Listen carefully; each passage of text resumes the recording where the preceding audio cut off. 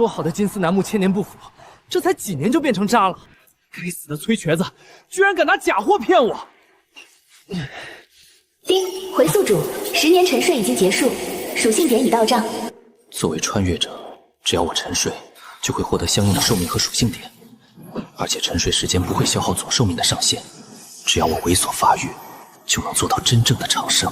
10年时间，战乱应该过去了，因为战乱分开的心上人应该也回来了。烧饼，热气腾腾的烧饼。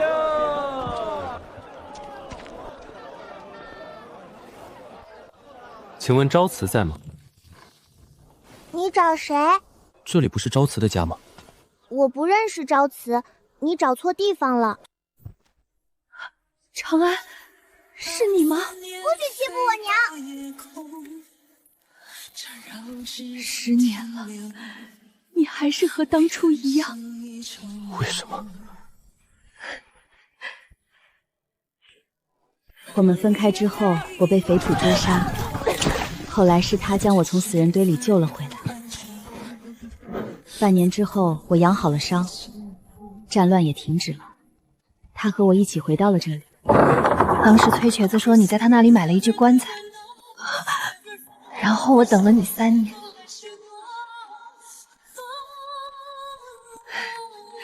这3年来一直都是他照顾我，他对我真的很好。沉睡10年对我来说是一个很短的时间，可对昭慈来说太漫长了。当初分开时我们都是20岁，10年之后我还是20岁的样子，可他已经30岁了。其实从我来到这个世界开始，我和他就注定是2个世界的人了。小姑娘，你叫什么名字？告诉哥哥吧，他是娘亲的故人。我叫苏宁安，今年6岁了。宁安，真是一个好名字。哥哥的名字之中也有一个安字，不过我叫顾长安，你可以叫我长安哥哥。你要去哪儿？我原来的房子不在了，但我看崔瘸子的棺材铺还在，我去他那里住一段时间。娘，长安哥哥是你的朋友吗？不是朋友，是一位很熟悉的故人。那他找的昭慈是谁？可能是他的青梅竹马吧。毕竟昭慈这个名字，一听就是男子对心上人私下的称呼。原来是这样呀，那长安哥哥能找到他的心上人吗？不知道，或许他已经找到了。好啦，爹爹快回来了，我们一起去做饭给他吃好不好？好。崔瘸子，你的棺材有问题，我要退货。放屁！老子做的棺材从来没有人说不好。看来我真是大限将至了。顾长安那个死穷鬼怎么来找我了？崔瘸子，当初你可是和我打包票说，如果棺材出了问题，可以来找你退钱。现在你这个样子，是想赖账吗？要钱没有，要命一条。这里有什么东西你看上的，尽管拿走就是了。崔瘸子，你就不怕我吗？当初我坟上的土可是你帮我埋的。我今年60，郎中说我最多还有3年的活头。我崔瘸子一生无儿无女，也没什么老相好的。你觉得我会在乎少活3年或者多活3年吗？而且当初你来买棺材的时候，我就知道你会回来。为什么？自己给自己买棺材的人我见过，但是兴高采烈的给自己买棺材，我还是第一次见。对了，小子，有没有兴趣来我这儿当伙计？包吃住不给工钱。这个行当最适合你这种孤身一人的家伙了。而且学会了我这门手艺，你这一生大概率是饿不死了。毕竟这世界上什么都缺，唯独不缺死人。原本我只是打算暂住，但是现在突然拥有了一张长期饭票，这个选择似乎很不错呀。崔瘸子，你这条件也忒小气了吧？多少给点工钱呀？就你这活蹦乱跳的样子，怎么也会死在我后面。我死了，东西不都是你的？这巴掌大的地方你也看见了，没有其他的地方给你睡。旁边这口棺材就是你的床了，正好你也喜欢睡棺材。等会儿，你不是要教我做棺材吗？给我这东西干什么？正所谓技多不压身，你要是只卖棺材，谁来照顾你的生意？实话告诉你吧，白氏一条龙我全会，你要学的东西多着呢。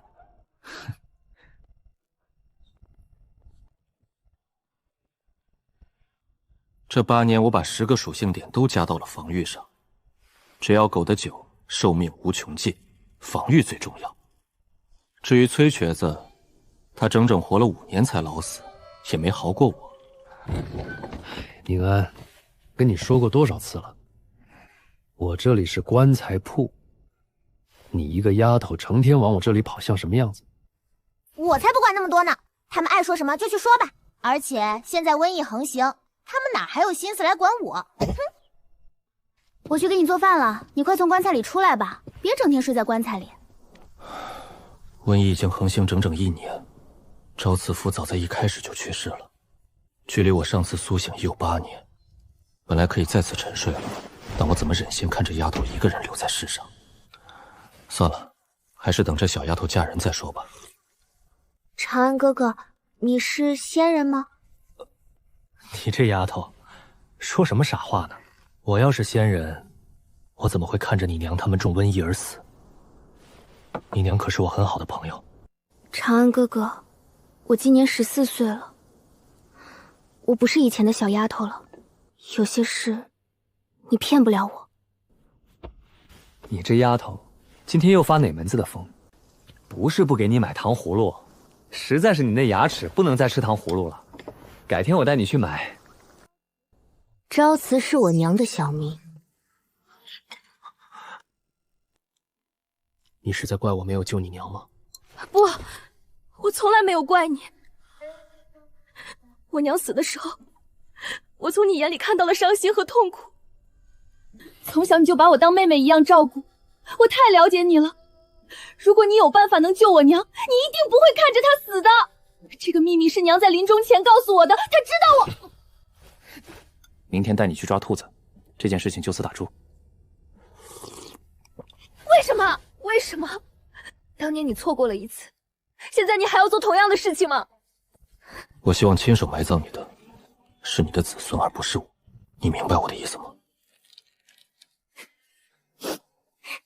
长安哥哥总是那么好骗，我又骗到你了。作为惩罚，你今天打算送什么给我？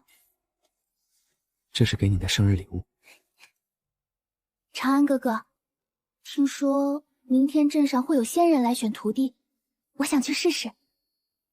仙人能活很久很久，或许那个时候我就能一直陪着你了。宁安，仙人不是那么……长安哥哥，让我任性一回好吗？好，一切依你。我先回去了。长安哥哥，你有时间多出来晒晒太阳，不要老是躺在棺材里。长安哥哥，你有没有听过一句话？人终被年少不可得之物困其一生。你这样做，何尝不是给自己添加了一道枷锁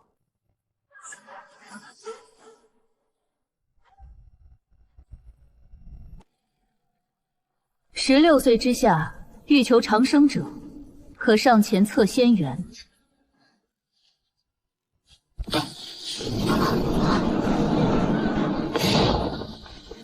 果然是极品水灵根，丫头，你可愿拜我为师？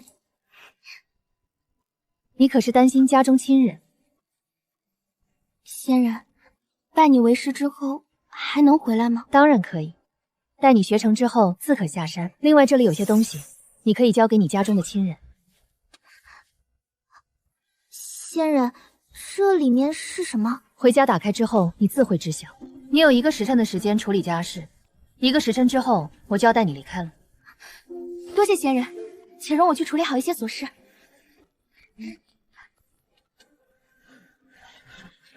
若非我偶然经过，宗门很可能就要错过这极品水灵根的天大机缘。如此机缘，定不能让其出现半点意外。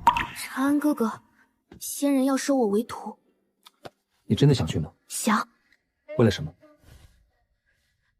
为了长生。天下有很多人从凡人变成了仙人，但却从来没有仙人变成凡人，足可见长生路是一条不归路。若是有一天你走累了，一起回头一看，长安哥哥永远在你身后。修仙是一个吃人不吐骨头的地方，放人之心不可无。哎呀，仙人光临寒舍，真是令寒舍蓬荜生辉呀！这丫头有仙缘，她未来前途不可限量。这一切都多亏仙人慧眼识珠。宁安这个丫头从小就调皮，以后就要劳烦仙人费心了。对了，不知仙人所居仙山是何处？若是有时间，我也好去拜访一下。南边万里之外有一宗门，名为苍兰宗，普通人30年也未必走得到。你若是想来，那便来吧。我此次出来有任务在身，我们要快点出发。长安哥哥，你的话我记住了，我一定会来找你的。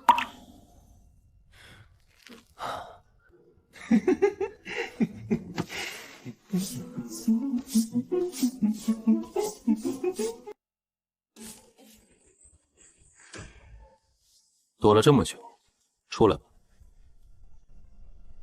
还不出来，是打算让我请出来吗？看样子那个老女人是真的走了，会飞了不起啊！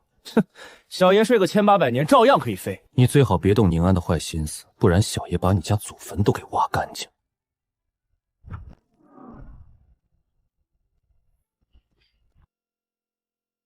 这20年，我已经把那包袱里的炼气功法倒背如流了。可随着见识增加，我才发现，这功法完全是烂大街的大路货色，而且只有达到筑基境，才算真正踏上长生路。系统，这上面说3天之内能达到炼气1层的是天才，那像我这种花了20年才达到炼气1层的，是什么水平？宿主，境界只是衡量实力的一个标准，但不是唯一标准。功法只是变强的一种手段，但不是唯一手段。这个时代的修行体系不适合宿主，但并不代表下一个时代的修行体系也不适合宿主。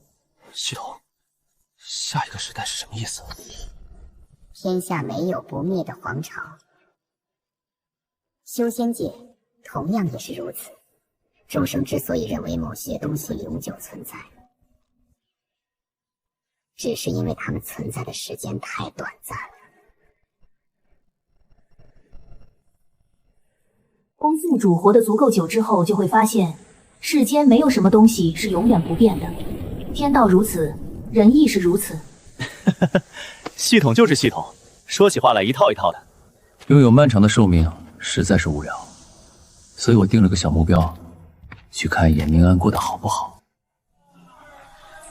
这20年来，我走走停停，当过乞丐，卖过豆腐，酿过酒，最后发现，还是干白事一条龙最安稳。顺便帮人下葬、寻龙点穴，一观察就是几年。所以20年才走了3000。怪不得那婆娘听到我要拜访的时候满脸嫌弃。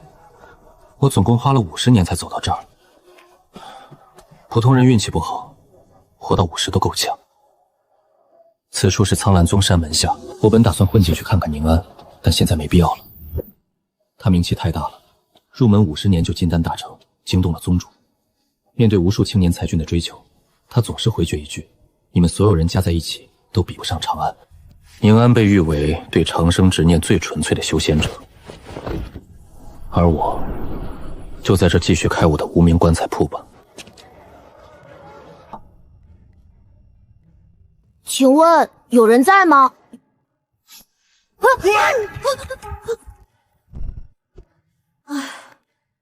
施主，你怎么能躺在棺材里呢？棺材是死人睡的。小和尚，你这话说的不对。无论是凡人还是修仙之人，最后都免不了一死。既然如此，那活人为什么要嫌弃自己的最终归宿呢？阿弥陀佛，多谢施主指点，是小和尚我着相了。想不到你人虽小，还蛮有悟性的嘛。说吧，小和尚，来我这棺材铺做什么？最近梵音寺和苍兰宗联手降服了一位作恶多端的魔修，那魔修誓死不从，最后被苍阳宗长老击毙。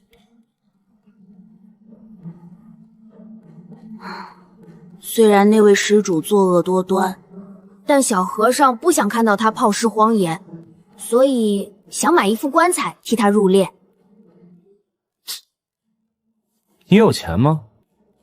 我是开门做生意的，可不能做赔本买卖。我已经准备好了。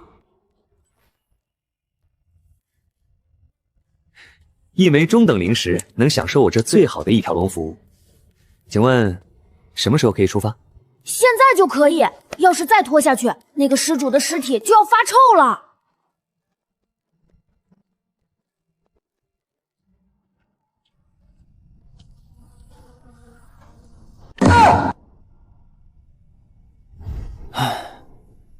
小和尚，你们这些修仙之人，都这么没人情味的吗？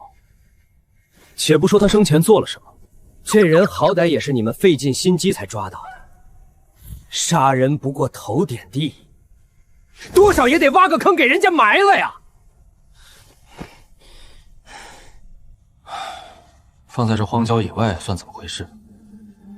这修仙界，我看就你这个小和尚还有点人情味。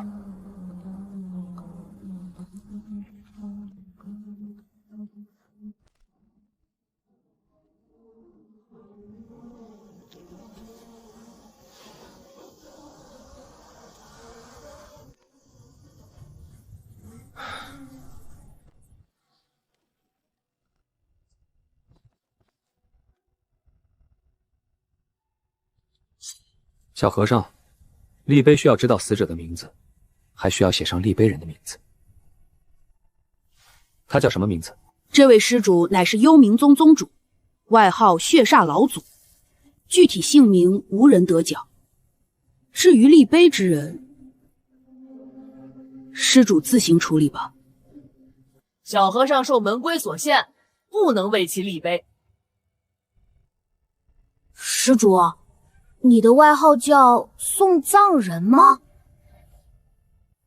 是啊，我是卖棺材的，专门给人收尸和下葬，不是送葬人是什么？我的事情已经做完了，先走一步。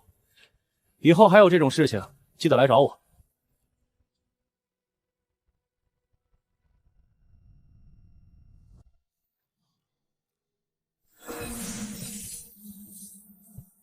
看样子应该是储藏类型的阵纹。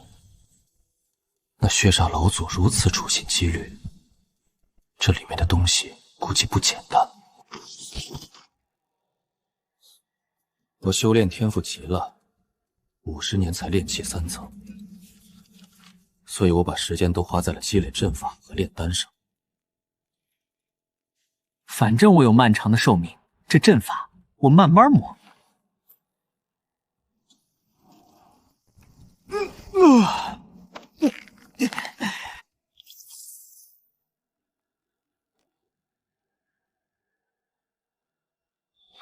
伪灵根，灵根分为5行灵根和异灵根，我从来没听过伪灵根这个词呀。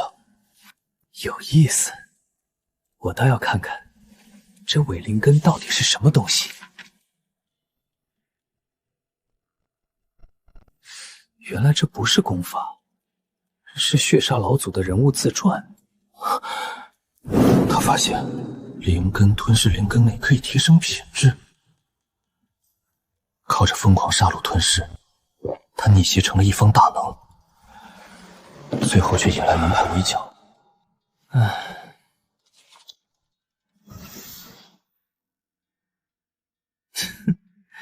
这血煞道祖真是个人才啊！这种稀奇古怪的方法都能被他琢磨出来。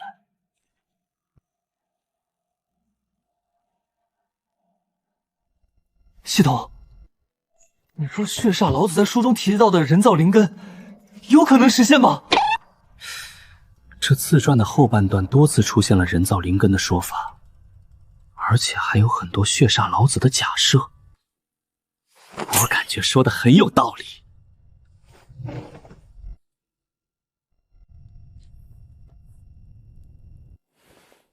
宿主既然心中有疑惑，何不自己去寻找真相？别闹，这种危险的事情我怎么会在自己身上做呢？要是一不小心出了意外，那不就亏大了。而且我也不想像这个血煞老祖一样，一辈子都被人追杀。宿主，我的意思是说，你可以寻找一个最安全、最稳妥的办法。最安全、最稳妥，有这种办法吗？为什么宿主会认为没有？世上从来没有一成不变的事情。血煞老祖之所以会选择这种急功近利的办法，那是因为他当时寿元将尽。可宿主你不一样，你拥有近乎无限的寿命，日积月累之下，未必不可以解决这个难题。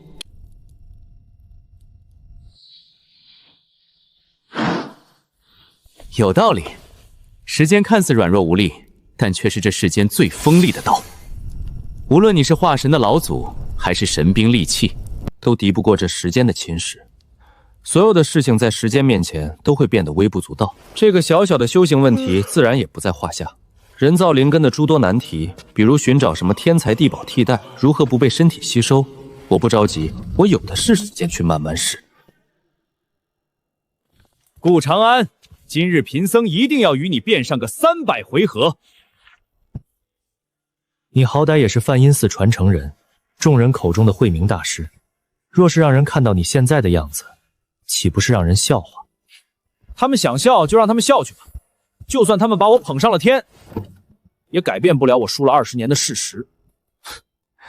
听你这意思，今天还想和我辩法？那是当然，不和你辩法，我来找你干什么？在我所认识的人当中，就只有你能和我在佛法上一较高下了。但话又说回来了，你这修炼天赋是真够烂的。20年前你是炼气3层，现在你是炼气4层，你这境界增长的速度也忒慢了吧？我真担心你某天一不小心就嗝屁了。唉，到时候我找谁去变法呀？修行天赋又不是我能决定的，我能有什么办法？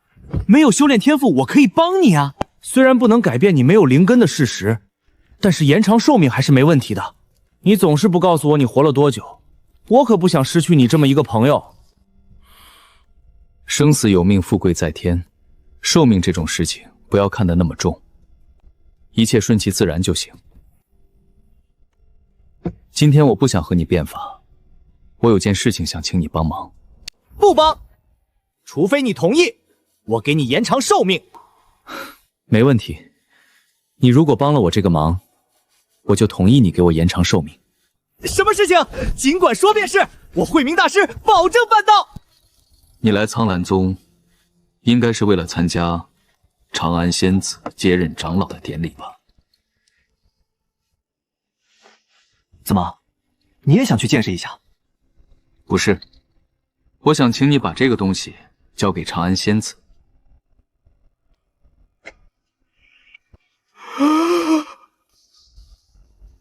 顾长安，你别告诉我你喜欢长安仙子！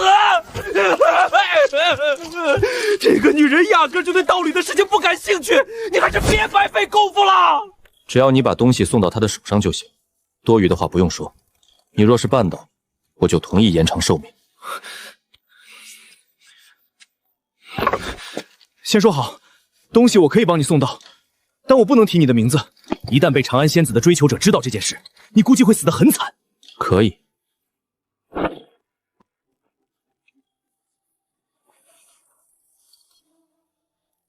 小和尚，80年后见。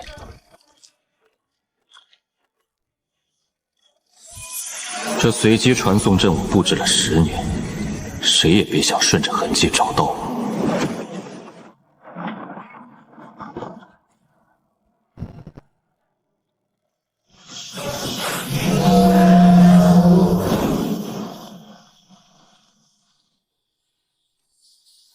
宁安，典礼快要开始了。师父，我不想当长老，我只想安静的修炼。你还是放不下他。我踏入修仙之路就是为了他，若是没有他，一切都将会毫无意义。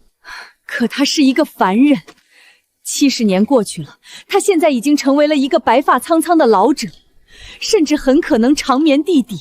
你们终究是2个世界的人，你明白吗？师父，你不懂，长安哥哥说过的话一定会算数。他说长生路漫漫，若有一天我回头，他一定会站在我身后。他说过，那他就一定做得到。宗门曾派人去他家乡找那个顾长安，想为他延寿以了却宁安的执念，可那棺材铺早已人去楼空。这如同泡沫般的幻想一旦破灭，他的道心恐怕会瞬间瓦解吧。好了，师父，长老之位我还是要接任的，因为只有成为苍兰宗的长老，我才能获得更多的资源，更好的功法。我可不想在这条路上停下，因为我知道长安哥哥也不会停下。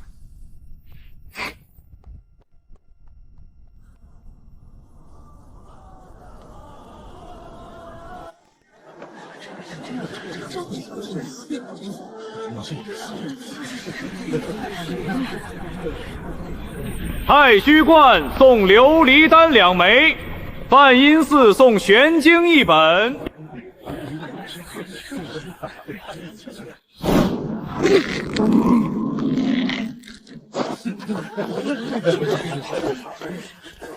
长安师叔，师侄还有另外一份贺礼送上。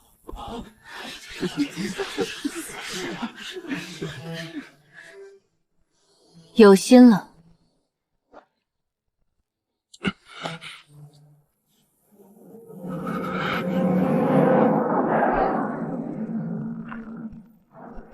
原来就是个普通木头，长安仙子肯定又要一把火烧了。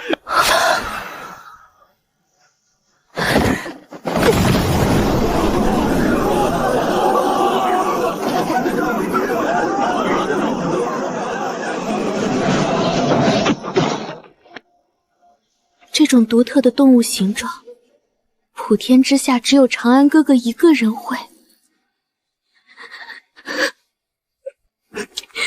他果然没有失约，他一直都在。东西我很喜欢，确实很喜欢。典礼结束之后，你单独一人来见我。记住，单独一人。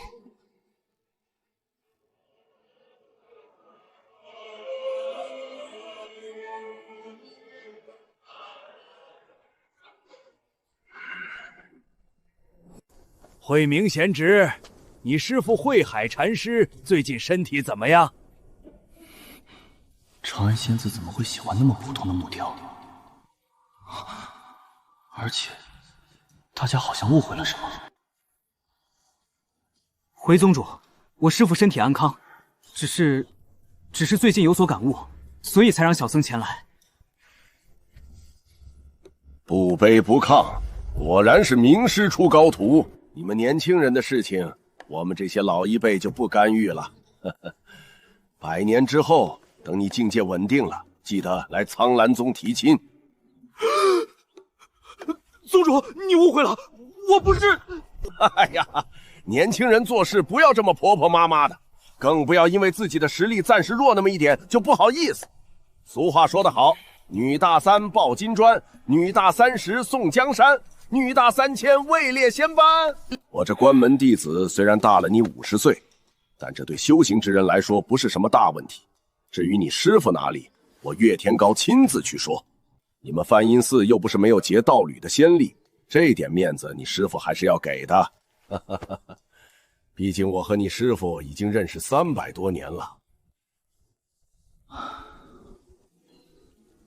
越描越黑，还是等和长安师叔单独见面的时候解释清楚吧。师叔，事情就是这样，这个木雕不是我的，这里原本真的是个棺材铺，你要相信我。慧敏，你想和我结为道侣吗？不想，现在不会想，以后也不会想。这样最好。你如果敢有这样的想法，我就把你的光头从你的肩膀上摘下来。从今以后，无论谁问你，你都不准提顾长安这个名字。若是你敢透露半个字，你的命可就保不住了。长安师叔好像认识顾长安，而且认识很久了。师叔放心，小僧保证不会透露半个字的。可是小僧经常来这里，若是有心人调查，应该会查到一些蛛丝马迹。到时候小僧该如何回答？你们之间的经历可以如实说，但要隐去相貌和名字。若是有人硬要问他的称呼，你就说他自称送葬人。小僧知道了。那小僧还能见到他吗？应该会吧，毕竟他是一个很念旧的人。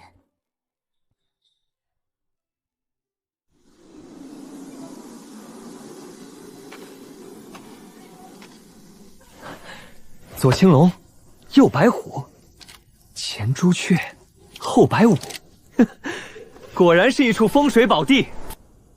陪伴宁安长大花了8年，走到苍阳宗花了50年，在苍阳镇待了20年。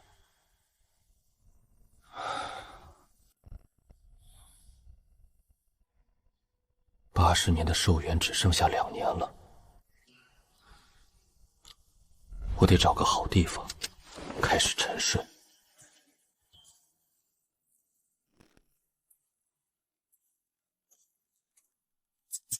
简直完美！我怎么能想出这么聪明的点子呢？洞口上方堆满混合了种子的泥土，下雨冲刷下来堵住洞口，植物一长，痕迹全无。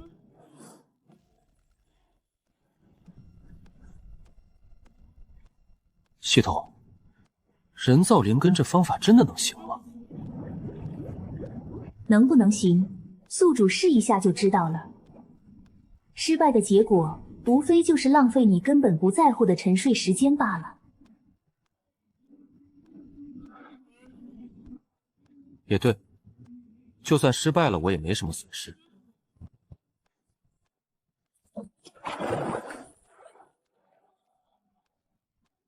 我假设人体没有灵根，只是对属性的敏感度。浸泡在木属性草木精华中沉睡，身体生机挺直，被动吸收，说不定就能腌制出木灵根。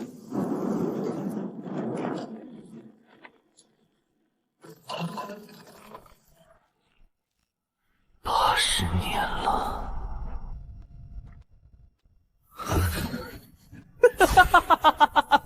人造灵根果然可行，这下再也不用担心被那些大能抓去做研究了。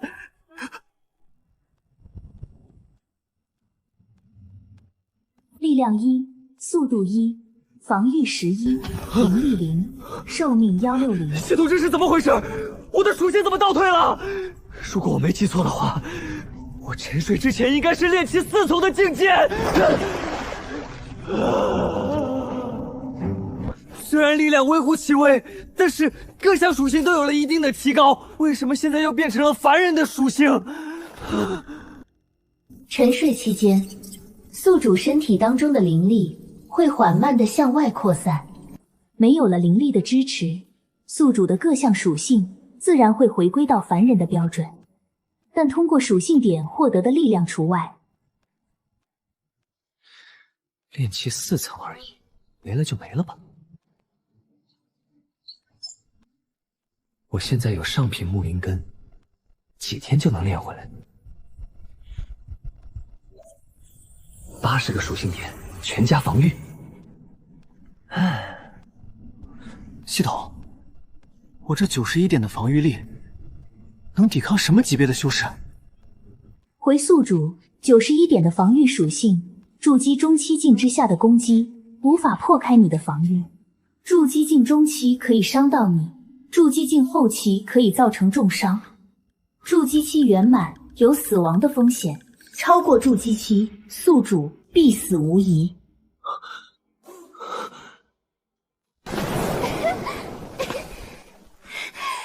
真是天助我也！这次我一定能成功突破炼气9层。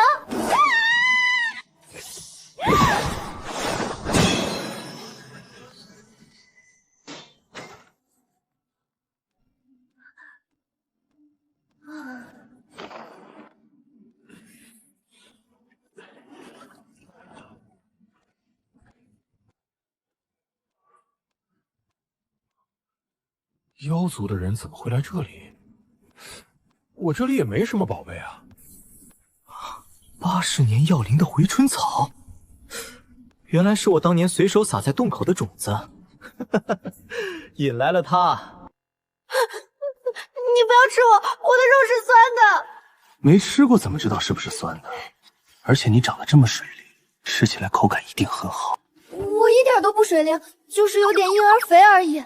其实我可瘦了，全身上下都是皮包骨。你要是吃了我，肯定会硌牙的。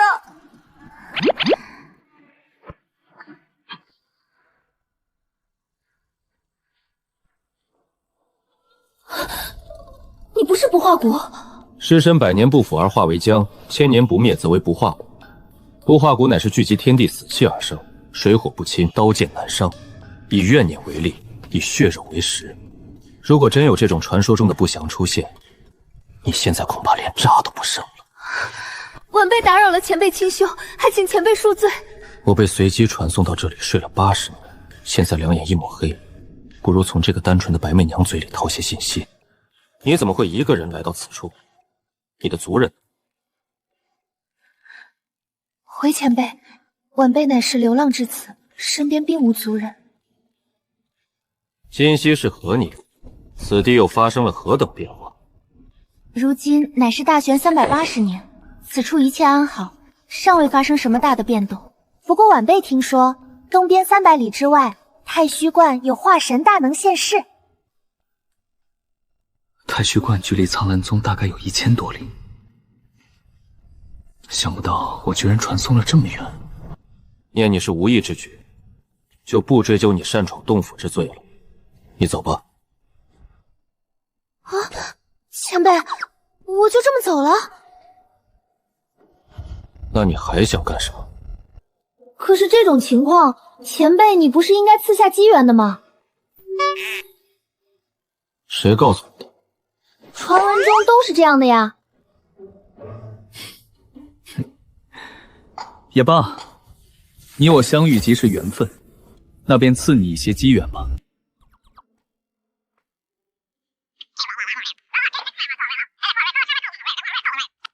反正都是当年慧明小和尚和我瞎聊的内容，对他管不管用就不知道了。缘尽于此，你走吧。若是你再出现在我的面前，你的小命可就不保了。多谢前辈指点之恩，白默娘永生不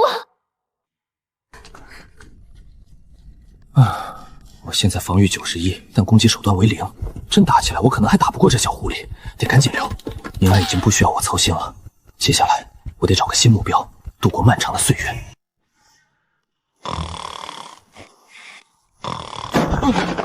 长安，凌风师兄，有什么事吗？长安师弟，你来太虚观已经10年了，10年时间你就在炼气9层徘徊，你到底还想不想筑基了？哎呀，筑基这种事情急不得，慢一点总没什么大错嘛。人生的路这么长，慢一点挺好。你这不是慢不慢的问题了，你压根儿就没打算筑基吧？别人延长炼气期，是为了打下坚实的根基，但也没有像你这样一拖就是10年。而且你虽然有炼气9层的境界，可你连炼气7层的外门弟子都打不过，你到底想干什么呀？修道就是修道，要这么多目的干什么？另外，打架这种事情有师兄你就够了，多我一个不多，少我一个不少。师兄，你还是莫要再为难我。顾长安，你少在这给我打马虎眼。筑基这件事情是师父亲自叮嘱的，你突破也得突破，不突破也得突破。无量秘境马上就要开启了，师父他老人家亲自给你要了一个名额，这次你是跑不掉。长安，你入我太虚观有多少年月了？回师父，弟子入观已有10个年月了。10年前恰逢师祖出关，一眼选中了你。当时师祖直接带你回观，说你与道有缘，赐予内门身份。哎呦，师傅骨头要断了，您轻点。你是否与道有缘，为师不敢妄下定论，但你是否能给为师解释一下，后山那块放了300年的雷击枣木为什么会变成棺材？是生长30年才抢来的雷击枣木，平常连看都不让看一眼，小师弟居然把它做成了棺材。师父，小师弟完全是无心之举，您就原谅他这一回吧。师父开恩，无心之举，我只给了他外围阵法的路线，核心阵法的路线我从来没有告诉过他。3年前那块雷击木还好好的放在那里，可是昨天我去看，它却变成了一具上好的棺材。我很好奇，是什么样的无心之举，能悄无声息地破开我的大阵，将里面的雷击木变成了棺材。师父，那块雷击木已经放在哪里很久了。虽然这种材料可遇不可求，但对师父你现在的境界来说，多少有些鸡肋了。那东西对我有没有用，我还用你来教？雷击木是我留下来准备雕刻3清祖师的。外人入我太虚观，看到这气势宏伟的3清祖师像，定会对我道门心生敬仰之情。现在雷击木没了，你来告诉我这件事情怎么办？道在人心，3清泥塑即可。想让旁人懂我道门，何须外物？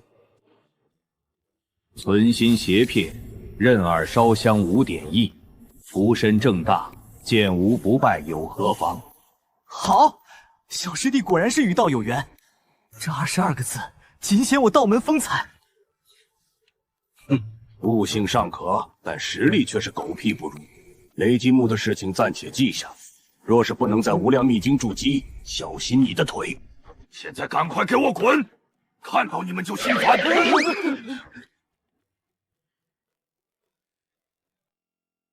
也就只有我元辰上人的徒弟才能写出如此有道韵的对联。哼，看看这字，铁画银钩，气度不凡。一般人哪能写出这字呀？慧海秃驴和岳天罡那个王八蛋，仗着自己收了个好徒弟，哼，整天耀武扬威的。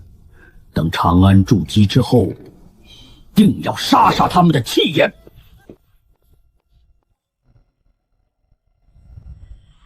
修道1000年，居然还没有一个徒孙，看得透彻，有意啊。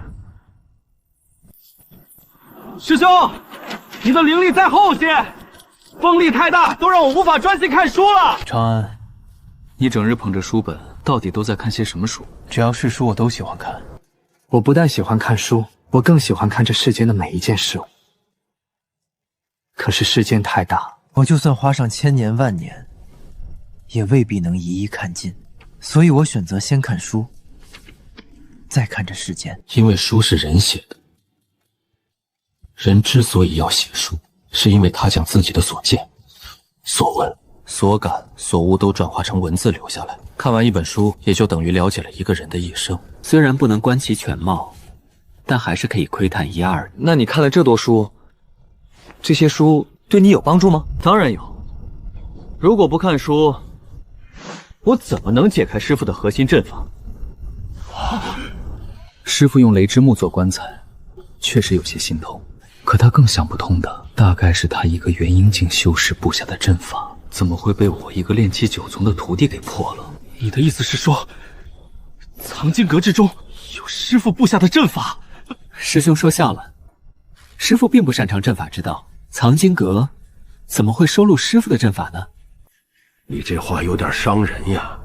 好歹我也是你师傅，元婴境大能，你一个炼气9层有什么资格点评我？既然藏经阁当中没有收录师傅的阵法，那你是怎么破阵的？就算师傅不擅长阵法，但元婴气息修士布下的阵法，也不是你一个炼气9重可以参悟的呀！师兄说的没错，按照常理，我自然参悟不了师傅的阵法。但师兄却忽略了一个道理，那就是天下间所有的事都是有迹可循的。师父是太虚观的观主，他修行的基础自然也是传承于太虚观。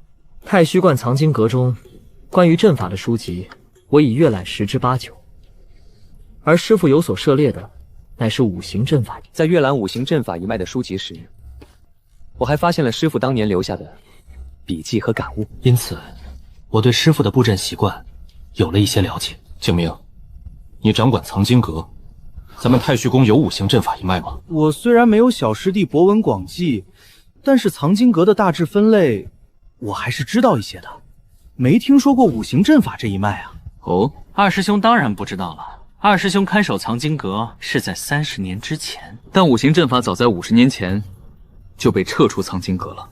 五行阵法这个路数，100年前的修仙界盛行一时，但后来逐渐被其他的阵法路数所替代。小师弟，你别告诉我你去了书渡。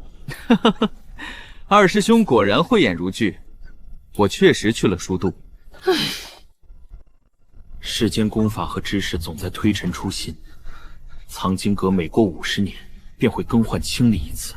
我刚入门去过几次，居然还在里面发现了凡人的街头话本小说，觉得都是浪费时间，之后就再也没去过了。小师弟，你该不会把书坟里的书都看完了吧？景明师兄莫白说笑，师弟我才入门10年，何谈看完？不过我已经看了3/10了。3/10，书坟里书籍的3/10，恐怕有40万之巨吧？没有这么多，书坟里共有藏书983521本。这些年来，我一共看了286385本，勉强我有3/10吗？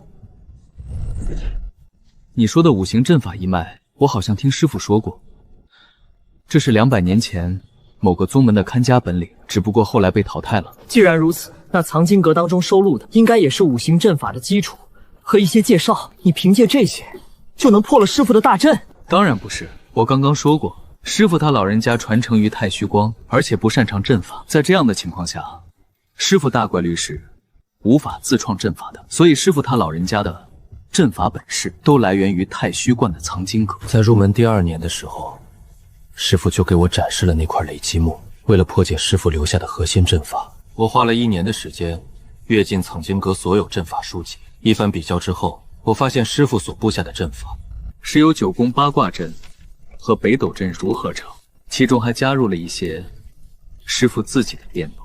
当时我尝试了很多次，始终无法破阵而入。就这样，师傅布下的阵法整整挡了我5年。后来我在书坟对光中看到了五行阵法的典籍，并且还得到了他老人家自己对阵法的一些见解。这样一来，我终于明白师傅是如何将9宫八卦阵和北斗阵糅合在一起的，其中是借用了五行阵法的原理。在知道了阵法如何布置之后，我再次开始尝试，花了1年半的时间破阵而入，最终在10天前完成了棺材的制作。师傅，你的雷击木死得不远。这家伙为了把我的雷击木变成棺材，整整花了8年时间。我是该夸他有恒心，还是骂他笨？凡人寿命极限100余年，他一个炼气境，真就一点都不担心自己寿元的问题呀！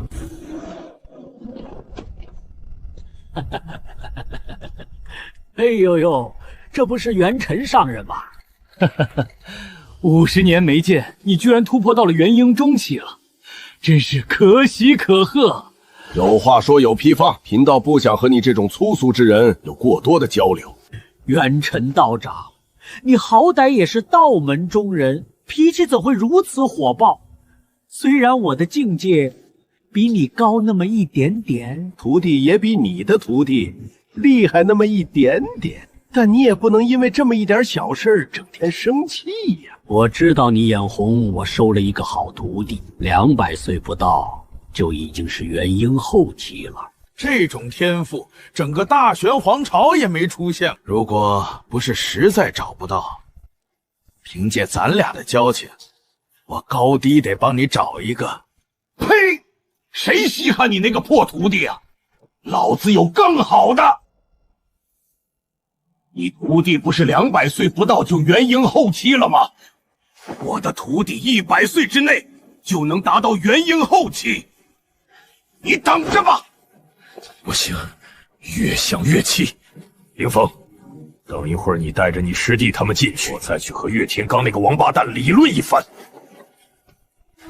师兄，不是说苍兰宗有一个叫长安仙子的天才吗？怎么没有看到他的身影？长安仙子去大轩国边境了，不只是长安仙子去了，就连梵音寺的慧明禅师也去了。慧明禅师？慧明禅师是梵音寺的继承人，也是大玄皇朝仅次于长安仙子的天才。他100岁出头便已经达到了金丹后期，据说是最有望超过长安仙子的人。当初慧明小和尚隔三差五就来找我变法，可结局总是输多赢少。岁月当真是世上最厉害的功法，我只是睡了一觉，曾经的小和尚就变成了现在的禅师。师兄，那他们去边境做什么？还能做什么？当然是与夜月国开战了。夜月国作为妖族之国，每过200年便会与大轩皇朝打上一场。虽然大玄皇朝多次获胜，但也始终消灭不了他们。最近也不知是怎么了，夜月国居然提前发起了国战，距离上次大战也才过去170年，提前了足足30年，确实让人有些费解。大玄国和夜月国的战争，我在书族中看到过记录，那是修士和凡人混杂的大战，惨烈程度言语无法描述，10之1、2。纵使是元婴大能，也有陨落的风险。夜月国提前发动战争，你就别想了，这等国战，只有金丹境才有资格参加。等你达到金丹境，恐怕早就结束了。无量秘境马上就要开始了，快和你远神师兄进去吧。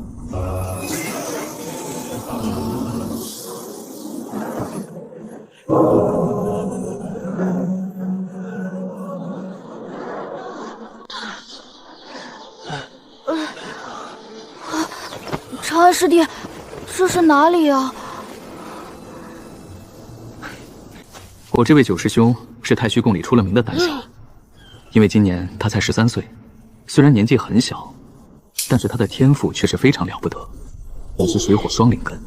远山师兄，你好歹也是筑基中期，不要这么胆小好不好？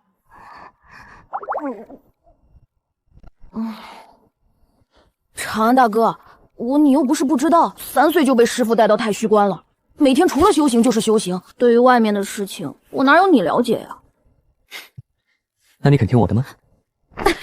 我当然听你的呀！你去偷师父的雷击木的时候，还是我给你把风的呢。既然听我的就好，那我们现在开始采花吧。采花？长安大哥，我们采花干什么？啊？酿酒呀！这里应该是无量秘境当中的百花海，4季的花都可以在这里生长。我在古籍中看到，有一种仙酿名为百花酒，材料是取4季百花酿造而成，而且所有的花朵都必须是新鲜的。因为条件太过苛刻，所以我一直都没有酿出来。现在可是天赐的良机啊！可是师父是让我们进来寻找机缘的，我们在这里采百花酿酒，出去怎么跟师父交代？根据我找到的无量秘境地图显示，从这里往东走30里，那里有一处残破青铜古殿，古殿中就有你所说的机缘，只不过需要经过考验才能获得。我知道这个消息，其他人当然也知道。所以现在有2个选择摆在你面前：第一，去青铜古殿接受考验，并且和其他门派的弟子争个你死我活；第二，留在这里陪我酿百花酒。哼，师父和3师兄好酒，有百花酒奉上，应该受不了什么责罚。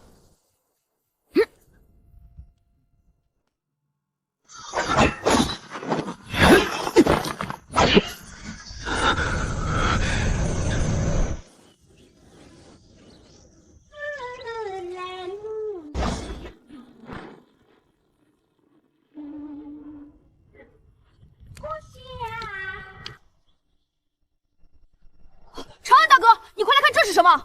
怎么了？长安大哥，这里有块带花纹的石板。这东西体积似乎不小，挖出来看看。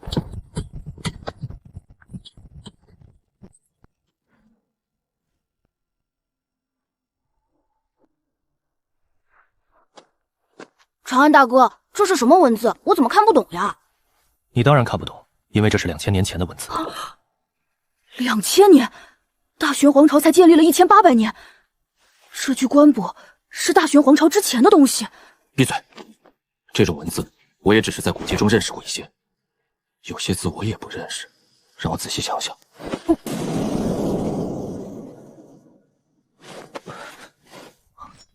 原来是这么回事，我们真是走大运了。长安大哥，这上面写了什么？简介：吾自幼修行，18岁时战3981场，胜756场，负3225场。80岁时战4498场，胜1325场，负3173场。200岁时战1650场，胜985场，负780场。500岁时战130场，胜115场，负15场。1000岁时9战9胜，蓦然回首，天下再无敌手。呜呼，生平求一敌手而不可得，成寂寥难堪也。偶寻得一处洞天，欲孤独终老，然再三思量，终另选他地。不愿一身传承断绝，特葬石棺于花海之下。长生路漫漫，非心诚者不可得。长安大哥，这人也太厉害了吧！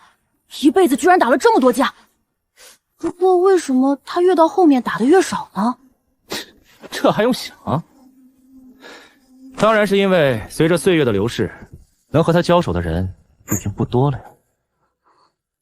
他1000岁的时候，那9场战斗一定是惊天动地的战斗。9战9胜，虽然只是简单的4个字，但却怎么也隐藏不住他的兴奋。想必这9场战斗，定是他一生中最满意的战斗。长安大哥，既然那位前辈留下了传承，那这里为什么没有设下考验？他就不怕自己的东西被其他人随便捡去了？谁说没设考验？整个无量秘境就是最大的考验。之所以取名无量，那就是指此处秘境几乎无穷无尽。这里每逢50年就可以开启一次。大玄皇朝建立之初，这个秘境就存在了。1000多年过去了，这里的宝贝依旧没有被拿过。面对这种取之不尽、用之不竭的金山，谁还会来关注这片风景秀丽且毫无作用的花海呢？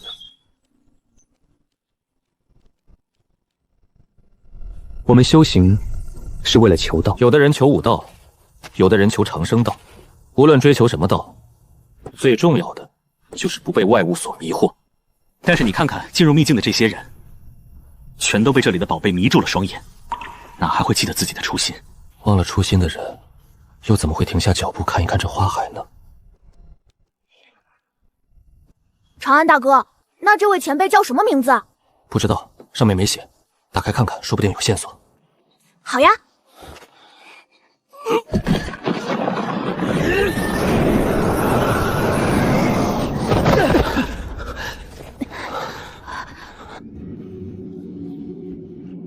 得此机缘，证明尔等尚未被外物所迷惑。无善拳法，此套拳法蕴含了吾之毕生所学，望后世之人好好珍惜。此拳法不重招式，而重于意。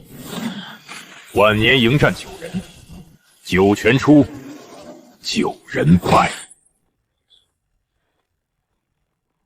敢问前辈尊姓大名？世人称吾百拜仙尊。多谢仙尊赐下机缘。敢问此拳法叫什么名字？在我手中是我的拳法，在你的手中便是你的拳法，故拳法无名。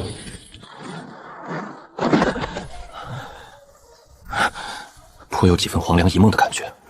长安大哥，我结丹了！原本炼气9层的我，不知何时竟然达到了筑基圆满，距离结丹也只差1线之隔。长安大哥，这是怎么回事？我怎么1个时辰不到就结丹了？不是1个时辰，我们在里面起码度过了2个月。2个月，有这么久吗？当然有。我们在挖出这具棺椁的时候，周围的花朵被我们破坏了不少。可是你看周围，那些花已经重新长出来了。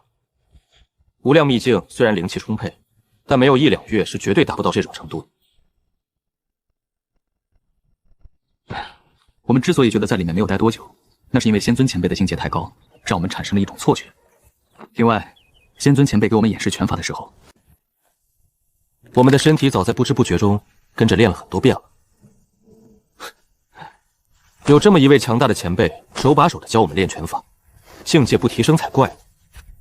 原来是这样呀！如果已经过去2个月了，那我们是不是马上就要离开秘境了？估计快了。无量秘境开启的时间为5个月，我们酿酒花了2个半月，学习仙尊前辈的拳法又花了2个多月。还是快点收拾东西吧，搞不好马上就被排挤出秘境。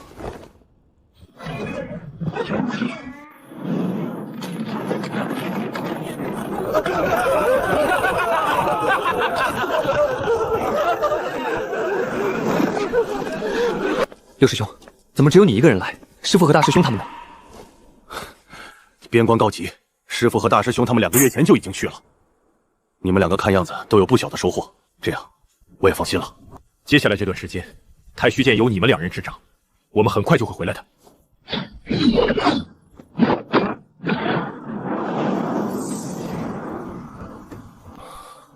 六师兄是出了名的稳重，能让他如此急切。边关到底发生了什么？师父、大师兄，还有那个小和尚和一个丫头，千万别出事啊！六师兄临走时说的话，让我心中隐约有些担忧。但这世间的道理便是，事情超出能力范围后，并不会因为你不想它发生，它就不发生。与其担忧，不如过好每一天。好在远山成长的速度很快，我没过多久就当起了甩手撞鬼。只不过有一件事超乎了我的预料，这场大玄皇朝和夜月国的战斗持续了整整20年。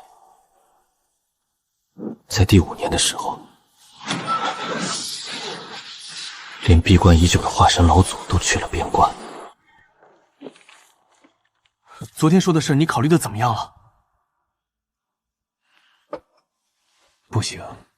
为什么？10年前你说，等你看完书坟里的书就准许我去边关。现在书坟里的书已经被你看完了，我为什么不能去？你可别忘了，我才是太虚观的代理观主。20年了，原先那个事事都要问我的小屁孩，现在终于敢跟我拍桌子叫板了。不错，有长进。七师兄死了，五师兄瞎了，最疼爱我们的大师兄断了一条手臂。长安大哥，我现在已经是金丹后期了，我可以帮到他们了。我真的不想再看到师兄们出事了。边关的情况我很清楚，元婴大能战死了10多位，甚至有传闻化神期都开始陨落。把远山放出去，无疑是去送死。金丹期在那里只是高级炮灰。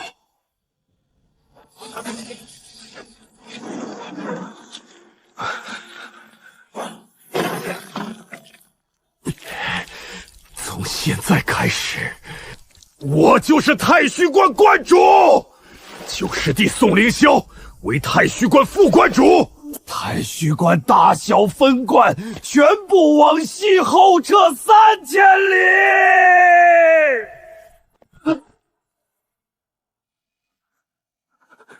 三师兄，师父他们呢？夜月国不知为何，元婴期大能突然暴增1倍以上，师父被2位元婴后期围攻，最后陨落在凤凰山上。我们几师兄是一起行动的，但是突然遭到了埋伏，大师兄拼着自爆把我送了出来。大玄皇朝战败，以边关为开始，各地5000里赔偿给夜月国。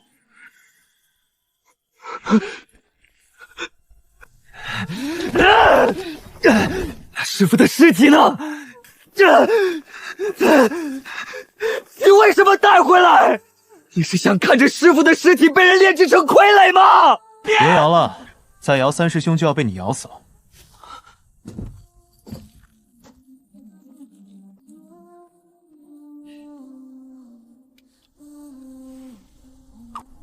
你伤到了根基，我本领有限，救不了你。夜月国的攻势如此之猛，他们的目标绝对不会是简单的5000里，他们应该是想吞并整个大玄皇朝。远山天赋不错，就是还有些孩子气。这50年你要好好教导，太虚关的未来在他身上。长安，你要干什么？去给师父和师兄他们收尸。说来不怕师兄你笑，没来太虚关之前，我的老本行是卖棺材，而那雷击木棺材也是我提前为师父预备的，现在正好用上了。我们修仙就是为了长生，大家都以为长生之后便能得到大逍遥，殊不知长生才是最大的痛苦。世间如苦海，长生就意味着永远要漂浮在这苦海之中。师父他们脱离苦海，我们应该为他们高兴。我以前记得三师兄你说过修仙界的一个故事，并且还以此来下远山。你说修仙界有一个神秘的存在，他专门给那些寿元已尽的人收尸，一旦他出现，那就意味着死亡即将来临。这个神秘的存在，没有人知道他的名字，只知道他叫送葬人。另外，你还详细的调查过此事，你发现送葬人的第一次出现是为100年前的血煞老祖送葬。除此之外，送葬人还和梵音寺的慧明禅师有着千丝万缕的关系。对此，我只想说，送葬人没有你说的那么恐怖，他只是一个卖棺材的。长安大哥，你还会回来吗？我为你们都做了一具棺材，等你们用到它的时候，我会再回来的。从这个小师弟来到太虚关，我就察觉到他不对劲了。岁月仿佛不会在身上留下痕迹，10年、20年，远山从孩童变成青年，每个人都在改变，可长安的眼神依旧像刚来时那样清澈。远山，过段时间你对外宣布，就说太虚观的关门弟子走火入魔而死。为什么？长安大哥他不是活得好好的吗？照我的话做就是了。长安他有自己的路要走，太虚观与他的缘分已经尽了。师祖总说，能入道门者，皆是6情缘浅，却又重情重义。旁人不懂他，我们不能不懂他。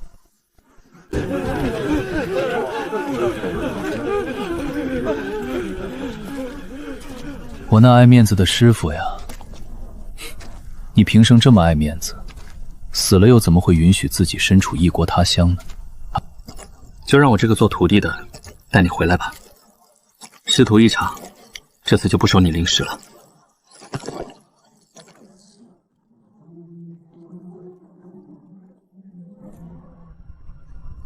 人族入城需交3枚铜钱。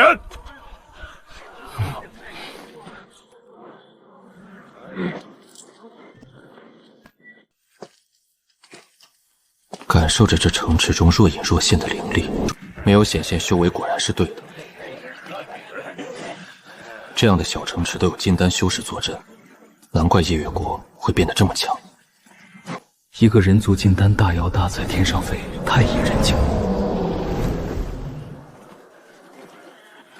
逐渐接近夜月国腹地，我才明白，妖族修士实在是太多了，筑基遍地走，金丹不如狗。元婴境隔三差五就能见到一个，大玄皇朝不不数数才怪。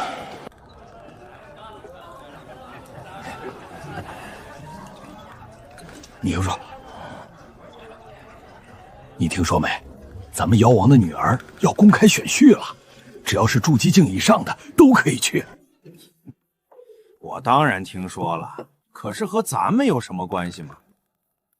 咱们妖王是高贵的苍月狼族，你觉得咱俩有资格成为妖王的女婿吗？没资格归没资格，去见识一下也不错嘛。听说狐族准备了一具元婴境傀儡作为贺礼呢。元婴境傀儡？你该不会是在开玩笑吧？骗你干什么？这具元婴境傀儡是狐族从凤凰山弄来的。当初为了杀死这个修士，狐族整整出动3位元婴后期的老祖呢。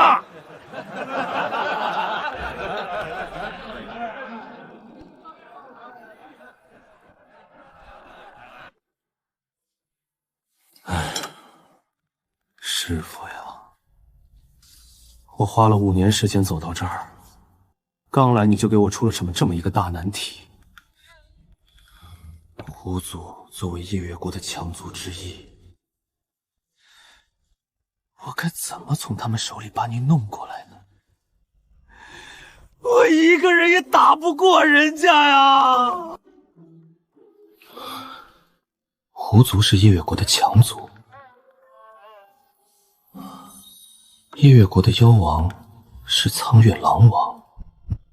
要是我成为了苍月狼王的女婿，是不是就有机会从狐族手里要来这具傀儡呢？虽然这个想法很荒诞，但理论上好像没什么问题啊。启禀妖王，公主逃跑了。那还不快派人去找！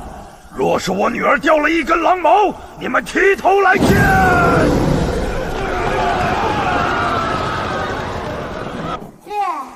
这喜欢嫁人，你自己去嫁吧。本姑娘不奉陪了。到底该用什么当聘礼呢？自从知道夜月国的公主要找夫婿之后，我就一直思索该如何获得美郎芳心。可是想来想去，我发现自己除了一表人才的相貌和学富五车的知识之外，再也没有其他的东西了。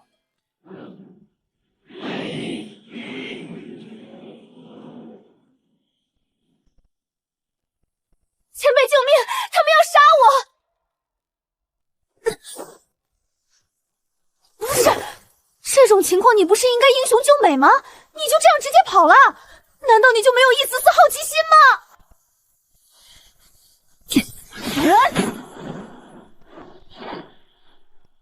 不是，你赖着我干什么？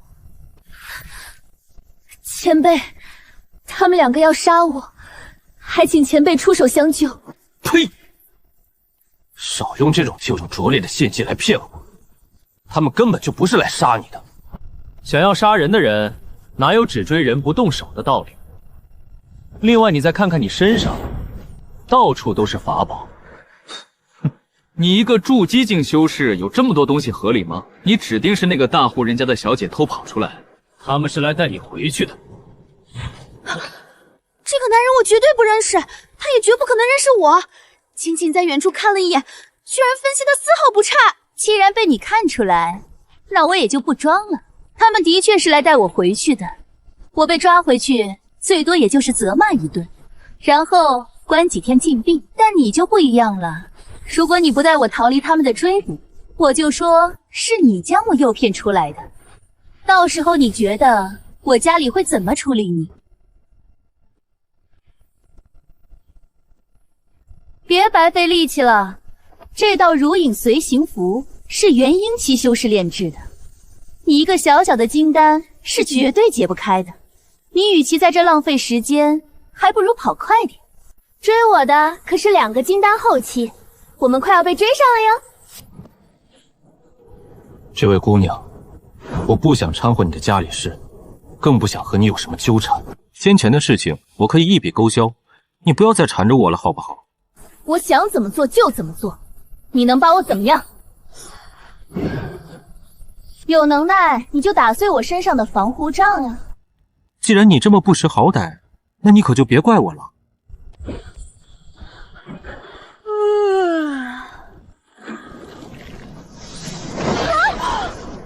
这是太虚观的血盾，你是人族，你是人族！恭喜你猜对了，不过没有奖励哦。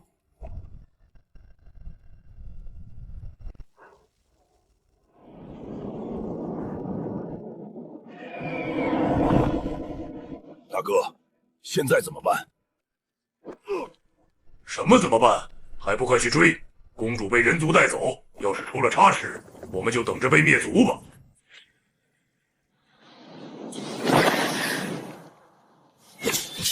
阵法旗，你想干什么？我告诉你，如果我出事了，你的下场会比死还惨。我本不想招惹是非，但你自己凑上来，这可就怪不得谁了。就凭你这阵法，也想困住本姑娘？做你的春秋大梦去吧！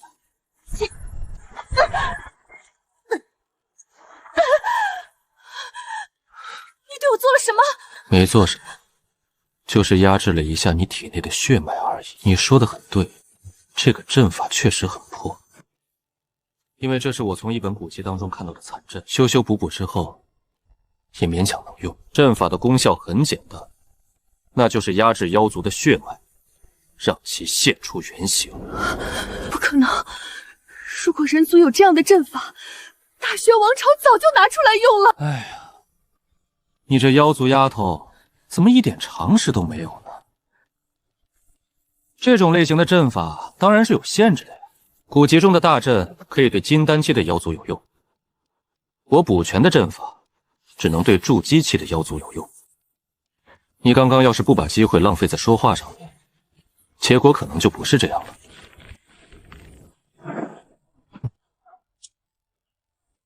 解开禁制的方法是什么？想都别想，我不会告诉你的。有胆子你就杀了我当然没那个胆子杀你，但我可以把你的毛给剃光。我！你敢？我为什么不敢？我告诉你就是了，你这个人怎么这么坏呀？你这身家还蛮丰厚的嘛，一般的元婴境修士都未必比得上你。东西都给你了，现在你可以放我走了吧？如果你还嫌不够，我可以给你更多。我爹是……我不想知道你是谁，我也不想知道你爹是谁。你如果不说，我办完我的事情之后，自然会将你放了。明白就好。接下来我给你做一点点小改造，保证让你改头换面。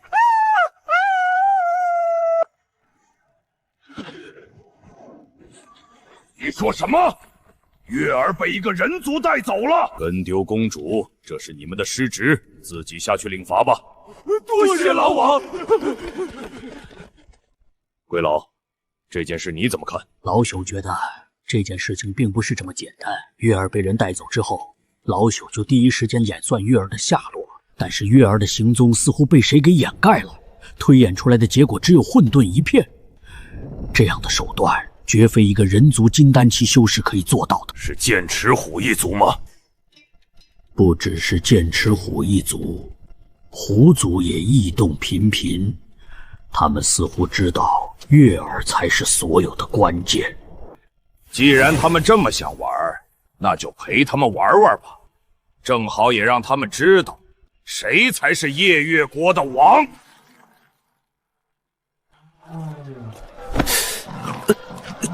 松口！不松！你还我洁白如雪的狼毛！和你说过很多次了，这墨汁是我特制的，根本洗不掉。要想恢复毛色，只能把你的毛剃光，然后等新的毛重新长出来才行。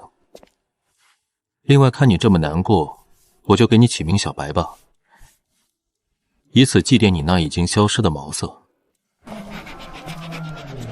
太欺负狼了，你给我等着！对了，当初夜月国和大轩皇朝开战，很多大轩皇朝的修士被你们打得溃不成军。但我听说，苍兰宗的长安仙子和梵音寺的慧明禅师，在夜月国竟消失了。他们已经被你们杀了吗？如果能杀，早就杀了。要论大玄皇朝最难对付的人，哼，他们俩一定是其中之一。谁能想到，他们居然……你想套我的话？只是随便问一下，你不愿意说就算了。哼，真的只是随便问一下吗？你用的血遁术乃是太虚观的不传之秘，非内门弟子不可学习。梵音寺、苍阳宗、太虚观这3个门派可谓是大玄皇朝的顶梁柱，彼此之间也互相有联系。你突然问起这2人的下落，你觉得我会相信你是随便问问吗？你很聪明，但是你刚刚的话让我更加疑惑了。血遁是太虚观的秘术，别说妖族，就是一些外门弟子也不见得知道。但你好像知道的很清楚，能告诉我这是为什么吗？唉，我是妖族，你是人族，我们2个种族不同，国家不同。哼，你觉得我会告诉你这件事吗？不过我很是好奇你的身份。太虚观有9大真传弟子，其中最为杰出的有4人，这4人的名字连起来是一句诗：凌风寂萧俱一品，静水有灵各有灵。凌风景明2人已经陨落，李静水重伤逃走，而且你绝对不会是他，拥有如此阵法造诣，难不成你是太虚观第9位真禅弟子宋凌霄？你对太虚观真是太了解了，甚至比大玄皇朝的修士还要了解。看样子大玄皇朝出了叛徒。没错，大玄皇朝就是出了叛徒。那不如你来猜猜这个叛徒到底是谁呢？我不用猜，也不想去猜。皇朝更迭是我无法改变的事情，我只想把我师父和师兄们的尸体带回去。哎呦，原来你打的是这个主意啊！但是你好像办不到。太虚观观主元辰上人的尸体已经被狐族炼成了傀儡。狐族是夜月国的强族，不但高手如云，族中更是有化神器修士坐镇。你一个小小的金丹能做些什么呢？要不你还是把我放了吧，说不定本姑娘心情一好，就把你师父的尸体还给你了呢。多谢你的好意，但是在没有确定我自身安全的情况下，我不会放了你的。另外问一句，你身上应该没有家中长辈留下的标记。你猜？我检查了很多遍，你体内并没有什么标记，但这也不排除有一些更高明的手段我没发现，所以为了安全起见，我会在你体内种下87道禁制。你敢？不是敢不敢的问题，我已经这样做了，不然你以为我为什么一直抱着你？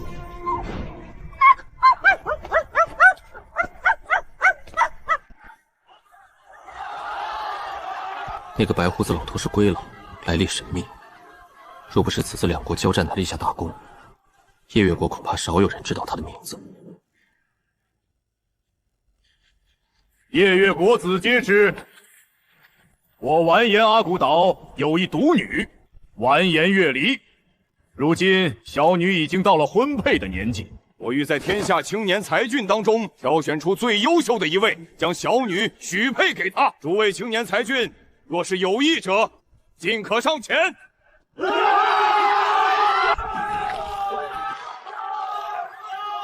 启禀狼王，在下对月霄公主仰慕已久，愿意一试。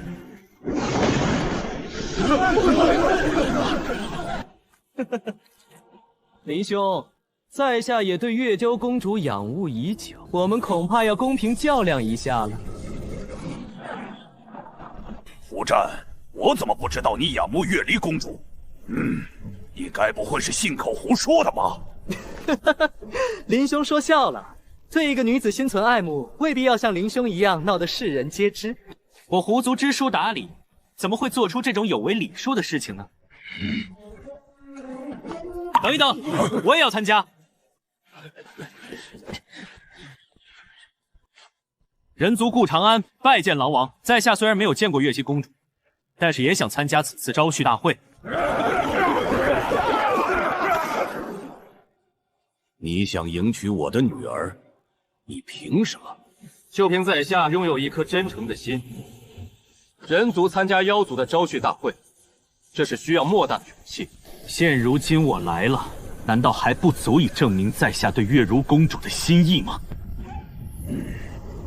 好一颗真心，就冲你这颗真心，本王允许你参加招婿大会。本王有言在先，只要是筑基境以上的修士，皆有资格参加此次招婿大会。你虽是人族，但也符合条件。明日便是招婿大会的考验，至于是否能成功，那就要看你的本领了。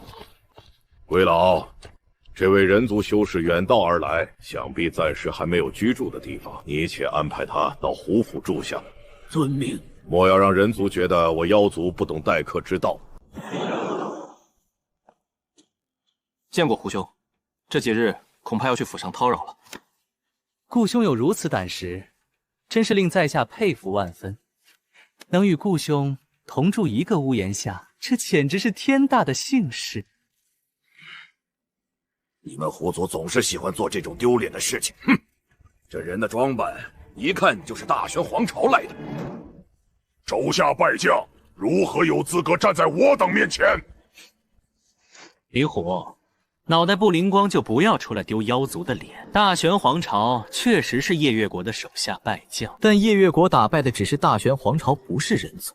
你这番言论，若是被一些人族大能听到了，到时候引起了两族大战，你担当得起吗？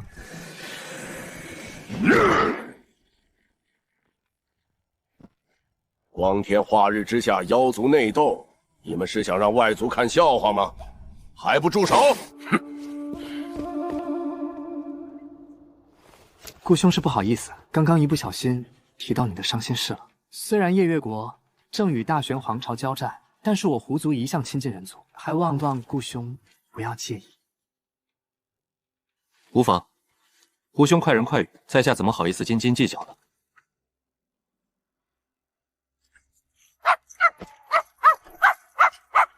顾兄，这是你饲养的战宠？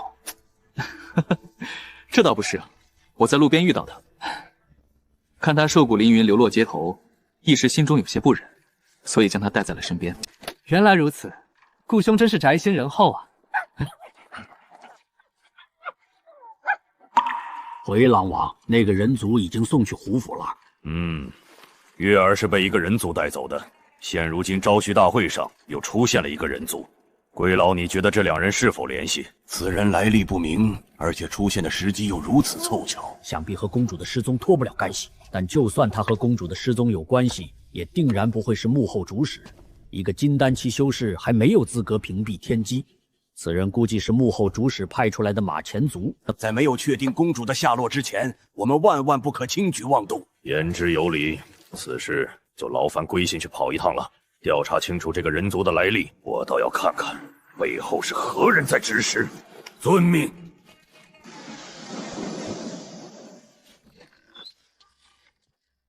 前辈，你还记得我吗？我是媚娘呀。原来是你啊！30年前刚苏醒时遇到的那个胡二娘，你怎么会在这儿？前辈，进屋说话，此处不是说话的地方。前辈，你不应该来夜月国的，夜月国是是非之地。看样子，你这只小狐狸知道很多事情了。但是这与我无关，我的目的很简单，只想迎娶月离公主，其他的事情一概不管。前辈，你与那月离公主素未谋面，我知道你一定不会为她而来。但无论你是为了什么，请你赶快离开夜月国。招婿大会就是一场骗局，你留在这里对你没有好处的。你这个妖族的叛徒，居然敢吃里扒外！骗局，这就有意思了。胡族和虎族两大夜月国的支柱都参加了，这怎么会是骗局呢？另外，这就算是一个骗局，你一个小小的妖族是怎么知道的？前辈，当年若不是你赐下机缘，媚娘恐怕永远无法筑基。但招婿大会的骗局我不能告诉你，我只能告诉你，招婿大会的地点一定会定在夜月国的禁地。那个地方如果没有关键的东西在手，去了之后只会十死无生。狐族和虎族已经拿到了关键的东西，所以他们并不会有生命危险。若是前辈非去不可，那你一定要在禁地中寻找和您一样的人族，他们可能就是前辈唯一的生路了。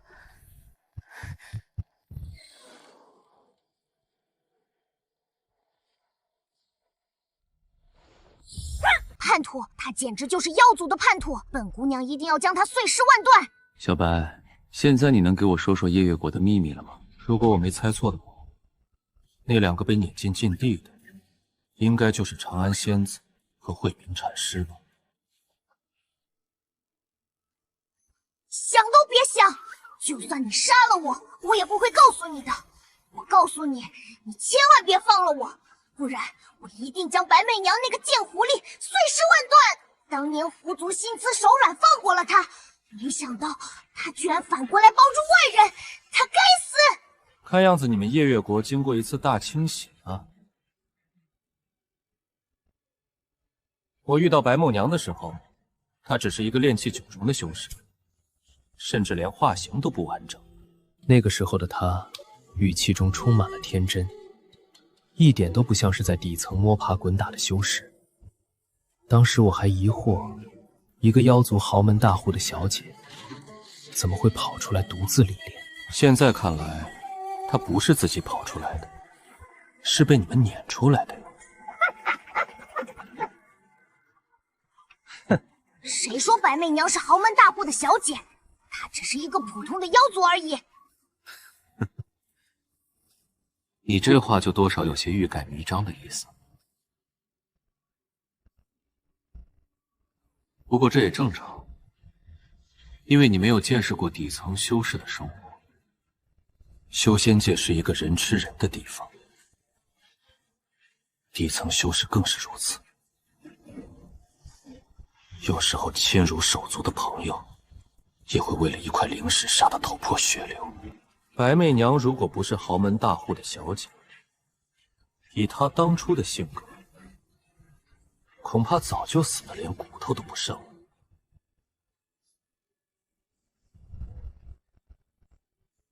如今她再次回到狐族，恐怕是要报当年的血海深仇呀！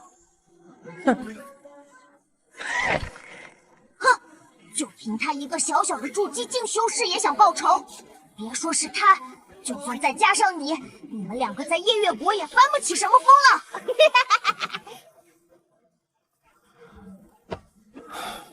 都说过很多遍了，我对夜月国的秘密没兴趣。你们是否要灭大玄国，我也管不了。我只想把师父和师兄们的尸体带回去。你为什么就是不相信呢？如果只是想带回故人的尸体，你至于费这么大的劲吗？现在我甚至怀疑你和我的偶遇也是你早就安排好的，你就是心存不轨，企图颠覆我夜月国。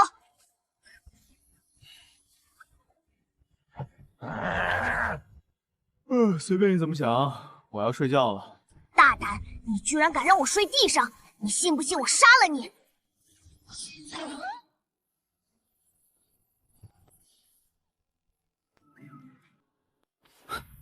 别睡了，我们要出发了。顾兄，昨日休息的可好？昨晚我睡得十分香甜，多谢胡兄款待。早啊，顾兄。早。顾兄，你打算带着他一起参加试炼？没错，我和小白相依为命，不管去哪里都会形影不离。顾兄真是风趣，你居然给他取名小白，有意思有意思。没办法，小白总是幻想自己有一身纯白色的毛发，我只好给他起这么一个名字了。对了，我带小白参加试炼，不影响吧？不影响。此次试炼不限手段，当然也包括战宠。顾兄，请跟我来。胡兄，此处是何地？此处乃是我们夜月国的禁地，也是招婿大会的试炼场所。在这禁地深处有一朵彼岸花，谁能将其摘下，谁就有资格迎娶月溪公主。原来是这样呀，那怎么不见其他参赛的妖族？他们已经进去了，我是专程来接顾兄，所以才没有进去。哎呀，原来是因为我才耽搁了胡兄的时间，这真让在下羞愧万分。哎，顾兄不必自责，你我一见如故，这点小事算不了什么。而且前进去的未必就能占据优势，谁能拿到彼岸花，谁才算赢。这禁地之中的瘴气，哪怕是金丹境修士都不能避免。我依靠狐族强性体质才能安然无恙，人族来这里不到半天就会无声无息死掉。不愧是夜月国的禁地，果然凶险万分。胡兄，此处瘴气绝非寻常瘴气，在下这里有特制的解毒丹，你要不要来上一颗？他居然识破了瘴气，顾兄不说，我差点给忘了。此处瘴气厉害无比，哪怕是金丹修士也不能避免。不过我狐体质强悍，所以就不用浪费顾兄的丹药了。对了，顾兄，此处瘴气应该是夜月国禁地特有，顾兄是如何看出来的？难不成顾兄曾经来过夜月国的禁地？夜月国的禁地，在下自然没有来过，但我曾从一本无名古籍中看过类似的记载。那本古籍上记载了一些不同地方的风情，其中一处与这里颇有几天相似。原来是这样，那真是有意思了。据我所知，500年来，夜月国禁地从来没有外人进入过。顾兄看到的那本古籍，到底是何人所用？这个我就不得而知了。我发现那本古籍的时候，它已经快烂得不成样子了。或许这本书是在500年前所著也说不定。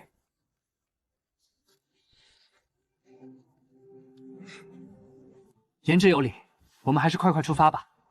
灵狐他们进去已经有段时间了。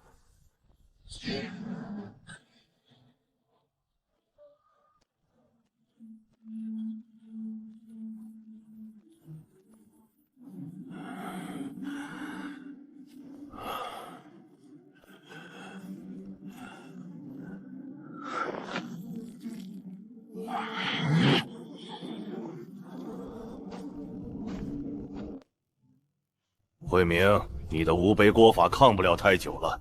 你看看你，你看看你现在的样子，你的心境已经乱了。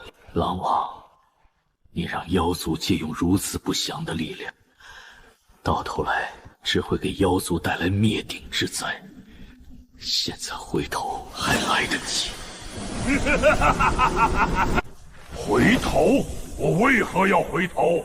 力量就是力量，何来正邪之分？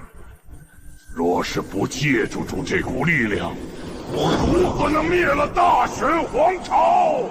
虽然你我种族不同，但我十分的欣赏你。只要你肯弃暗投明，我愿助你突破化神境。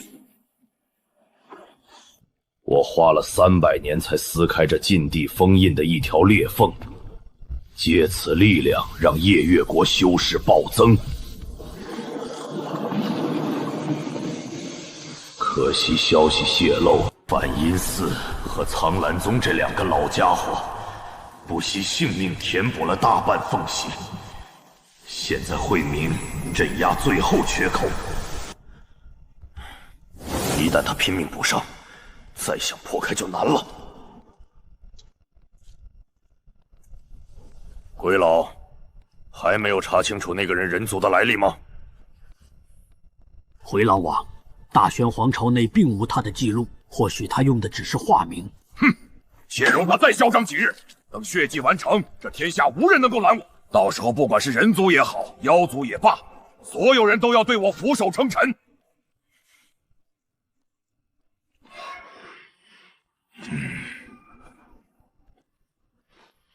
两位，我觉得你们与其想着怎么弄死对方，不如好好的看一下这些遗迹。少在这故弄玄虚！天堂有路你不走，地狱无门你闯进来，今日就是你顾长安命丧之时！我知道你想杀我，没看到我在研究东西吗？但是你能不能等一下再杀？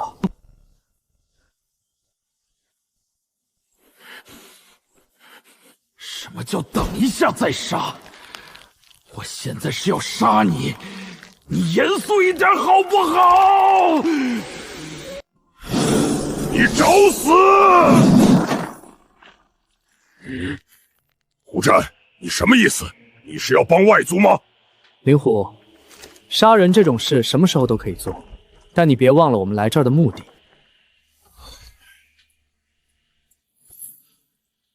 也对，这小子绝对不会是为了完颜月离来的。一个金丹期孤身闯妖族腹地，背后绝有人撑腰。如果贸然动手打草惊蛇，干扰了我们探寻禁地秘密的大事，那可就麻烦了。哼！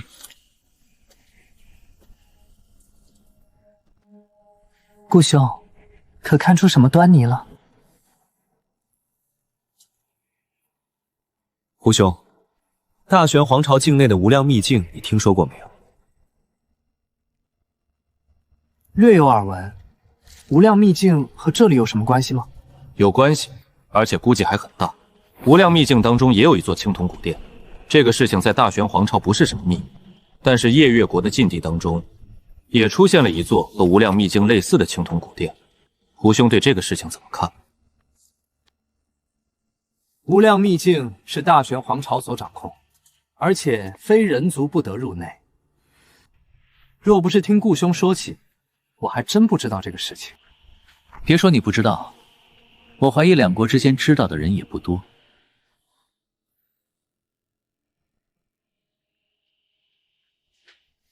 这些青铜古殿上的花纹颇为奇特，看起来不像是寻常装饰。若是二位不多太着急的话，在下可以尝试破译一下。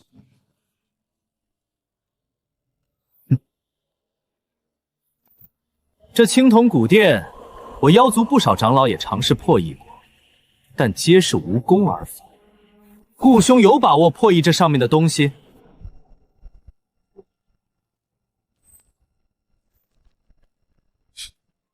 单独面对一座青铜古殿，在下当然没有把握。但胡兄可别忘了，无量秘境当中的青铜古殿，同样也有人在研究。两座青铜古殿加在一起，说不一定还真有办法可以破解。如果这上面的花纹真的记录了某些信息，那么留下这两座青铜古殿的人，其目的一定是想让后世之人知道些什么东西，而不是故意卖关子。之所以我们看不懂，那是因为时间间隔太远，曾经的文字已经消失了。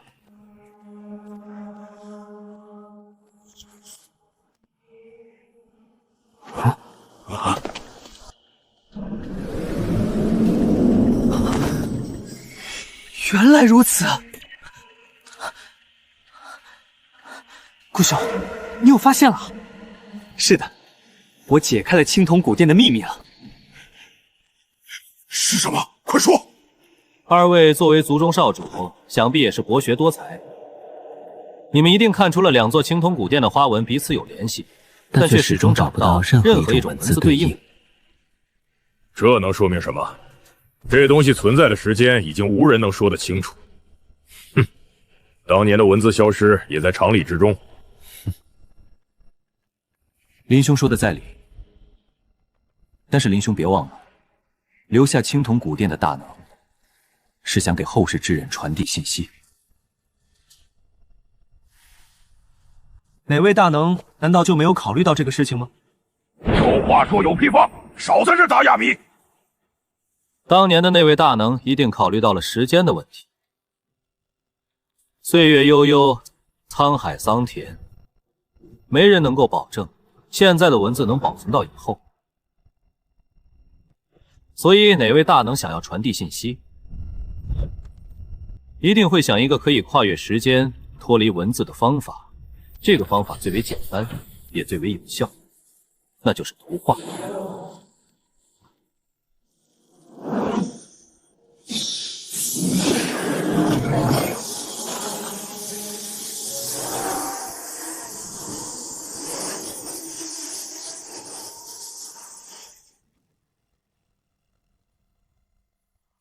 文字可能会出现断层，但是图片却不会，因为图画是所有生灵学习知识的第一途径。当生灵睁眼的第一刻起，我们所学习到的知识都是以图画获得的。看到了山川草木，我们因此得知了山川草木是什么形状、什么颜色。而这青铜古殿上的花纹根本不是文字，而是一幅生动的图画。我们把它看成文字，当然无法理解其中的意思。青铜古殿存在几千年了，时至今日依旧无人能解开其中的秘密。这个人族短短几个时辰就将其解开，他的智慧太可怕了。在很久以前，每过一段时间，天空就会降下巨兽，抓捕地上的生灵。为此，地上的生灵拼命反抗，但始终无济于事。终于在有一天，有个人发现了一股强大的力量。这股力量的来源图画上并没有说明，但是却记载了万物生灵借助了这股力量打败了天空中的巨兽。刚开始万物生灵还以为这股力量是上天的恩赐，可是后来万物生灵发现这股力量比天空中的巨兽更加危险。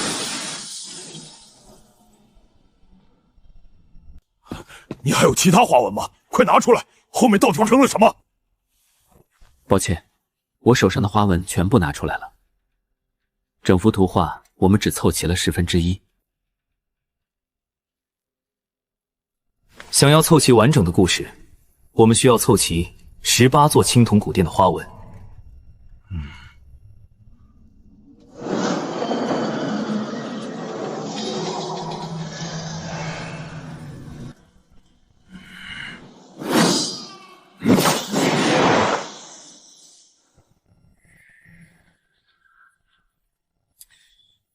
看在我帮你们解开疑问的份上，能不能让我把话说完再动手？你的悟性让我们感到恐惧，这样的天赋，无论放在哪里都会被当成宝。但我想不通的是，你为什么要来夜月国参加招婿大会？这个时候，你就别用仰慕月离公主这种话糊弄在下了。我来你们夜月国当然有目的，不然我跑这么远来这儿干什么？但在说明我的目的之前，我想跟你们说一下我所了解的故事。夜月国修士突然倍增，打得大玄皇朝丢快卸甲，这种离奇的情况让在下一路上百思不得其解。然而在来到夜月国之后，我又了解到了另一些事情，那就是夜月国内部曾经遭到了一场很大的清洗。对此，我同样也很疑惑，因为我想不通为什么经过清洗之后，夜月国的实力会不降反增。同时，我还了解到大玄皇朝可能出现了叛徒，所有的线索看似好像有关联，但却始终缺少了一个关键性的东西。直到现在，我终于找到了这个关键。18座青铜古殿所刻画的都是同一个故事，但因为时间悠久，所以变得残破不堪。单靠一座青铜古殿是无法完整拼凑出有用的信息的，所以我有理由怀疑大玄皇朝的叛徒带着这个秘密投靠了夜月国。而且你们发现没有，这里的青铜古殿是有人故意损坏的，损坏的部分恰好就是万物生灵借用不祥力量的那部分。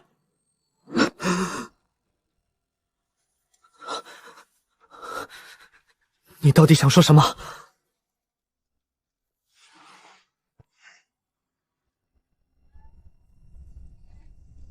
我想说，你们别想着杀我了，因为要杀我还轮不到你们。从你们的反应来看，你们也不知道夜月国突然变强的秘密。如果我没猜错的话，你们俩就是来探寻这个秘密的。现在这个秘密被你们知道，你们觉得故意损毁青铜古殿的人会放过你们吗？好，如此青年才俊，简直是世间罕见。真让本王刮目相看呀！启禀狼王，此人乃是奸细，我等正准备将其献给狼王。你们虎族总爱玩些小伎俩。当初你们怂恿虎族追求月儿，无非就是想利用月儿知道背后的秘密。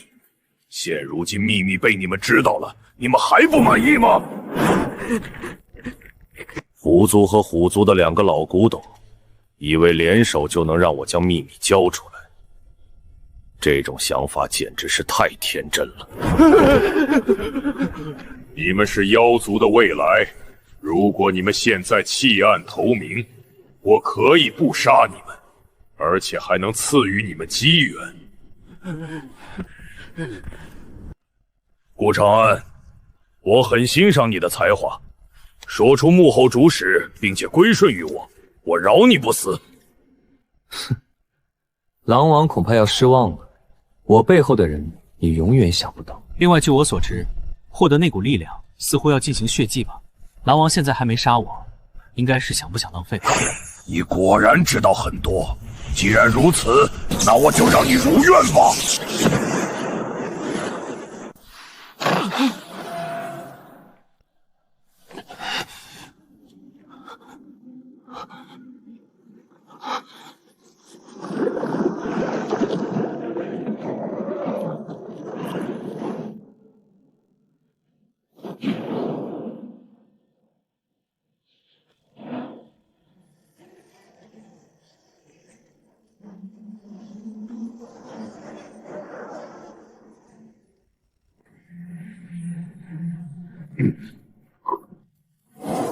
没了月儿的血为引，这血池恐怕无法助我突破化神期呀。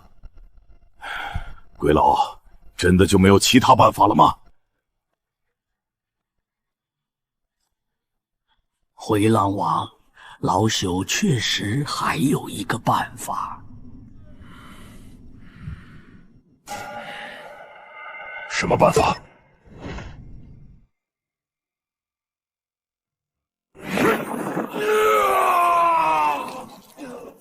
别白费力气了，我能助你达到化神圆满，自然也有反制你的方法。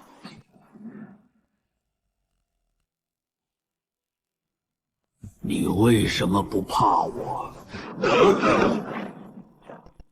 师祖，都到了这个时候，你还是不愿意显露真身吗？还是被你猜出来了。你果然是太虚观500年来最为杰出的弟子。不远千里来到夜月国，真是难为你了。跟师祖说说，你是怎么看出来的？从三师兄口中得知噩耗之后，我就一直在思考一个问题：太虚观为何会落得如此下场？夜月国修士暴增确实不假，但师傅他们不是刚入修行界的新人，没有道理会落个全军覆没的下场。所以你怀疑大玄皇朝出了叛徒？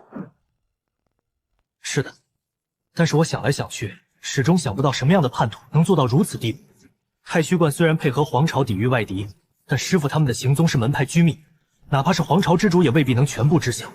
也就是说，无论大玄皇朝的叛徒出自什么势力，都无法造成太虚观全军覆没的下场。唯一的解释就是太虚观内部出了叛徒。在推测出这个结论之后，我怀疑过太虚观所有人，甚至我还怀疑过师傅是假死，但我从来没有想过这个人会是师祖你。师祖你已经是化神大能了，在大玄皇朝的地位无人可比，月夜国根本开不出招来你的价格。合情合理，那你后来又怎么能肯定我就是那个叛徒呢？我也是刚刚才敢确认，师祖你就是那个叛徒。来到夜月国之后，我碰到了一个妖族，他居然能认出太虚观的不传之谜血遁，而且对太虚观极为了解。不过有意思的是，他对太虚观了解颇深，但却只知道太虚观有9名真传弟子。哼，我顾长安虽然在太虚观名声不显，但只要稍微用心调查一下，完全就可以知道我的存在。这样的情况，也让我更加确定叛徒出自太虚剑，而且这个叛徒对我很好，不然也不会切断关于我的信息来源。为此，我还小小的实验了一下。招婿大会上，我用出了真名。可是到了现在，夜月国依旧不知道我的身份，这足以说明很多东西。师祖，接下来的事情还需要我说吗？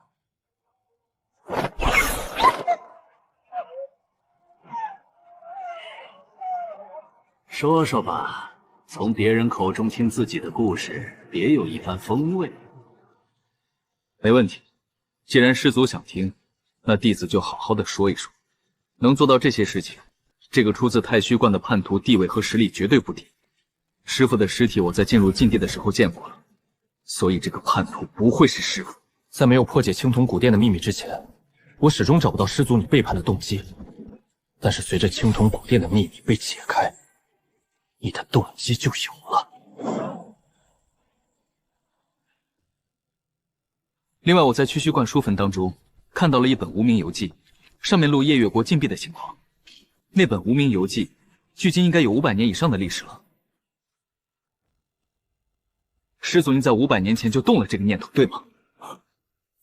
哈哈哈哈！招你入太虚院，真是我这辈子做过最正确的事情。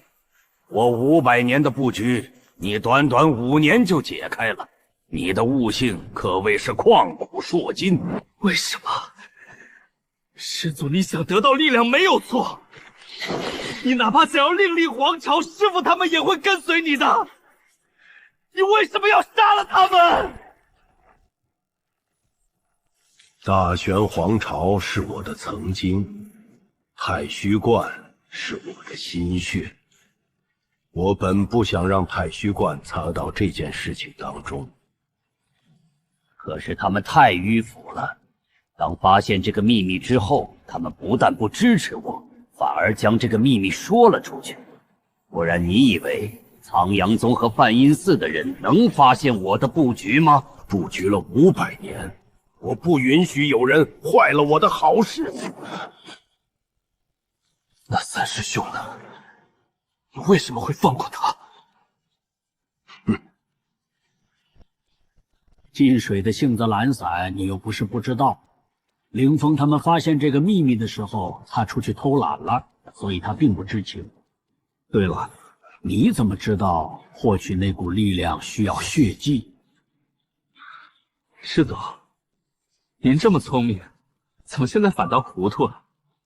无量秘境里估计不知道去了多少次，我藏私了一部分花纹，难道你看不出来？有这么杰出的弟子，都快给我高兴糊涂了。以你的性子，藏私也在情理之中。长安，整个太虚构当中，我最看重的是你。你知道我为什么会在人群中一眼相中了你吗？因为我在你身上感受到了一种就连我也没有的气质，那就是淡然。你没有凡人身上的那股忙碌劲儿，也没有修士身上的那股执念。仿佛世间的一切都只不过是你人生中的过往云烟罢了。怎么，你也觉得这股力量是不祥吗？这一点你大可放心，我详细研究过这个事情。直接吸取力量确实会引来一些麻烦，但是经过血脉的过滤，就不会有这个麻烦了。看守青铜古殿的18个种族，正是过滤这股力量最好的手段。完颜阿骨朵那个蠢货，一直用他女儿的身体过滤这股力量。他以为这样做就没事了，但他却不知道，血脉不纯是无法过滤干净的，不然他也不会被我反制。师祖，我不是担心这股力量是否安全。我根本就没有想过这个事情。我来夜月国的目的只有一个，那就是把师父和师兄们的尸体带回去。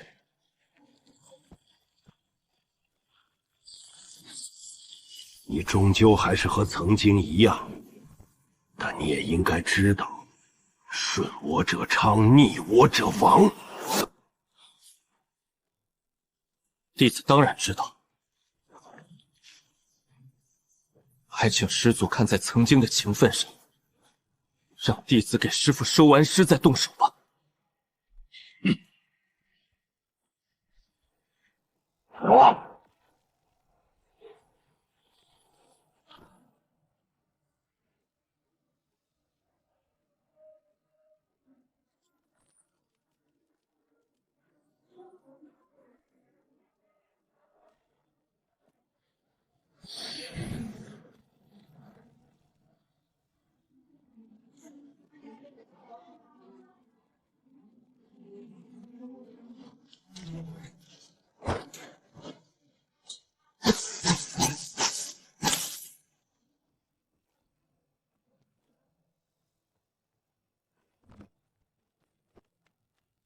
送葬人，有意思的称呼，但你为什么只准备了11具棺材？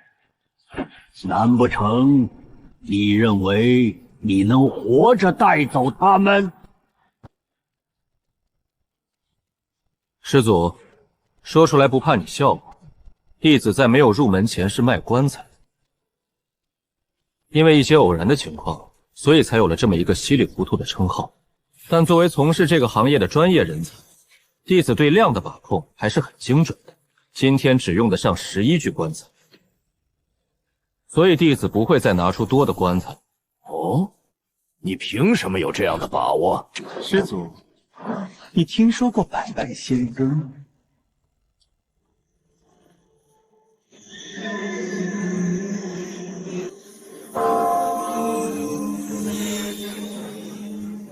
孽障，还敢现身！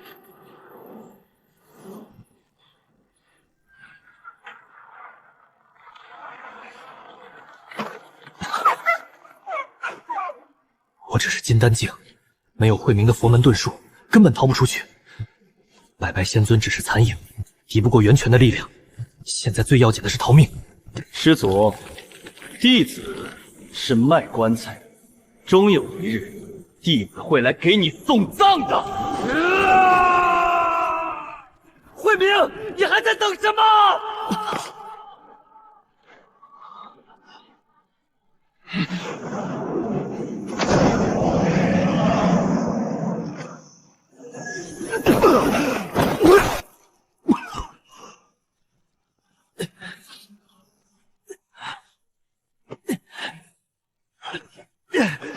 别躺着了，快起来，接着跑呀！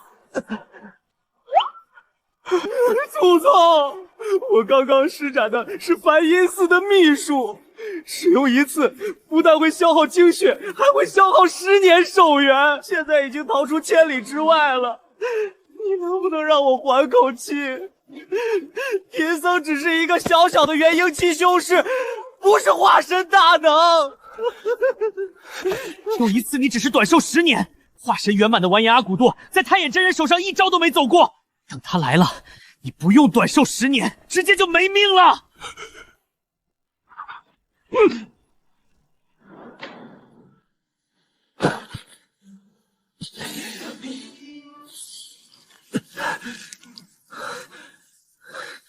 他要是能追过来，就让他杀吧。再跑下去，不用他动手，老子就没命了。我的好徒孙，你可千万要躲好了。若是让师祖找到你，你恐怕就小命不保了。长安，咱们能不跑了吗？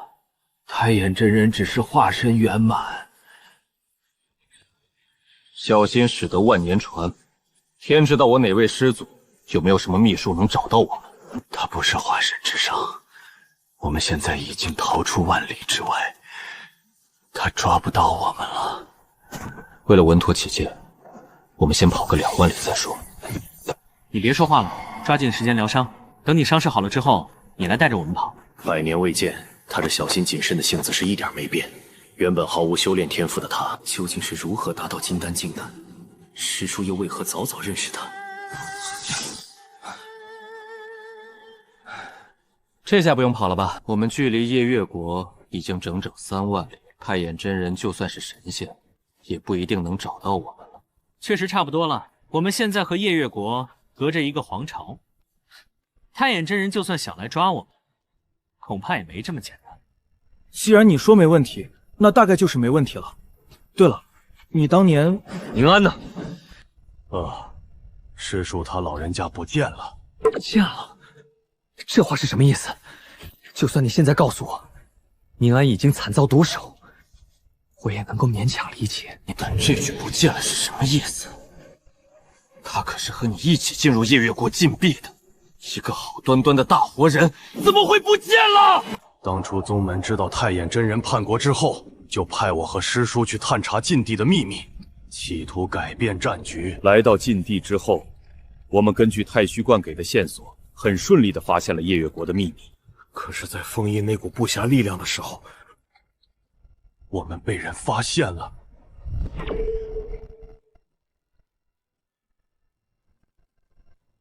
那个时候，梵音寺和苍兰宗的老祖都来救援了，可是我们依旧无法突围。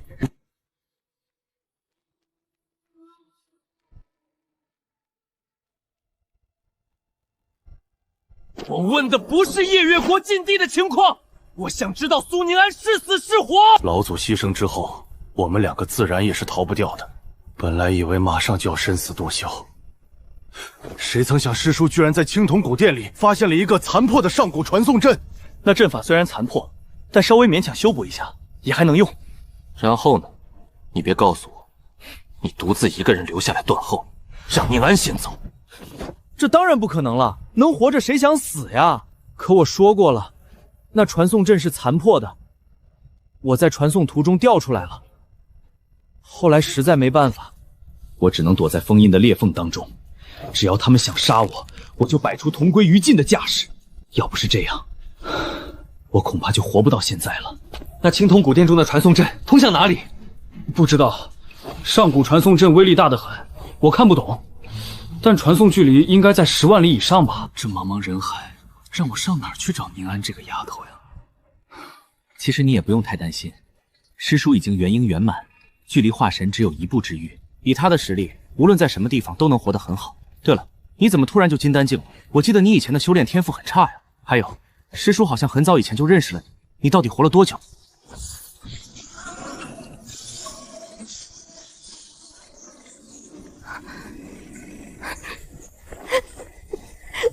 不是，你哭什么？你爹又不是我杀的，在那种情况下，你还能保住一条性命，你应该高兴才对。我凭什么不能哭？我最爱的父亲利用我，而且他还死了。碰到这种事情，你哭不哭？谢谢你为我爹收尸，虽然他利用我，但他终究是我爹。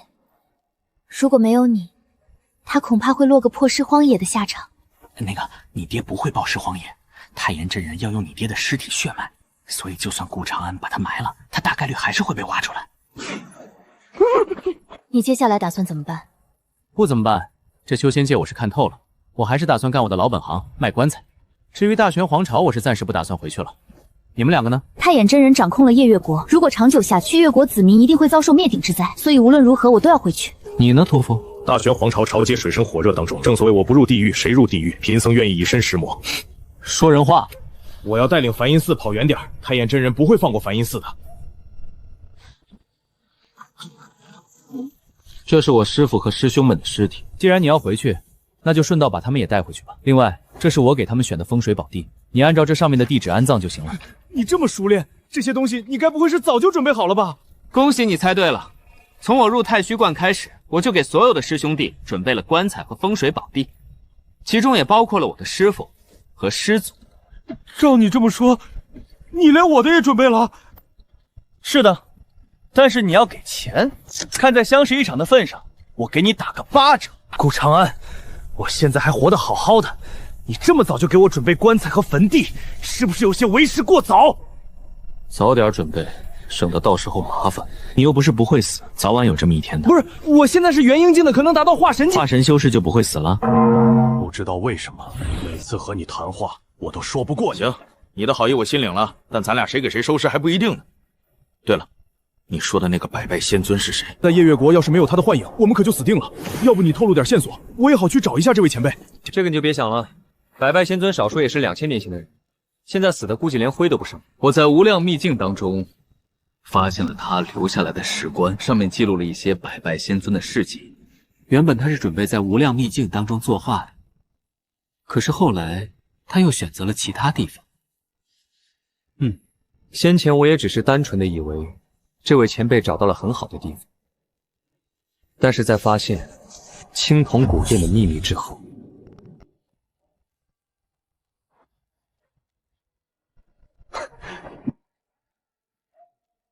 那如果百拜仙尊留下来的石棺不起作用呢？那我就只好投靠我那位师祖了。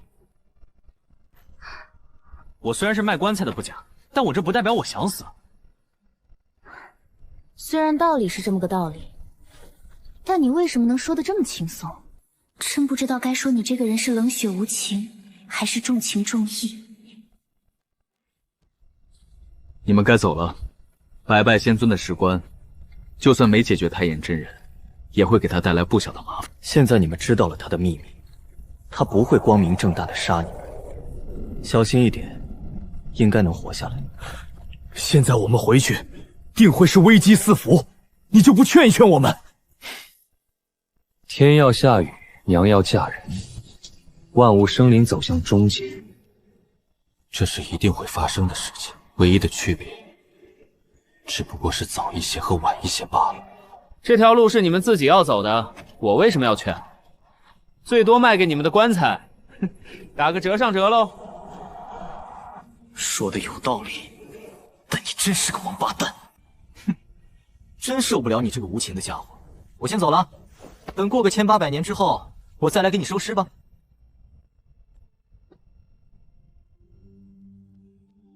小和尚虽然每次都说不过我，但他其实很聪明。宁安在苍兰宗崭露头角的时候，我才遇到了他。那时候宁安已经活了60多岁了，再加上我在苍兰镇上逗留的岁月，时间已经过去了80多年。结合宁安与我很早以前就认识这个条件，稍微推测一番，就能得出大概活了多久。我当时只是一个小小的炼气修士，活这么久根本不符合常理。但是慧明从来都没有问过我这个问题。听说这个国家叫玄武国，不知道有什么好玩的。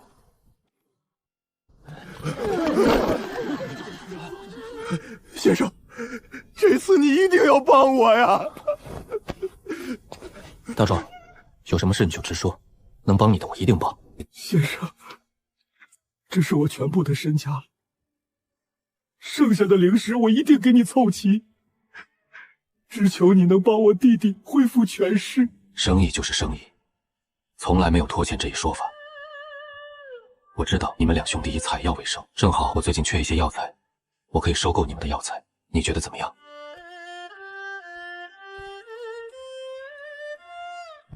全都是一些低级药材，而且品相不是很好，就算一家收购，最多也只值3个下品灵石。不错，全都是我要的上品药材，我出100灵石收购，请我送葬，最低标准100灵石。最近小店有活动，再送你一副上好的棺材如何？多谢先生，先生的大恩大德，在下永不敢忘。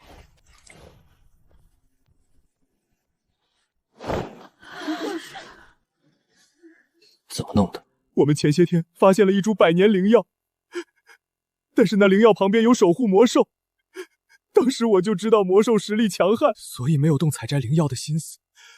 可谁曾想二壮居然偷偷背着我去采摘灵药，等我赶到的时候，他就只剩下一具尸体了。这一切都怪我，他是想用灵药为我换取资源呀！一瞬间，二拼骨，先4肢后躯干，5脏6腑不能乱。送葬工作已经完成了，去见你弟弟，最后一面吧，尽快让他入土为安。先生，你这涉猎的行业也忒多了点吧？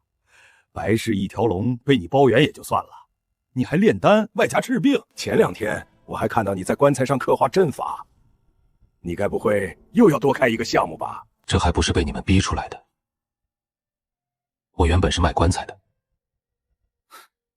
结果有人居然抬着半死的人来我这买棺材，看到那人还有救，我能眼睁睁地看他死吗？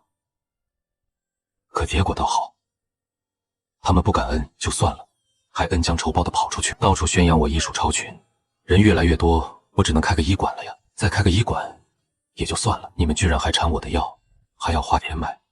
当时那些人缠了我整整1个月，我只能开路炼丹了。好了，你这手养上1个月就能活动了。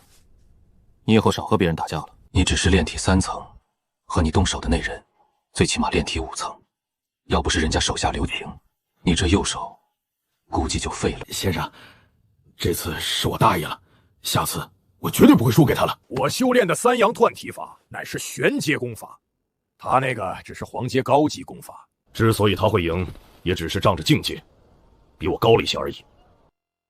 等我达到炼体4层，且看我越阶而战。玄武国好战的性子都已经刻到骨子里了，劝他们不要争强好胜，这比劝他们不要呼吸还难。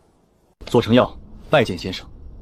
我真后悔当初救你，每年你都要来请我一次，整整10年了，你难道不嫌烦吗？若是能请到先生，别说是10年，就是再花10年又如何？10年前若非先生搭救，程耀早就命丧黄泉了。不过程耀想不通的是，以先生的才能，为何甘心隐居在这小小的地方？只要先生愿意，玄武国可将先生奉为国师。我不去玄武国的皇都，不是因为我恃才傲孤，也不是因为你开的条件不够，实在是皇都比不上这苦海镇呀。苦海镇在魔兽山脉的边缘，这里每天都会有大量的新鲜药材和珍贵树木。我开的是棺材铺和医馆，这些东西对我很重要的。先生说的是，但玄武国实在是求贤若渴，这次前来，程耀带了一些东西，相信能弥补先生的损失。这株七星草乃是玄武国皇室的珍宝，玄武国珍藏已有300年之久，而这千年肉灵芝更是玄武国花了大气力才弄来的。至于这本功法，乃是大名鼎鼎的九转玄功，若非只有前3层，此功法定能入天阶功法之列。若是先生愿意前往皇都，这些东西都是先生的。玄武国注重肉体的修行，功法分天地玄黄4个等级，明面上的天阶功法只有玄武国一脉相传的天罡断体诀。左承耀能拿出这本号称天罡诀之下的第1功法，可以说是下血本了。肉灵芝、七星草，这些可是传说中琉璃丹的主材料。据说琉璃丹一旦服下，便可成就金刚琉璃之身，其肉身强悍程度可搬山倒海。用我们家乡的境界来衡量的话，那就是非化神期修复不可破。先生，难道这份礼物还不能入您的法眼吗？先生想要什么尽可开口，只要是程耀能弄到的，无论是什么条件，程耀都答应。程耀公子，不是在下不识抬举，只是在下真的不愿沾染皇室的是非。你开出的价格越高，那就说明你想让我解决的麻烦越大。在下自认为本领还不到家，公子还是另请高明吧。先生，青铜古殿的消息你也不想知道了吗？你真的找到了？没错，10年前先生随口提了一句，虽然先生没有放在心上，但程耀却牢记于心。经过10年的调查，程耀终于发现了一些蛛丝马迹。另外，青铜古殿的线索还和皇都的事情有所牵连，所以先生如果想要知晓青铜古殿，恐怕还要往皇都走上一遭。自从知道宁安在青铜古殿当中消失之后，我就一直在打听其他青铜古殿的下落，可是调查了10多年，依旧没听说过。18座青铜古殿散落的地方位置，现如今再次得知消息，不动心是假的。你这个消息可真把我难住了。也罢，陪你走一趟便是。但有言在先，皇都的事情我只能尽力而为，能不能成功我也不敢保证。我先回去收拾一下东西，等一下就跟你走。那程耀就在外面恭候先生了。去夜月国收尸花了5年时间，在这玄武国卖棺材，又度过了43年，粗粗算来，我离开太虚卫已经快有49个年头了。当初三师兄伤了根基，最多也只有50年寿元。现如今风波再起，老天爷，你是在提醒我，该去给三师兄收尸了吗？这具棺材，我足足花了40年的时间准备，而他未来的使用者，正是将我逼到玄武国的太炎真人。我的师祖呀，收一个也是收，收2个也是收。三师兄如今快死了，你也没必要活着了吧？徒孙花了40年给你准备了一具上好的棺材，你老人家也应该能瞑目了。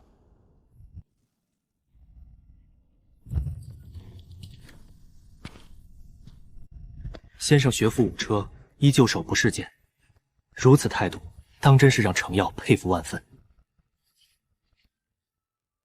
此次前往帝都，程耀本该安排高等魔兽作为先生的坐骑，但是考虑到情况特殊，若是太过招摇，恐怕会给先生带来不必要的麻烦。等到达了帝都，程耀一定好好的给先生接风洗尘。有什么想问的就问吧。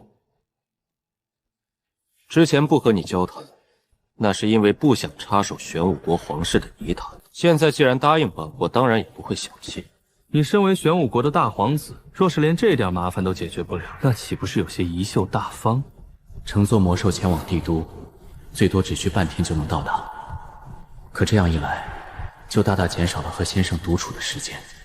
10年前我在魔兽山脉被先生所救，当时他与我闲聊了一晚，让我受益匪浅。现如今机会再次摆在面前，我怎么能轻易放弃？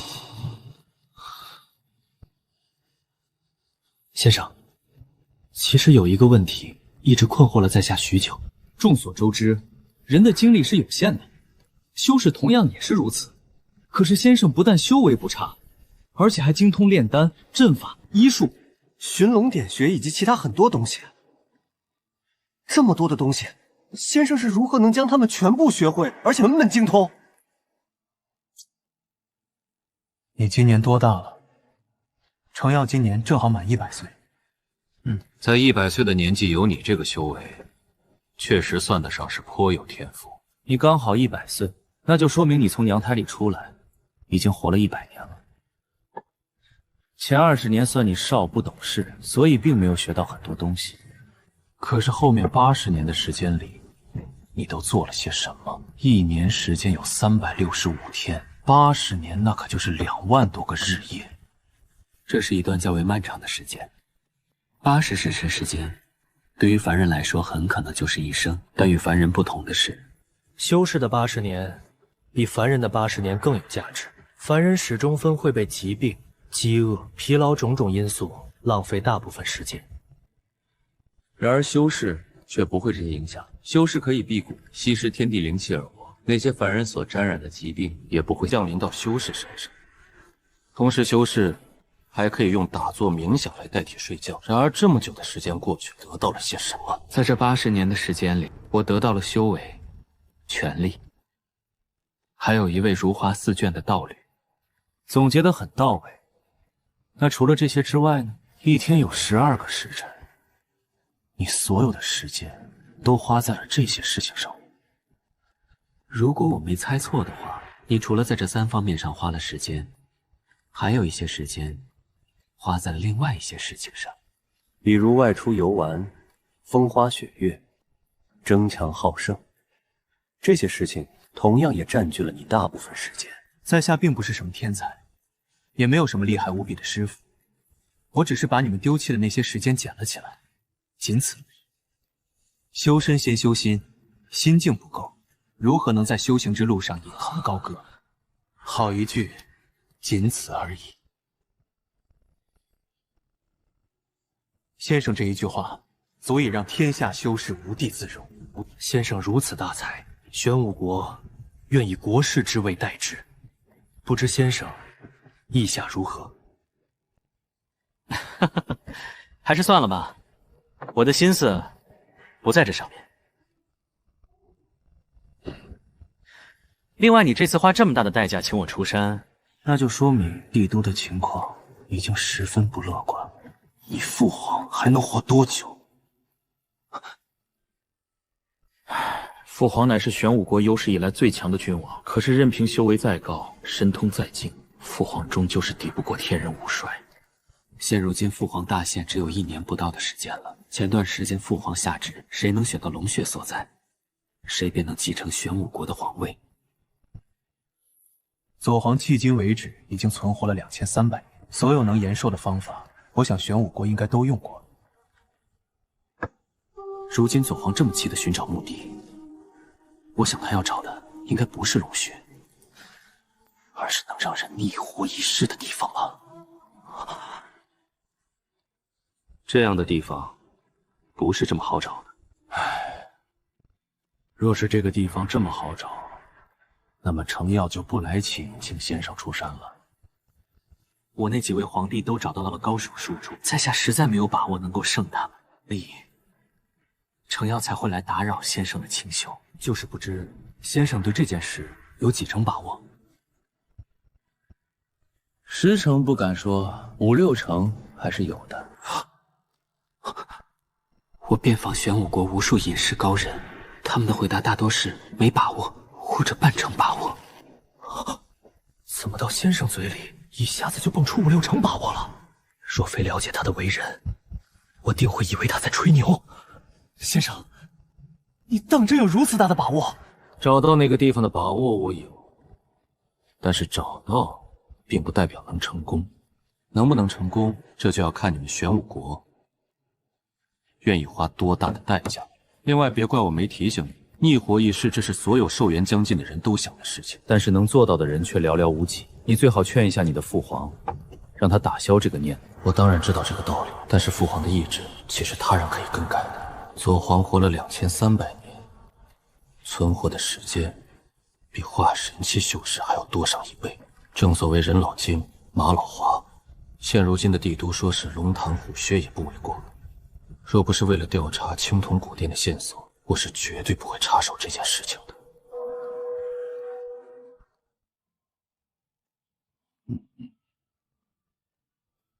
父皇，儿臣遍访高人，寻遍玄武国所有名山大川，终于替父皇找到一处龙穴所在。有了这个龙穴，定能助父皇再活一世。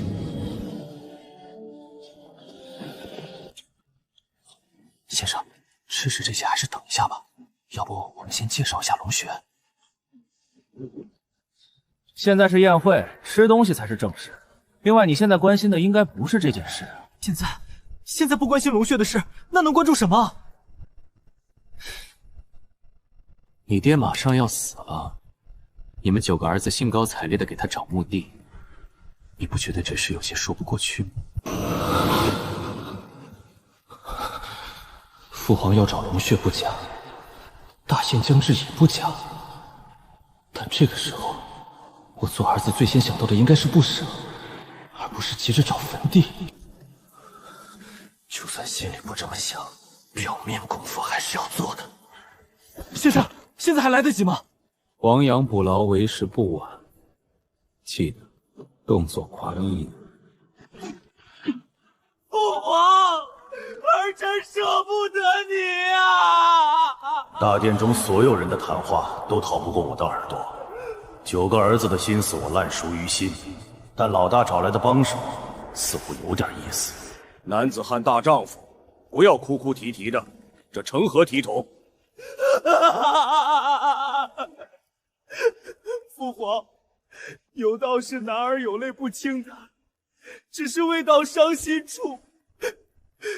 如今儿臣即将和父皇分别，儿臣心中不舍呀。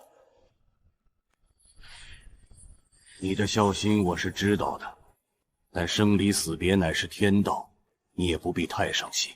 多谢左皇。能不能要点脸？这么不要脸的招数你是怎么想出来的？我为什么就想不到呢？朕大限将至，欲寻一处仙源之地逆活一世。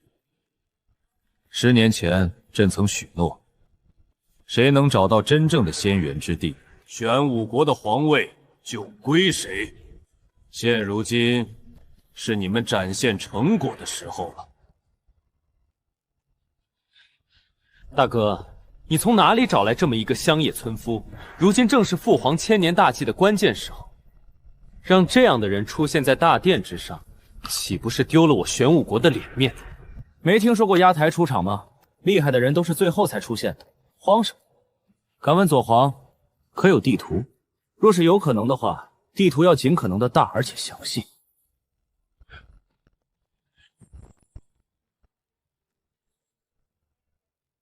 左皇，请恕在下直言，这个8个地方在我眼中都是垃圾。想要逆活一世，唯有一个地方有几分可能。放肆！你师承何门何派？居然敢在这里大放厥词！说出你的师门，让我们替你的师父好好教训一下你。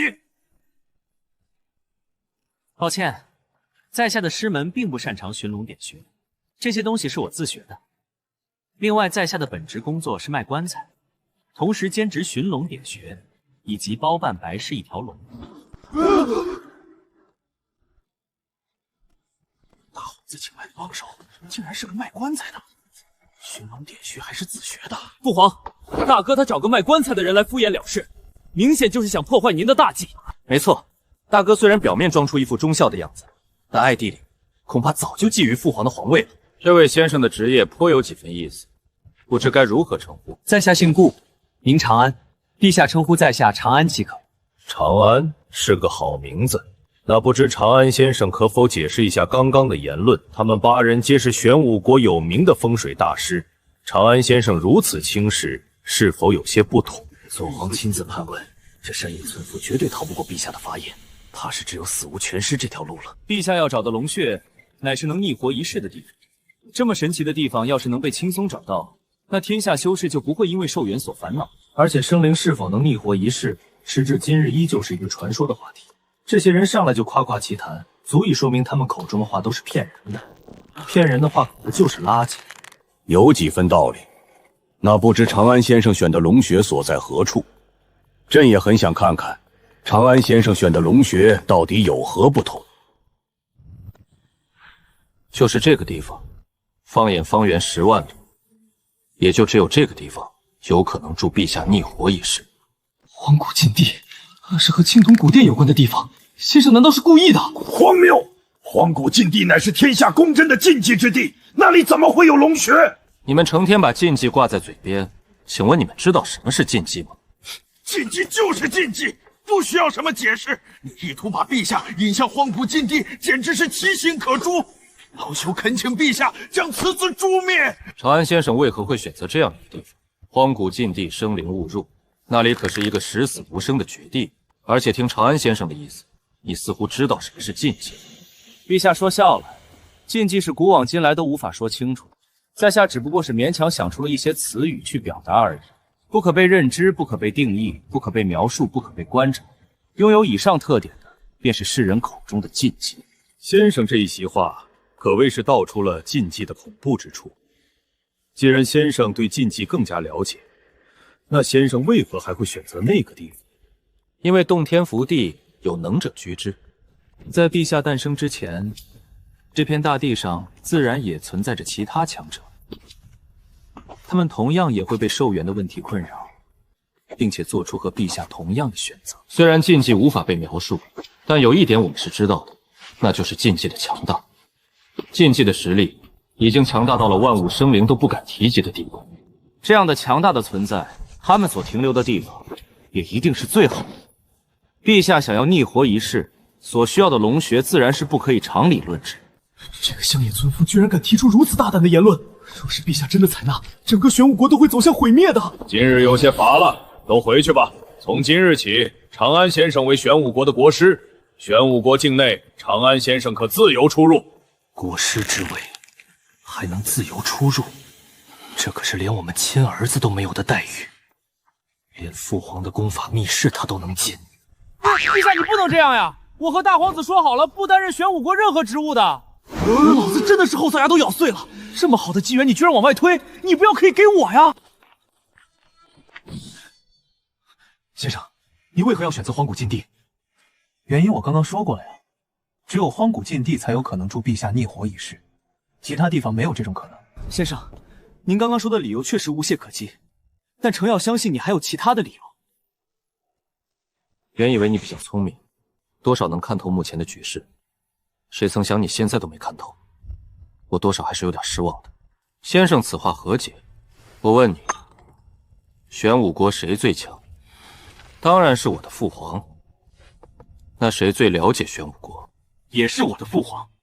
自从父皇登基以来，玄武国就进入了前所未有的强盛状态，其国土面积更是翻了1倍不止。这些地方都是父皇亲自打下来的江山，玄武国的每一寸土地都被他用双脚丈量过，他是最了解玄武国的人。这不就得了？陛下是玄武国最强者，也是最了解玄武国的人，他难道会不清楚什么地方能够助他逆活一世？先生，你的意思是说，荒古禁地是父皇的意思？是的，你身为玄武国大皇子，玄武国的史书你比我清楚。陛下距今已经活了2300年了，而在前面的2200年之中，陛下是没有子嗣和道侣的。可是，在后面100年的时间里，你诞生了，而且还陆续多了8个兄弟。2200年都没有做的事情，在最后的100年里突然做了。你不觉得这有点像交代后事吗？逆活一世这种事情比登天还难，短时间的准备是不可能成功的。您的意思是说，父皇早在100年前就开始准备了？估计不止，这种大事情没个200-300年的准备，想都不要想。陛下让你们寻找龙穴，只不过是想考验一下你们而已。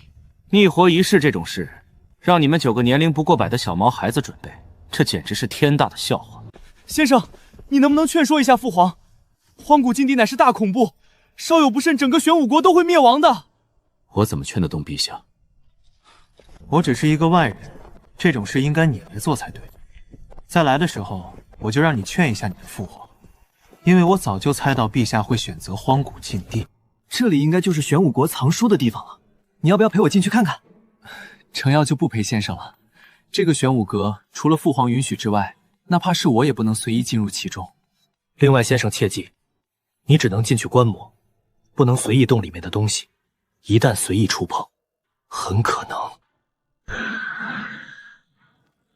陛下有令，长安先生想要的东西可随意调取，任何人不得阻拦。另外，程耀皇子负责带领长安先生游览皇宫，务必让长安先生满意。随意调取？父皇是在开玩笑吗？礼贤下身也不是这样玩的呀！顾长安该不会是父皇的私生子吧？不然为什么我们这些亲儿子都没有这种待遇？多谢陛下。先生，你该不是姓左吧？麻烦你不要开这种伦理的玩笑。在下姓顾，这点是毋庸置疑的。我不是陛下的私生子，也不是你的亲哥哥。既然先生不是父皇的子嗣，那父皇为何会对先生如此优待？难道就因为先生猜到了父皇的心思？这是什么书？这是玄武国的史书，玄武国开国以来的所有事情都记录在了其中。原来是玄武国的史书呀，这可是个好东西。青铜古殿的记载，你就是从这里知道的吧？是的，前不久我来玄武阁调取九转玄功，想请先生出山。偶然间才发现了这个线索。陛下为了请我出来，也是煞费苦心啊。先生这话什么意思？我父皇什么时候请你了？看我干什么？你不会真以为青古铜殿的线索是你发现的吧？这本书那么厚，内容那么多，偏偏碰巧翻开的这一页，就记载了我所要找的青铜古殿。你不觉得这件事太巧了些吗？那这件事情是谁在背后推动？还能是谁？当然是你的父皇呀。10年时间，你每年都要去找我一次，这样异常的行为，陛下能不关注吗？陛下发现了我的存在，自然会探查我的底细，也会考察我的情况。或许是出于对在下的好奇，陛下才会轻轻地推动你一下，让我来到了这帝都。可青铜古殿的事情，先生只对我一个人说过呀。哼，没错，但是你调查青铜古殿，消息就会泄露了呀。调查消息需要找人询问，或者查阅古籍。在帝都这一亩3分地上，你做什么，陛下能不知道吗？在父皇和先生面前，我突然感觉我像个傻孩子。既然先生了解父皇的想法，那先生觉得父皇接下来会怎么做？还能怎么做？当然是考虑是否能接受我开出的价格呀。先生，难道你知道进入荒古禁地的把握？把握还是有那么一点点，但是不算多，只有半成。不过你也别小看这半成把握，想要买我手里的半成把握，就算你父皇用整个玄武阁交换，那也是大赚特赚。好了，现在你可以走了，我要安静的看书了。另外，记得叫人把玄武阁的典籍都抄一份给我，我留着以后慢慢看。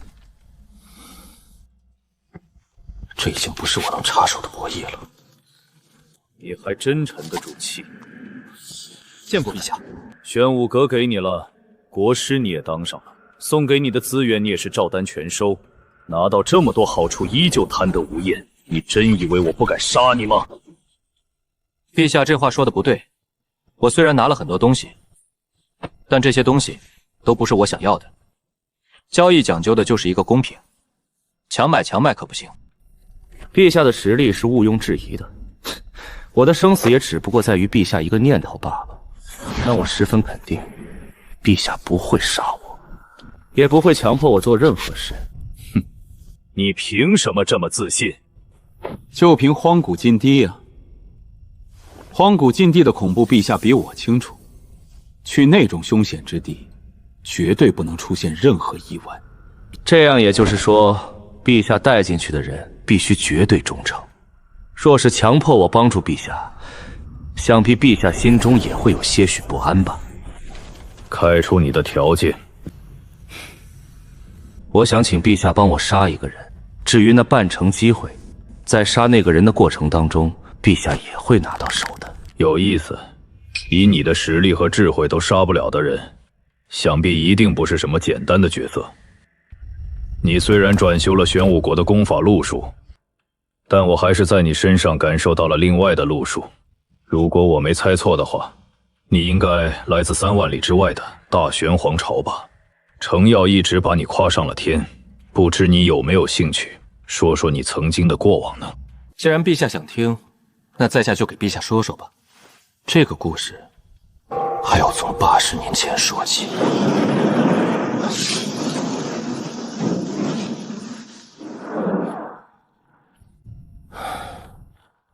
夜月国禁地一战之后，我逃到了玄武国，然后在这儿待了43年。千里跋涉，九死一生，只为给故人送葬。这样重情重义的人，说到师门惨状时，眼神却出奇的平静，简直自相矛盾。你不惜冒着得罪我的风险，也要请我出手杀了你的师祖。你这么做的目的是什么？报仇吗？并不是，请陛下出手，只是为了曾经的一个承诺。当初离开夜月国的时候，我说过要替他送葬，说过的话自然是要算数的。好一个说话算话！据你所说，青铜古殿共有18座，彼此之间应该也是有着某种联系。而这其中一座青铜古殿出现在了荒古禁地，这应该就是你那半成把握的由来吧？没错，你把青铜古殿的秘密告诉了我，你就不怕我像你师祖一样，借用青铜古殿下那不祥的力量？还是那句话，这股不祥力量的事情我并不关注。在下之所以寻找青铜古殿，那是因为有一位故人在青铜古殿当中消失了，我想确认一下他的安全，仅此而已。不得不说，你的要求让我无法拒绝。荒古禁地危险重重，哪怕能多增加一丝成功的机会，我也不会放过。准备一下吧，明日便出发。我的时间不多了。陛下，我那位师祖50年前就已经是化神圆满了，真的有把握吗？玄武国辽阔几何，夜月国和大玄皇朝加在一起，也只能勉强有玄武国一半的面积。荒古禁地你口中的化神圆满，敢进去吗？荒古禁地的恐怖难以言喻，别说是化神圆满，就是化神之上，恐怕也不打他的主意。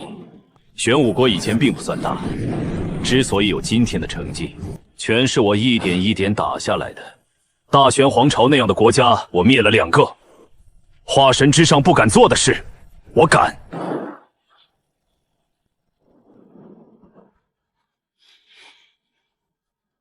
师祖，时隔50年，屠神终于要来履行承诺了。您老人家应该会很惊讶吧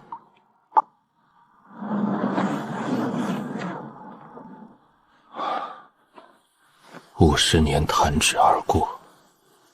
先生，你在看什么？看看曾经的故人而已。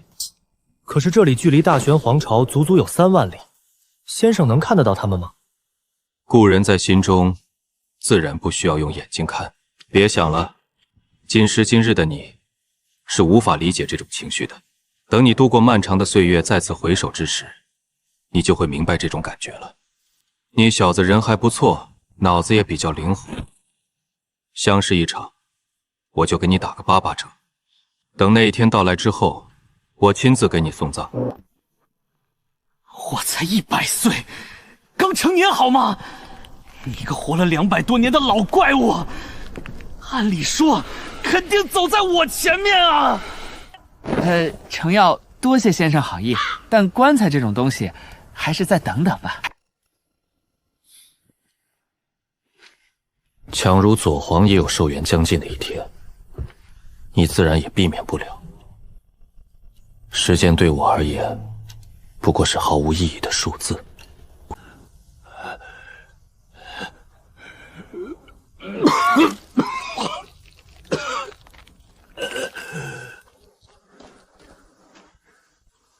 师兄，你怎么又来这儿了？这话应该我说才对。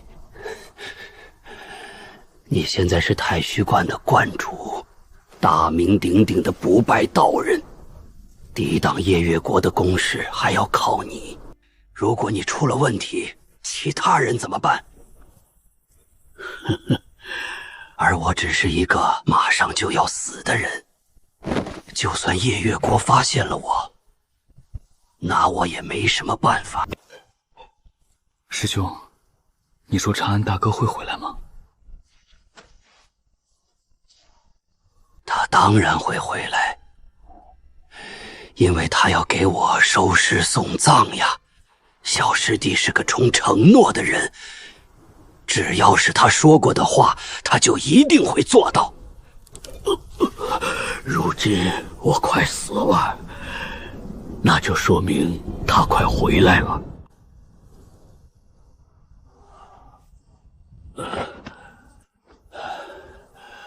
走吧，你身上还有很多的担子，不用整天和我这个死人待在一起。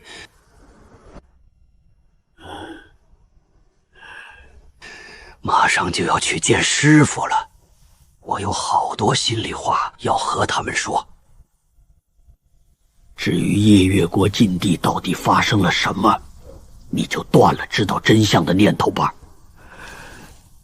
慧明禅师不会告诉你，完颜公主也不会告诉你。我们彼此约定过，要把这个秘密带到坟墓里。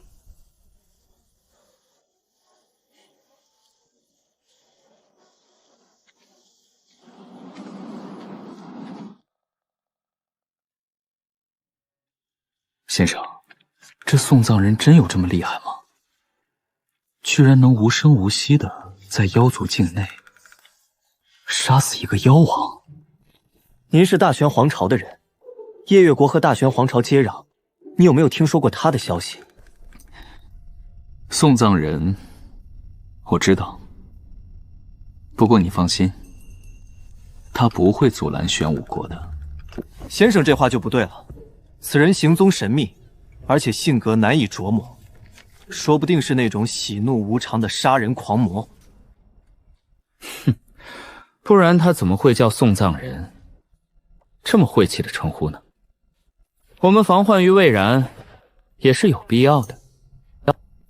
送葬人是我的外号，我怎么不知道我喜怒无常？而且还是杀人狂魔。先生，你怎么会是送葬人？我为什么不能是送葬人？你别忘了我是卖棺材的，而且还包办白事一条龙，专门给人收尸下葬。有个送葬的称号，很奇怪吗？听起来很怪，但在逻辑上好像又完全挑不出毛病。在面对一些信息的时候，生灵总会添油加醋，或许选择对自己有利的说法。经过很多人的传播之后，原本的真相就会变得面目全非。想要从诸多传说找出事情的真相，你需要静下心来直面事情的本质。当你做到这一点之后，你就可以从一些蛛丝马迹当中还原曾经的真相。先生，你要去哪儿？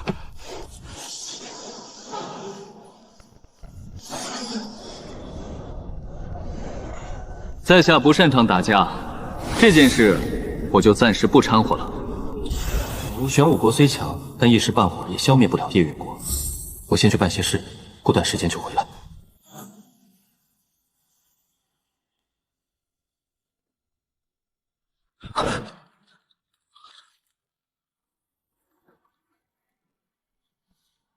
父皇，你为什么不拦住他？你就不怕他跑了吗？你很聪慧，但你的见识还不够。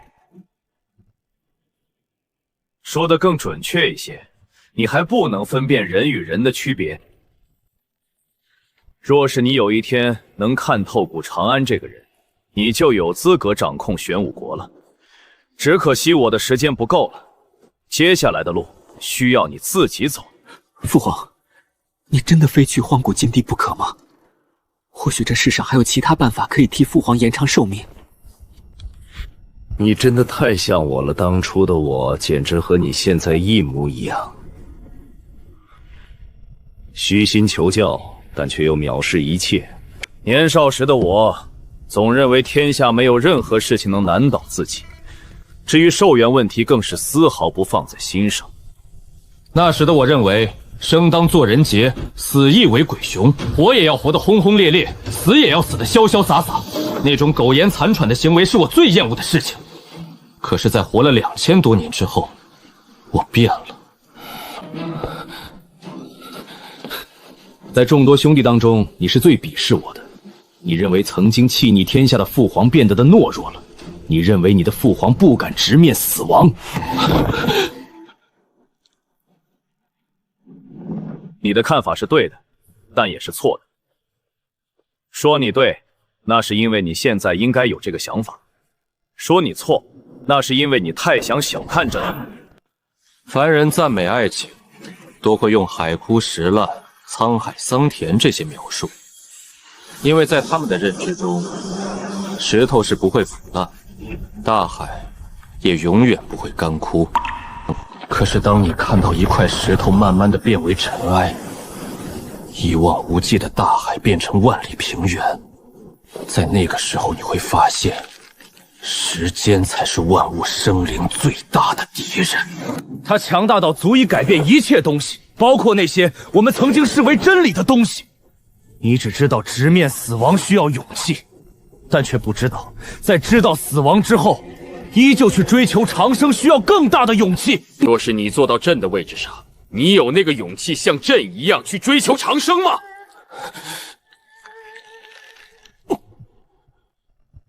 儿臣没有这个勇气。没有这个勇气也不失为一件好事，至少你的未来是稳定的。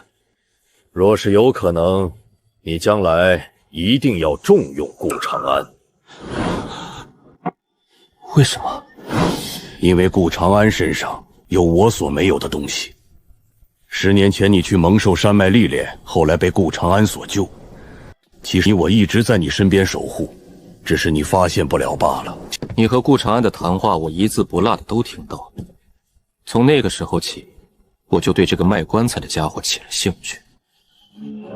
随后我观察了他10年。10年时间对修士来说并不算长，但也足以让修士发生一些改变。可是10年过去了，现在的顾长安和原来的顾长安还是一个样，仿佛时间根本无法对他起作用一样。修士求变数，因为只有出现变数，才能突破瓶颈。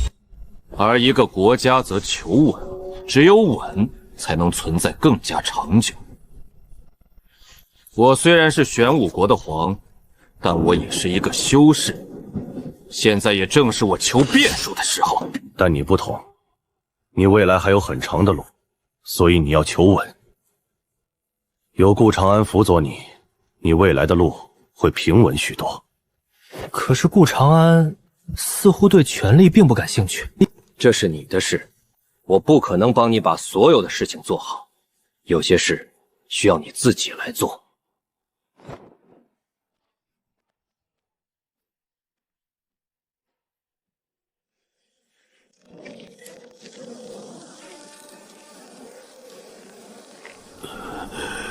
小师弟，是你来了吗？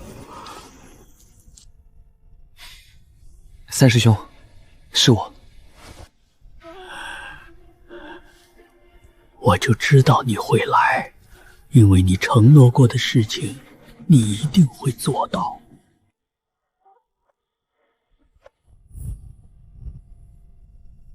师兄，你马上就要死了，我还是赶快给你换寿衣吧。等你尸体变冷，那个时候换衣服很麻烦的。好你个臭小子！虽然我马上就要死了，但我这不是还没死吗？50年没见了，就不能让我和你说说话呀？三师兄，都到这个地步了，你别告诉我你还有什么执念没完成。你是知道我的，我这个人最怕麻烦，给人收尸送葬还马马虎虎，但是完成遗愿这种事儿就不是很擅长了。放屁！你三师兄我是那种看不开的人吗？生前没能完成的事情，死后我也不会去麻烦任何人。我只不过想在临死前夸夸你，这样也不行吗？当然行了，三师兄的夸奖我可是很少听到呀。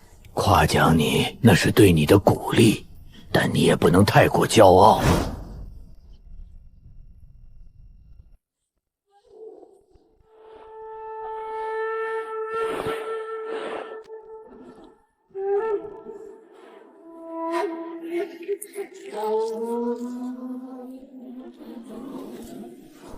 人生一世，草木一秋，任凭你生前如何叱咤风云，终究是免不了这几块木板。什么功法，什么神兵利器，都只不过是过往云烟。当初你用师父的雷击木做棺材，我只以为你是孩子心性，可是现在我才明白，太虚观当中唯有你看得最明白。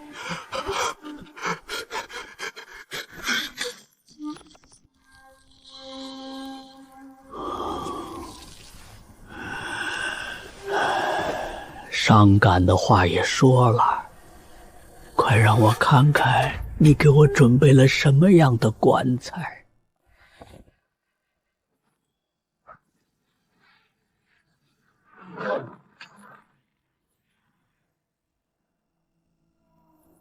师兄，我给你准备了一具上好的金丝楠木棺材。金丝楠木可保护尸体1000年不腐，你摸摸。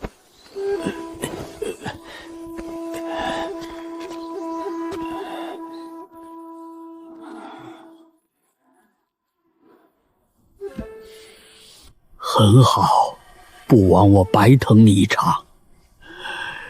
师祖的棺材你准备了吗？也准备了，1000年雷击桃木，上面刻画了我所学的所有阵法，保证师祖永远不会诈尸。到时候我会把师祖和你们葬在一起，这样你们也能慢慢的和他讨论曾经的过往了。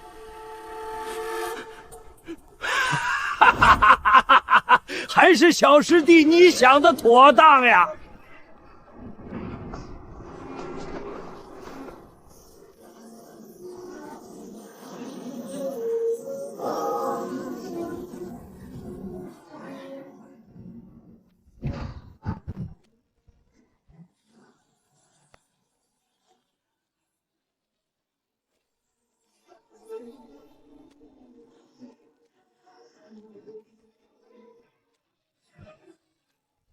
师兄，这是我根据古法酿制的百花酒。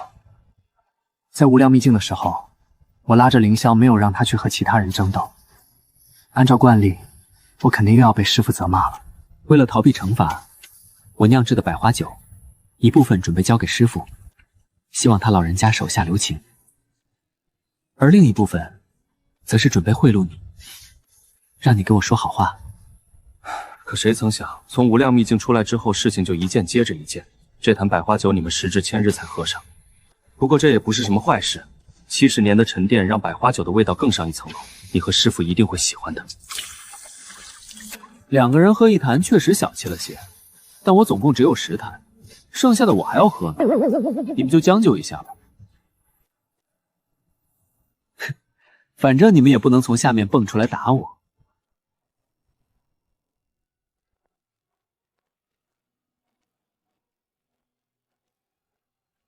师父师兄们，我还要去把师祖带来见你们呢，先走一步了。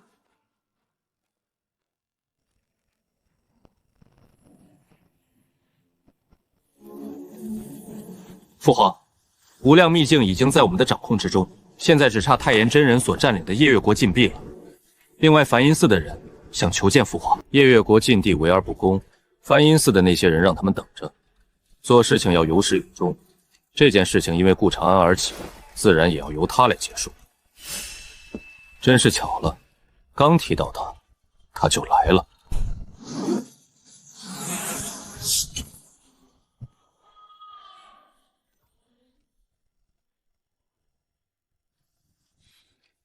陛下恕罪，长安去处理了一些私事，来迟了。一点都不迟，来得刚刚好。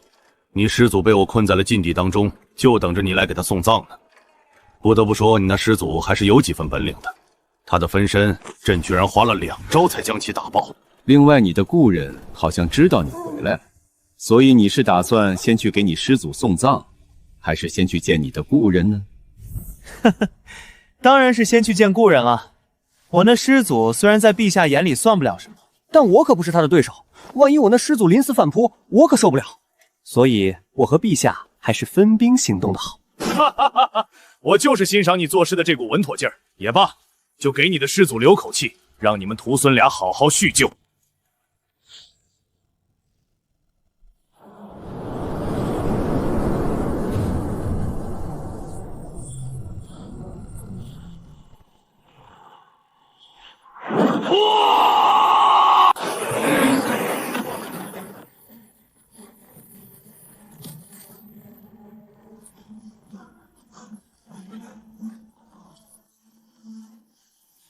我操，这么猛的吗？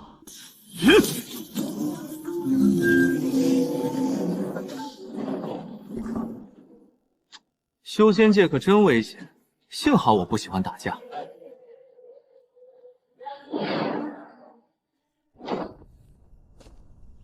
长安大哥，我就知道你一定会回来的。几十年没见，曾经的那个跟屁仇终于长大了，很好，也不枉三师兄的悉心教导。接下来你打算干什么？还能干什么？当然是走自己的路呀。你还是要走？也不算是走吧。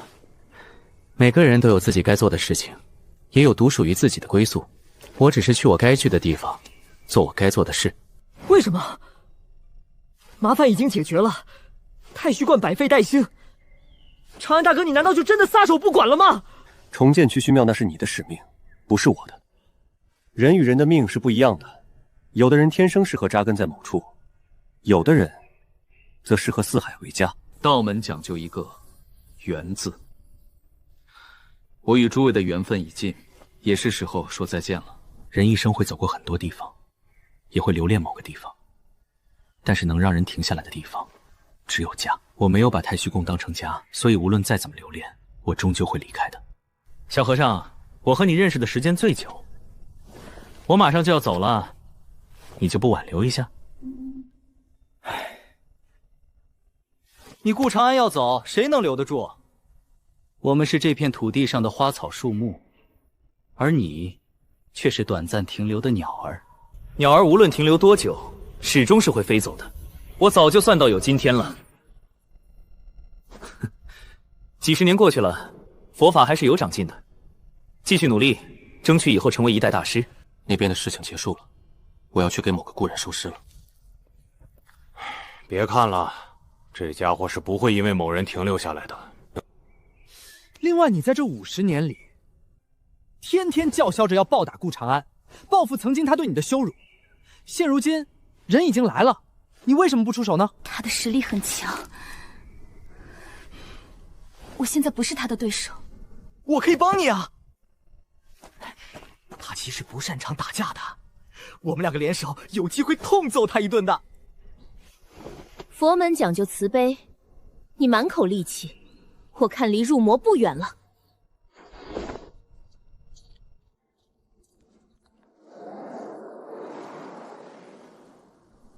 还能再见到他吗？不好说，但活得久一点，还是有机会的。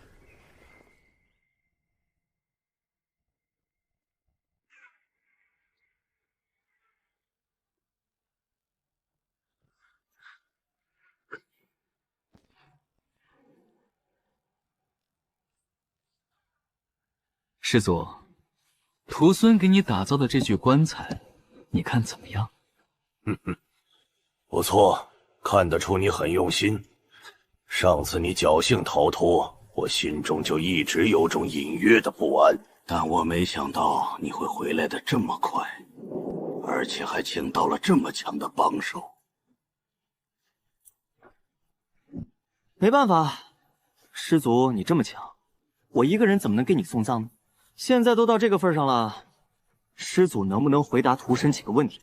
可以。无量秘境同样有青铜古殿，你为什么会跑到夜月国来布局？无量秘境下面镇压的东西被人灭了，所以我找到了夜月国。原来是这样呀！那我再问第二个问题，你杀了师傅他们，你后悔过吗？些许风霜罢了，修道之人为求长生大道，有些许牺牲很正常。他朝若得脱身法，生吃黄泉苦也甜。好一个生吃黄泉苦也甜！师祖道心坚定，弟子佩服。既然如此，那就让弟子送你最后一程吧。哼，若我没有被困住，你没有那么容易杀我。若是道友能再活个1000年左右，或许能与在下一决雌雄。只可惜你活不了这么久了。对了，这大手代表着什么？你对青铜古殿研究了这么久，应该知道些什么东西吧？我当然知道，但是你觉得我会告诉你吗？就算我说了，你敢信吗？也对，你的话我还真不敢信。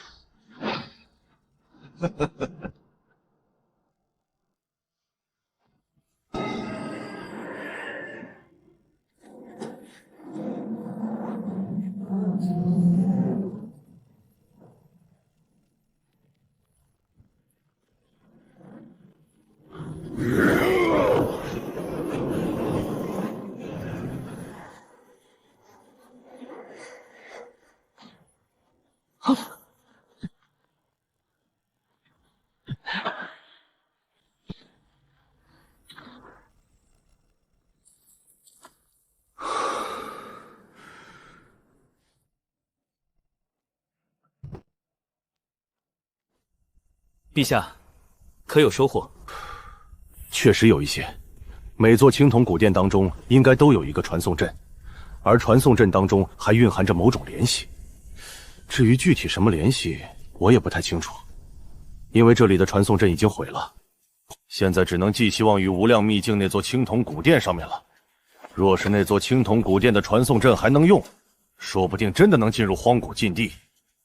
对了，这应该是你的东西，还给你吧。多谢陛下。百拜仙尊乃是2000年前的人物，陛下可否听说过他的名号？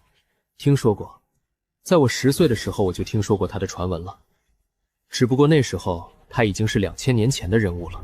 这上面的文字是2000年前一个皇朝的文字，从我记事起就已经灭亡了一段时间了。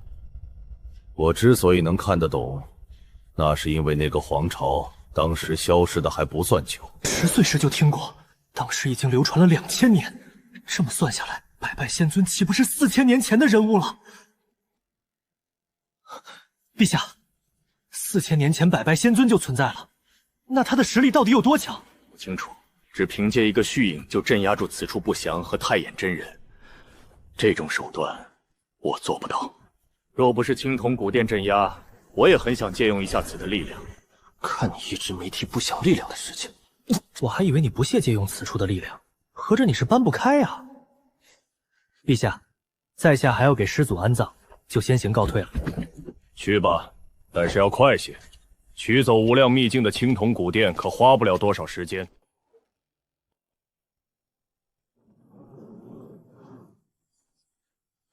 在这片土地上当了快200年了。200年前，我只想安安静静的活着，可是种种事情就像一只无形的大手，硬生生的把我推到了现在这个位置，让一个最不想修仙的我达到元婴境，真是世事无常。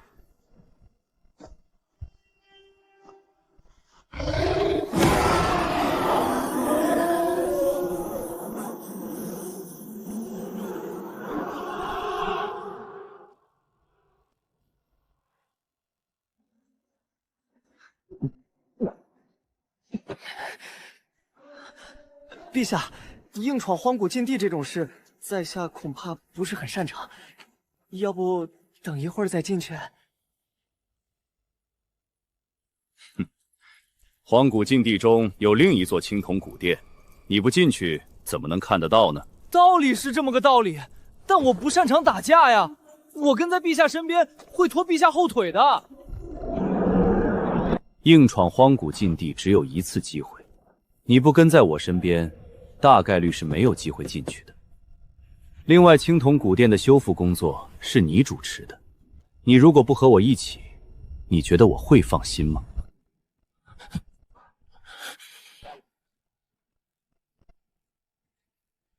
宁安是在青铜古多传送阵当中消失的，我本想好好研究一下传送阵之间的关联，我真没别的意思呀。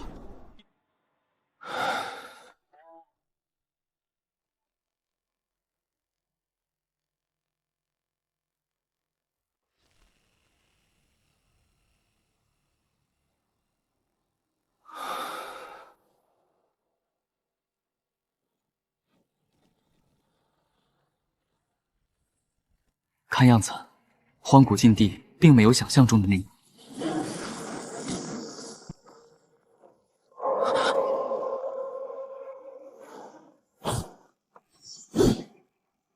决战！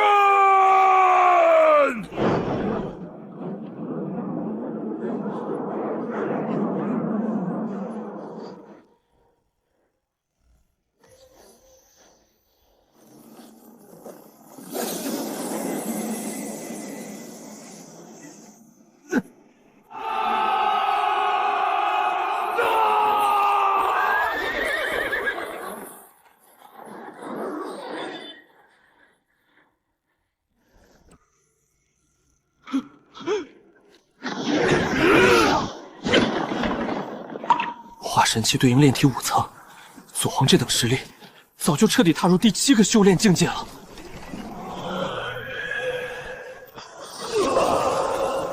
剑来！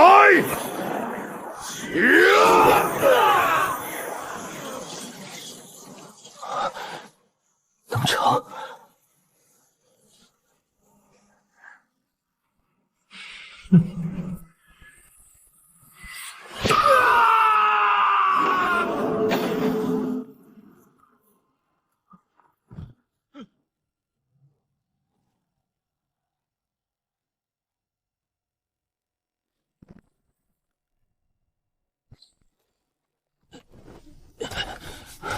乖乖，这就是荒古禁地的恐怖吗？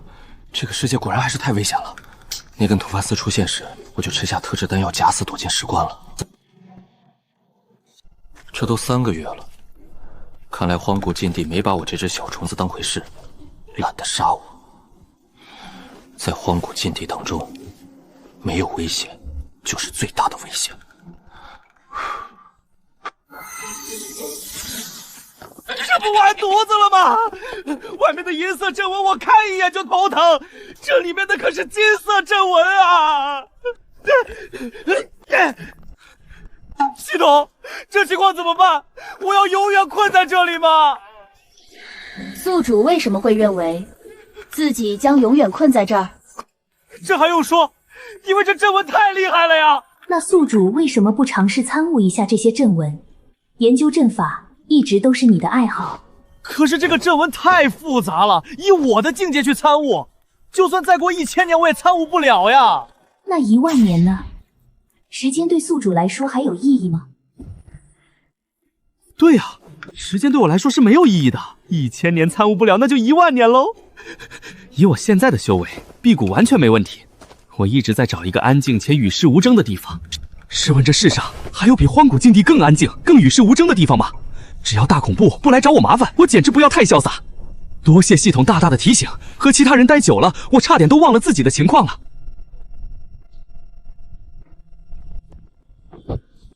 玄武阁的藏书左承耀都复印了一份给我，这么多藏书，我早就想细细品读了。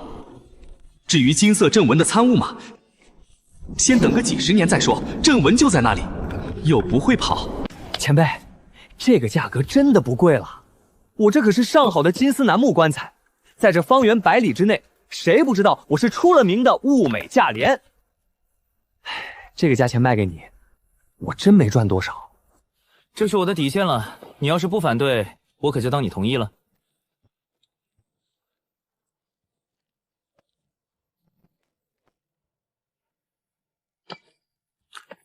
唉，岁月果然是最强大的武器啊！这么好的丹炉都变成废物了，真可惜。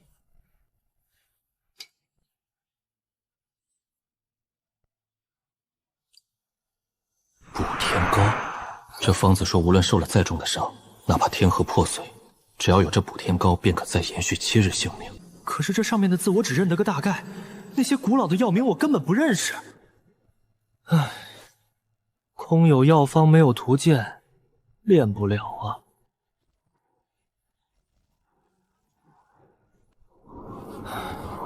被困荒古禁地50年了，花20年才离开古殿安全范围5步。好在路上给一个阵法大师收尸，得了本授本书，才知道这地上的金色阵纹叫道纹，非无上者不可掌控。这进展还是慢了呀。距离上次沉睡已经过去了130年，距离下次沉睡只有30年不到的时间了。真就离谱，为什么就不能创造一种一直流通的文字呢？要是我能把上面的字儿认全了，估计速度还能快上几倍。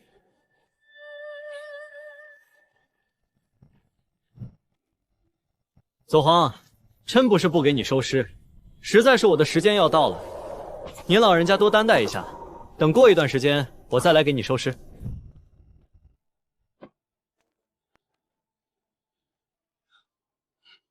系统，虽然我在荒古禁地待了这么久，但是我依旧没把握保证安全。我在沉睡期间不会出什么问题吧？回宿主，你完全不用担心这个问题。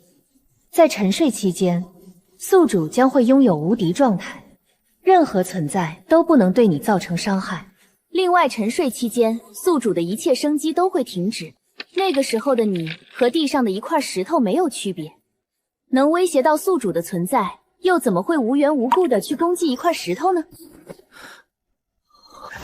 系统，照你这么说，那我岂不是可以在沉睡期间纵横荒古禁地了？系统不建议宿主这样做，因为在沉睡期间，无敌时间是有时效性的。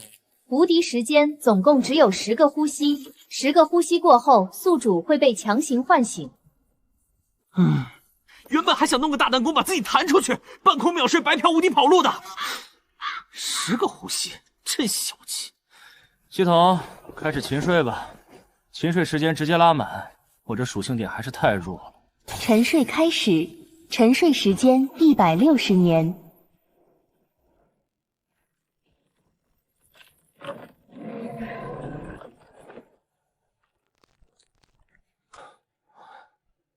这种一成不变的环境真让人压抑，怪不得总说山中方7日，世上1000年。待在这种地方，时间真是过得太快了。160个属性点，全部加在防御上。系统，你能不能给我弄一个标签呀？就是那种把各项数据转化成具体境界的那种，不然我根本就不知道我有几斤几两呀。标签添加中，标签添加完毕。元婴出期之下不可破，这个防御力还马马虎虎，至少在外面自保应该没什么问题了。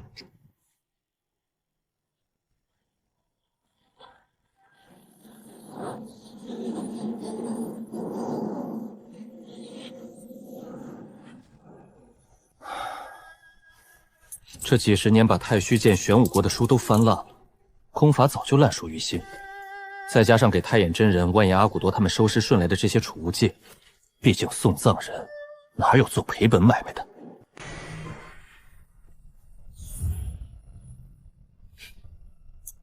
元婴后期应该够用了，要是想突破到化神境，我估计得花10年，这可不划算。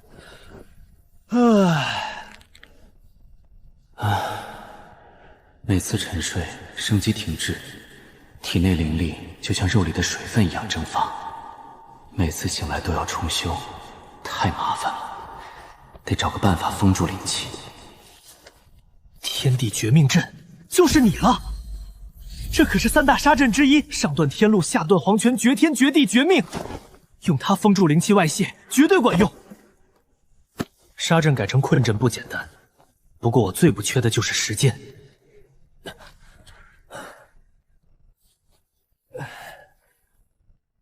陛下，为了给你收尸，我可是足足花了90年时间。想必你也不会让我白忙活一场吧？这不是玄武国的九转玄功吗？另外，这个东西我好像在哪里见过。陛下，你这多少有些不地道呀！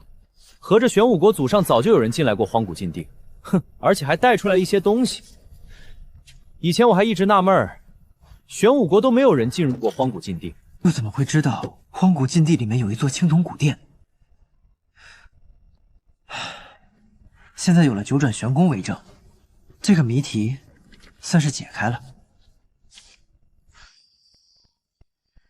当初左丞要请我出手，给我的九转玄功翻译版上就画着这4个符号。后来我在禁地图里检校下半篇，只当是个锋利的收藏品。要不是今天凑齐了，陛下，这世上那些无法解开的谜题，恐怕都是这样产生的吧？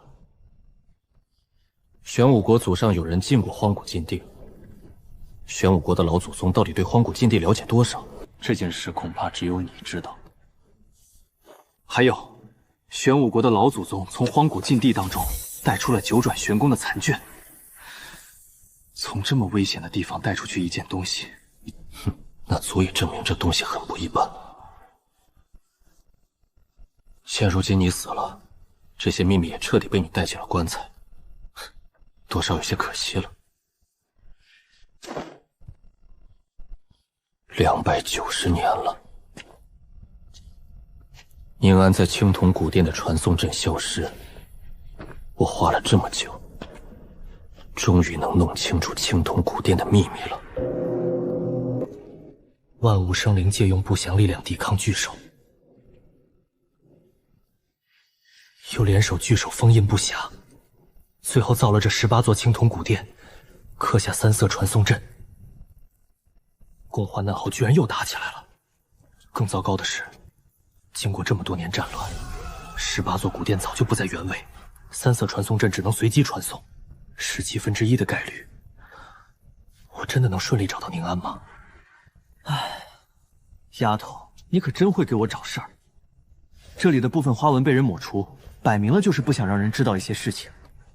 现如今，如果我想找到你，那就必须弄清楚镇守18座青铜古殿的种族是哪些。唉，你可千万别传放到巨手那边，不然我可就头大了。镇守古殿的18个种族，还有巨手的来源，全被抹掉了。夜月国禁地那座也是这样，这绝不是太眼真人干的。能在这荒古禁地抹除花纹的存在，或者说是这禁地里的大恐怖刻意抹除的。而且18座古殿移位，下面镇压的不祥居然没跑出来跑乱，说明有某种生灵在默默清除祸端。不管哪种，都不是现在的我能惹的。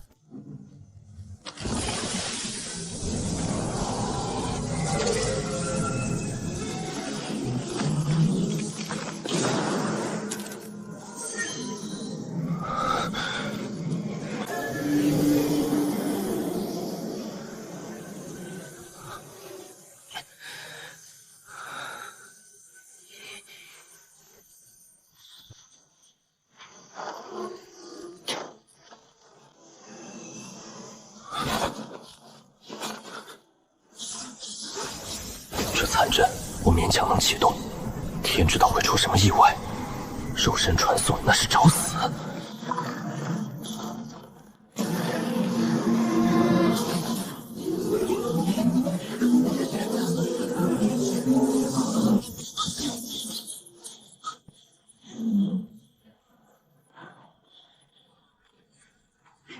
外面的时空裂缝正在切割时关，两边的传送阵果然对不上。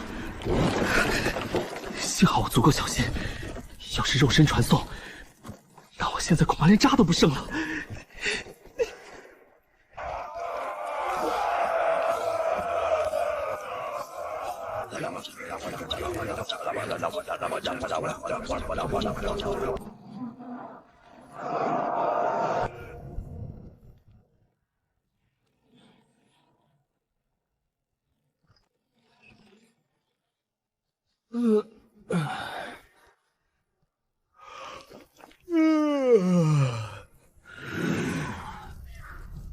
不是吧？我刚落地就来这么大的场面，还能不能玩了？这是哪儿？这里是10万大山，你是谁？我是外来者，对你们的语言不太熟悉，可不可以让我们用神识交流？这老头气势吓人，怎么神识连金丹期都不如？算了，先搞清楚情况再说。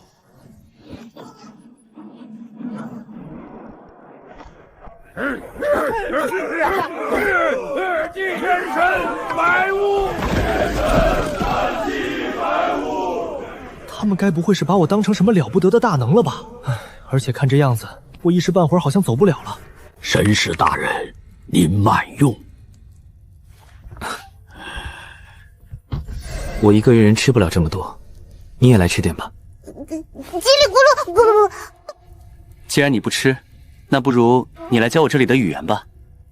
你们这儿的语言我听不太懂。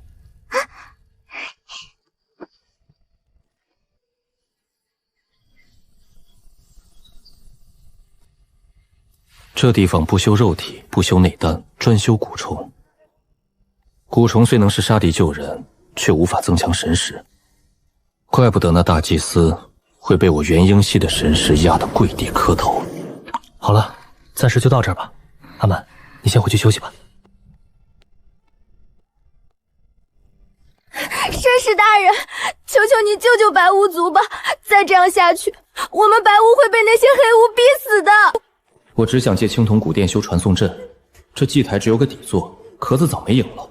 没有原住民帮忙，我上哪去找失踪的青铜古殿？要想马儿跑，总得先喂草啊！你们和黑巫族的事情我不太清楚，但我可以帮你们调停一下。至于能不能行，这就要看天意了，我也不敢保证。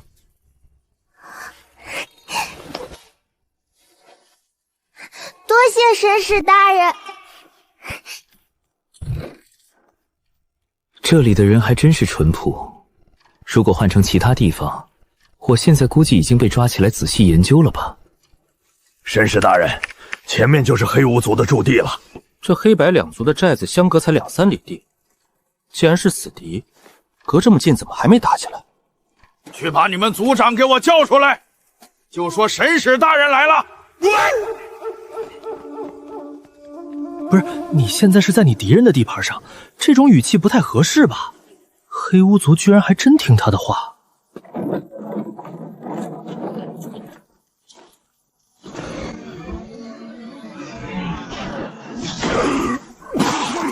保护族长！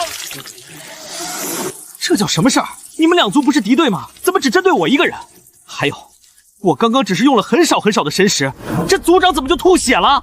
碰瓷儿呢吧？喂，都把蛊虫收起来，不得对神使大人无礼。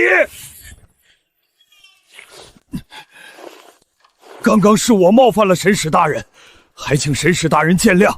我黑雾族对神使大人绝对没有半点。等一下，你为什么认定我就是神使？因为大祭司说你是神使，而且神使大人刚刚也证明了自己的身份。可是据我所知，黑巫族和白巫族应该是敌对关系吧？是的。那他说的话你信？我信。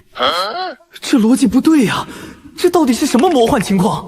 黑巫白巫原本是一家人，就是因为你们快活不下去了，所以你们才将部分族人赶了出去。是的，巫族祖先留下遗训，但凡巫族遇到无法解决的困难时，族人需要分裂成2部分，一强一弱，生死互不相干。为了保存种族火苗，亲手将弱小者赶出去等死，残忍却也无奈。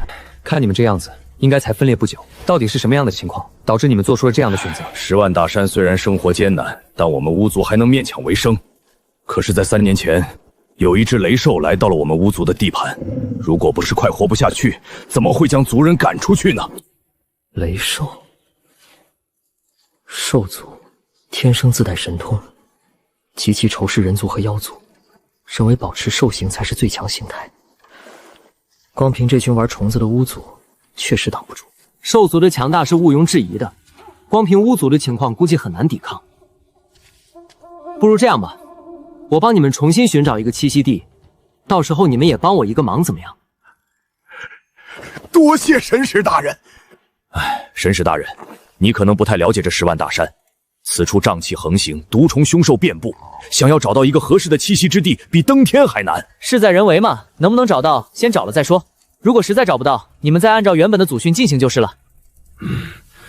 敢问神使大人，您还有什么事情要办？我们巫族一定全力协助。没什么，我要找一个东西，那是一座青铜古殿，这东西你们应该见过吧？怎么，这个青铜古殿有什么问题吗？神使大人，您说的青铜古殿我们知道，那里原本是我们巫族的祭祀之地，可是3年前青铜古殿被雷兽拿走了，我们不是雷兽的对手。只要知道青铜古殿的下落就行，剩下的事情我来想办法。有谁知道雷兽在哪里吗？我想去和他谈谈，毕竟兽族也不全是顽固不化之辈。我知道雷兽在哪里，我带你去。阿丽，滚回去！大人说话，小孩子插什么嘴？阿爹，我已经16岁了，上个月才进行的成人礼，我不是小孩子了。我要为巫族出力，我不想让祭司爷爷他们死。水月洞天的情况只有我清楚，我是最好的带路人。既然你就这么说了，那你就带神使大人去水月洞天吧。不过你要记住，神使大人不太清楚10万大山的情况，你要保护好神使大人。阿爹，你放心吧，我一定不会让神使大人出问题的。神使大人，我已经准备好了，我们什么时候出发？就现在吧。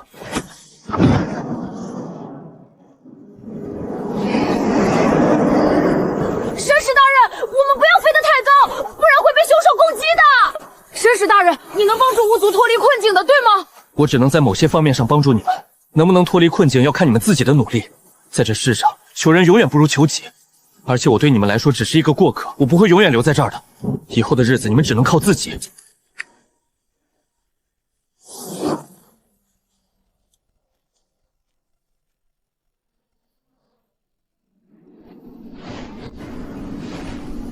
人族修士顾长安求见。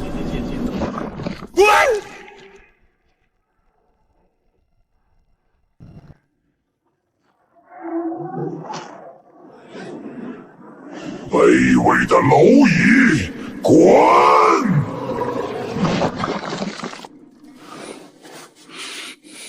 走。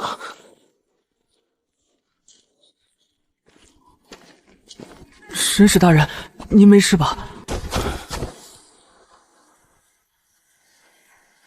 没事，不过有个事情我要告诉你，我暂时不打算走了。什么时候弄死这只雷奇，我什么时候离开10万大山。这几百年来，我一向与人为善，从不杀生。那只化神期雷修竟然朝我吐口水，而且还是2次。他凭什么？就连远超化神期的玄武帝尊都没这么对我，这口恶气不能忍。你们认为我是神使，那你们应该也相信我的能力。我要在10年之内弄死水月洞天的那只雷兽。如果你们认定我能赢，那就来帮我；如果认为我不能赢，那你们就尽快离开，省得到时候殃及池鱼。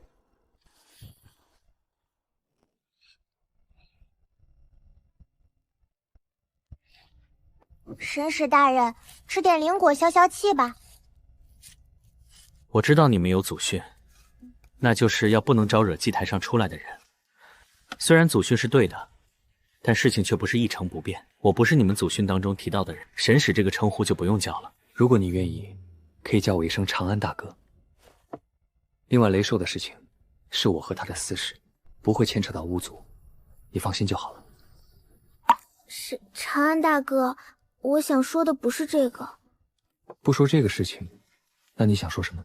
长安大哥，我在很小的时候就听说大山外面还有另一个世界，可是整个巫族没有人知道外面的世界是什么样。你应该是从外面进来的，你能告诉我外面的世界是什么样吗？大山外面是一个很精彩的世界，但我不建议你了解外面的世界。为什么？因为外面的世界比这10万大山中的毒虫凶兽更加危险。在外面的世界，死亡有些时候反而是一种解脱。把树皮交给古力从长，让他按照这上面布置。如果我没猜错的话，你们应该会选择和我一起对付雷兽。至于这木雕嘛，就送给你了。从我来这儿开始，你就一直盯着它，弄得我怪不好意思的。长安大哥，我没有。有没有我看不出来吗？普通的木雕而已，不是什么大不了的东西。想要就拿去玩吧。谢谢长安大哥。兽族通常群居，水月洞天那只雷兽不足为惧，麻烦的是他背后的种族，大了小的来老的，修行界历来如此。但这口水的仇，我顾长安必报。神使大人，这些东西能打跑雷兽吗？并不能，这只是我改良过的聚灵阵而已。这个阵法不但可以聚集灵气，而且还可以屏蔽大山中的瘴气。我观察了一下巫族的蛊虫之道，蛊虫的威力并不小，只可惜你们碰到了蛊虫的克星雷兽。雷兽坚硬的鳞片可以抵御大多数的蛊虫，而它的天赋神通更是将一切蛊虫死死克制。如果不是这样，你们应该不会这么狼狈。神使大人说的对，我巫族能在大山中活下来，自然也是有应对危险的本领。只可惜我们巫族的金蚕蛊失传了，不然未必对付不了雷兽。金蚕蛊？什么东西？这是我巫族最强大的蛊虫，准确的来说，应该称呼为蛊神。据传闻，金蚕蛊可蚕食世间一切，哪怕是雷兽的鳞片也不能阻挡。确实是个好东西，只可惜已经失传了。既然你们的方法对付不了雷兽，那不如来试试我的。我看巫族的人全都肉体强悍，十分适合修行炼体功法。这2本功法你们先拿去用，等把族人的实力都提升上来再做打算。另外，你们可能看不懂我写的文字，这上面的意思我已经告诉阿蛮了，具体情况你们问他就行。多谢神使大人，我们一定不会辜负神使大人的期望。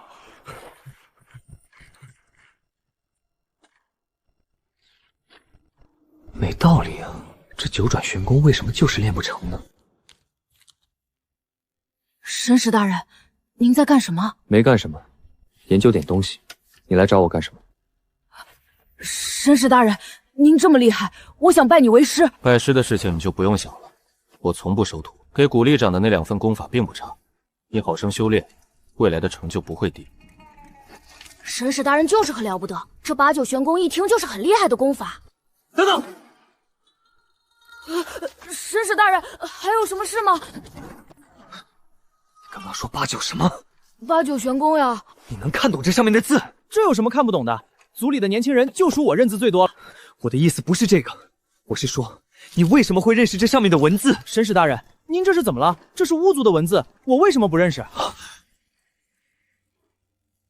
我一直以为巫族只有语言没有文字，原来玄武国的老祖宗从一开始就翻译错了。8九玄功翻译成9转玄功，难怪千百年来没人练得成。阿丽，你来帮我翻译一下这上面的文字。阿丽，看样子你何该有这场机缘。既然你翻译了8九玄功，那我就把这篇功法传给你吧。你先别着急，我传你功法，那是说明你有这个机缘，并不代表我要收你为徒。另外，你学得这8九玄功之后，绝对不能告诉任何人，包括你的族人。这功法来历太大，若是你随意透露，搞不好会为氏族引来杀身之祸。绅士大人，你放心，我谁也不告诉。如此最好。另外，你不要叫我绅士大人了，叫我先生吧。好的，先生。好了，今天的讲课就到这里吧。你回去之后要好生熟悉。阿丽记住了。原以为只是篇炼体功法，没想到阴数最大为8，阳数最大为9，功成9转，3魂归一，元神永继不散，功体万劫不坏。纵地金光，法天象地，这一次是真捡到宝了。先生，今天有什么收获吗？老样子，那只雷兽兽还是很少出来。先生，连您也不是那只雷兽的对手吗？这个我也不知道，你又不是不了解我，我一般不喜欢打架。对了，你的8九玄功练得怎么样了？多谢先生关心，我目前已经将8九玄功练到第7层了，马上就可以修炼纵地金光这门神通了。10年时间能将8九玄功练到第7层，不得不说你天生就是修炼这门功法的材料。只可惜我手里只有8九玄功的前9层功法，剩下的63层恐怕永远无法集齐了。再等几个月吧，等你把纵地金光这门神通学会了，我们就可以找雷兽的麻烦了。先生，现在修行体系如此复杂，假如有一天我离开了10万大山，我该如何判断未来对手的实力？没法判断，你只能靠自己的直觉。外修内修各有优点，虽然大致划分之后境界相差并不大，但如果细看差别，就会显现出来了。生死之战，胜负往往在毫厘之间，一点点细微的差别足以决定生死。那这也太麻烦了，为什么不能有一种统一的修行之法呢？内修外修各有优点，内外兼修不就行了？从理论上来说，这种事情是可以做到的，但目前为止还没有人能做到。8九玄功虽然可以做到以肉身修出元神之力，但本质上还是偏向于外修的。内修之法和外修之法你都会，你提出的那些理论也很有意思。虽然大致划分之后境界相差并不大，但如果细看差别，就会显现出来了。生死之战，胜负往往在毫厘之间，一点点细微的差别足以决定生死。但是这其中还有很多很多的问题，这些问题需要你自己去解决。说不定千百年之后，你会统一整个修仙界，然后创出一个全新的修行体系。内外兼修，不过是闲暇时随口一说的玩笑罢了，怎么可能真的实现？你们又在聊什么？能说给我听听吗？阿满，你是越长越漂亮了。我记得你以前可是又黑又瘦小。另外，以先生的境界，早就已经辟谷了。你为什么一直坚持送饭？跟长安大哥学了这么久，还是管不住你那张嘴。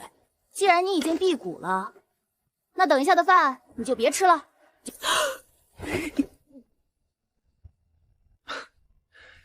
虽然修行者可以辟谷，但是多吃点饭还是没错的。为什么？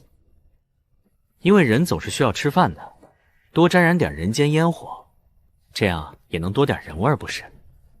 而且阿蛮做的饭这么好吃，你难道不想吃？就是，还是长安大哥明事理。哪像有些人，修行都把脑子修坏了。不是我不想吃饭，实在是你偏心眼。先生的饭菜里每次都有鸡腿，我的饭菜里就只有数不尽的绿菜。你要是给我加鸡腿，我肯定也乐意吃饭。爱吃吃，不吃滚！想吃鸡腿不会自己去弄啊？给你吃还挑三拣四，今天你没饭吃。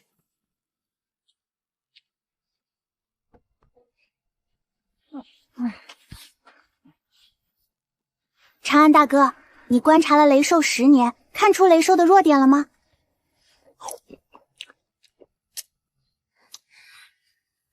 雷兽的弱点我没看出来，但问题倒是看出来一大堆。水月洞天是巫族的栖息地之一，单从灵力来说，这个地方并不是很好，所以水月洞天没有理由会引来一只化神期的凶兽。可是雷兽还偏偏来了，而且还一直赖在这里。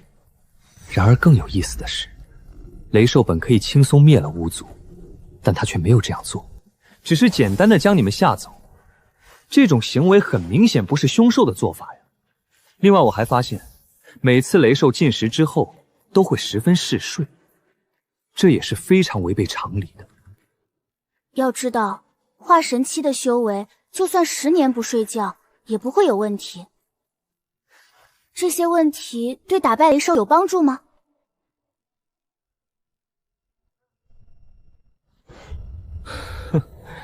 在别人手里没有，但在我手里，那可就不一定了。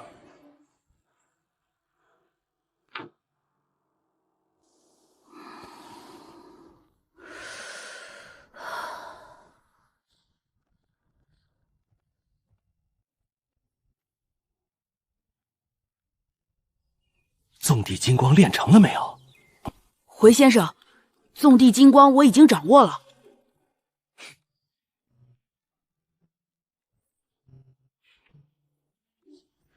掌握了就好，跟我来。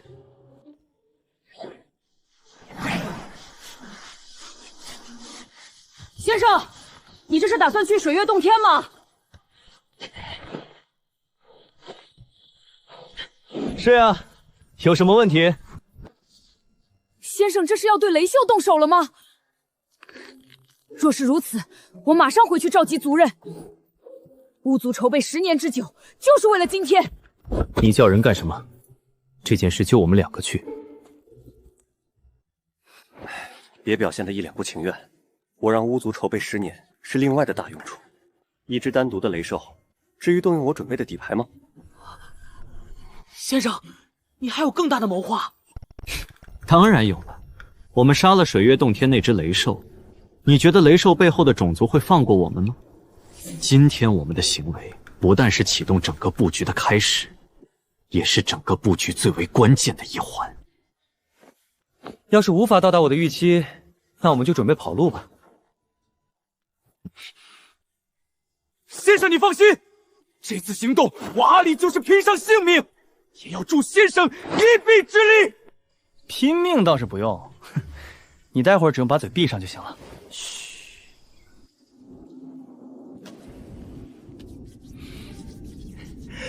人族顾长安有至宝献上。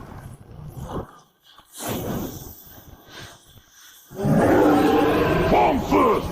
这明明就是一块普通的石头，你敢戏弄我？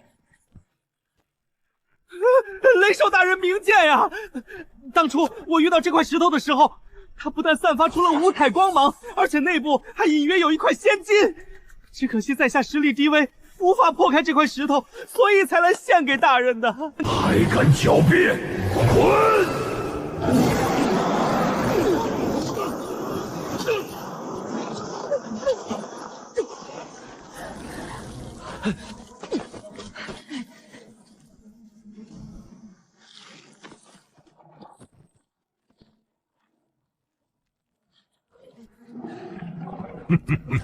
愚蠢的人族！我雷兽一族以金属和矿石为食，身体更是百毒不侵。虽然不知道你想干什么，但你无论如何都伤不了我分毫。待我完成这里的事情，定要将你们全部杀光！哼哼。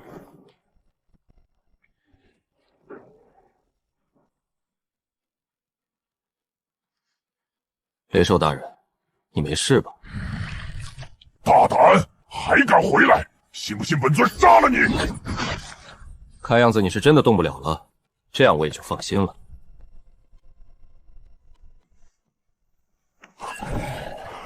人类，你再敢碰我，信不信我杀你全？叫什么叫？没看到我正在想让你怎么死的惨一点吗？你大喊大叫会打乱我思路的。先生，你是怎么让这只化神期的雷兽不能动弹的？雷兽以金属和各种矿石为食，一身鳞片可以说是坚不可摧，其身体更是能避免绝大多数的毒。这样的物种可谓是上天的宠儿。我观察了它足足10年，在这10年时间里，我一直在想这样一个问题：碰到这样一个强悍的种族，该用什么样的办法才能让其灭族亡种？哈哈哈！就凭你也想灭我雷族，简直是痴人说梦。虽然不知道你用什么方法让我动弹不得，但我的族人一定会为我报仇的。你说的没错，从常理上来说，还真想不出有什么办法能灭你全族。但我这10年时间也不是白花的，我发现了你们雷族的一个小秘密。这个小秘密，恐怕连你们自己都不清楚。什么秘密？在这10年时间里，你一共进食20次，平均1年2次。在观察前6次进食的时候，我发现你其中2次进食之后，特别容易打瞌睡。针对这个问题，我产生了一个疑惑。我在想，是什么样的原因让你容易打瞌睡？前2次你打瞌睡时，我将你吞噬区域的所有植物和矿石都记录了下来，然后进行逐一对比。可是你每次进食都会吞掉小半矿脉，那么大的面积上蕴含的东西太多了，所以我得不得再花7年时间继续筛选。在这7年时间里，你每次进食的地方都是我精心挑选的，难道你就没发现，你在这7年里打瞌睡的频率变高了吗？不可能！我们种族百毒不侵。雷兽确实百毒不侵，但如果那东西不是毒呢？这是火红花和亚麻草，我给它们起的名字。它们一般会生长在一些矿脉上，不算少见，也不算常见。这2种东西无论是一起吃下，还是分开吃下，都不会产生毒素。但是它们有一个很奇特的作用，那就是会让你们雷兽全身麻痹。当然，这个猜想也是我现在才确定的。最开始的2次打瞌睡，就是因为你在吞噬矿脉的时候误食了这2种东西，只不过你摄入的量太少，所以才没有全身麻痹。所以为了验证这个猜想，我在那块石头上涂抹了这2种杂草的浓缩汁液。那你凭什么敢肯定我会吃那块石头？我当然不敢肯定呀，所以又在那里面添加了些东西。这样一来，这2种杂草的汁液就会变得极易挥发。畜生始终是畜生，总有一些坏毛病是刻在骨子里的。在碰到你们不认识的东西时，你们会用鼻子闻，会用舌头舔。这样一来，我的目的就达成了。但是我真没想到你会蠢到把它吃下去。雷兽的鳞片极为坚硬，就算是一些神兵利器，也只能伤到皮毛。这点我刚刚也验证了，但是我始终不相信世上会有完美无缺的物种。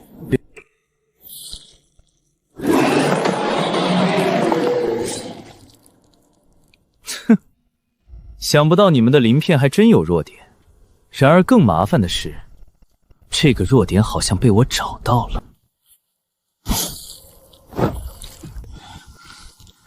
杀了我！有种你就杀了我！想什么呢？我怎么会让你轻易死去呢？我要你亲眼看着自己是怎么被我一刀一刀的肢解，然后我会研究透你身体的每一个部分，并且寻找出其中的弱点，而这些弱点则会成为你们种族的催命符。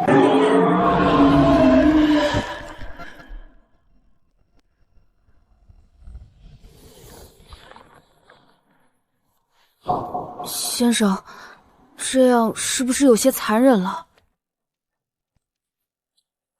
残忍吗？一般般吧。外面的世界比这残忍100倍。另外，凶兽吃人的事情你又不是没遇到了，半截人体被咬碎，另外半截身体在地上哀嚎挣扎。那个时候你觉得残忍吗？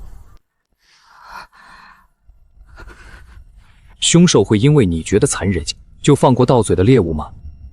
你在10万大山里面长大，应该很明白，感情这种事情对人讲一讲还行，对其他物种谈感情简直是贻笑大方。回去叫人吧，这么多肉我们俩可吃不完，正好也让大家改善一下伙食。雷兽的肉质极其鲜美，诸位还是尽快享用吧。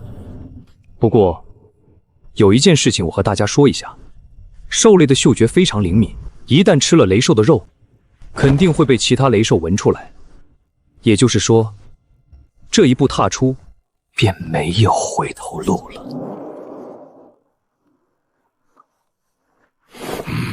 大家还等什么？快点火烤肉呀！这可是神使大人赐给我们的。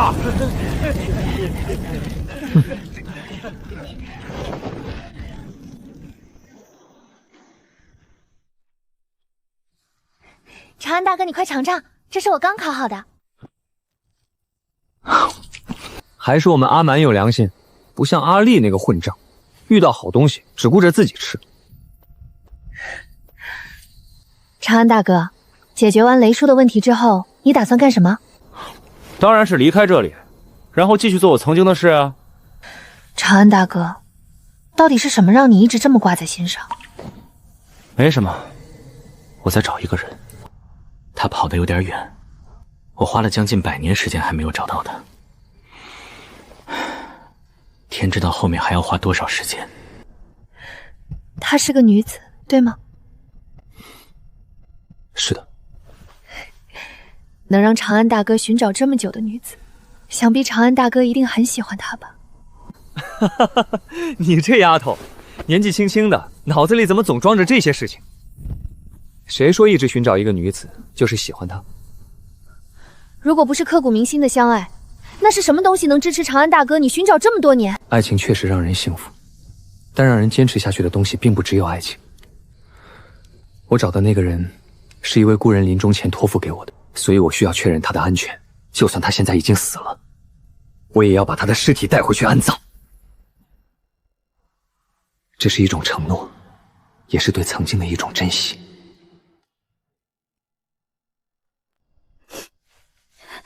长安大哥，那你能给我说一下曾经的故事吗？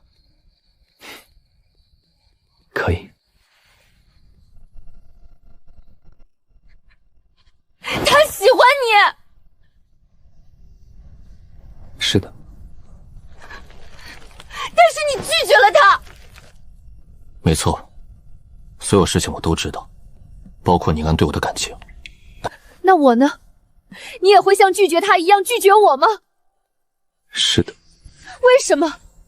你不执着于修行，做每一件事都是随心而行。既然如此，你为什么要一次又一次的拒绝？如果你从一开始就打算拒绝，那你为什么还要对身边的人那么好？为什么不从一开始就狠下这个心？今人不见古神月，今月曾经照古人。有句话是这样说的，人只有在失去某个东西之后，才会懂得珍惜。那如果你提前知道这个东西注定会失去，你会忍住不去珍惜吗？你这是狡辩！人怎么可能知道未来发生什么？你凭什么认为你一定会失去？为什么不能？这种预知你也能做到。就比如，你巫族的同胞会慢慢死去，这是无法改变的事实，也是已经预知的未来。长安大哥，你真的能看到所有人的未来吗？是的。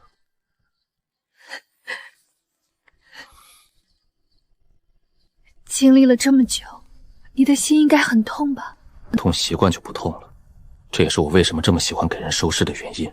因为给故人收尸，能把他们的回忆装进心里，同时也能在心里将他们埋葬。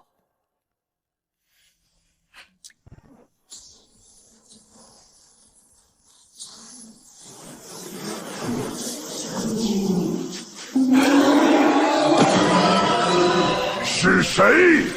是谁杀了乌尔？乌尔雷山，雷族的天之骄子陨落了。不管是谁杀了他，我们雷族定要让其血债血偿。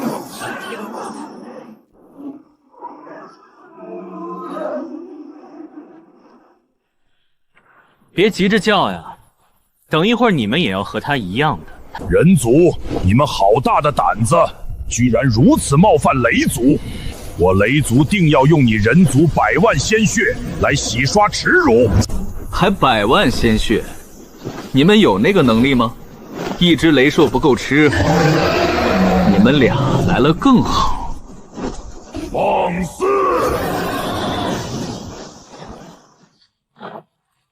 想不到你们雷兽的鳞片除了坚硬之外，竟然还能防御雷霆，这真是一个意外之喜。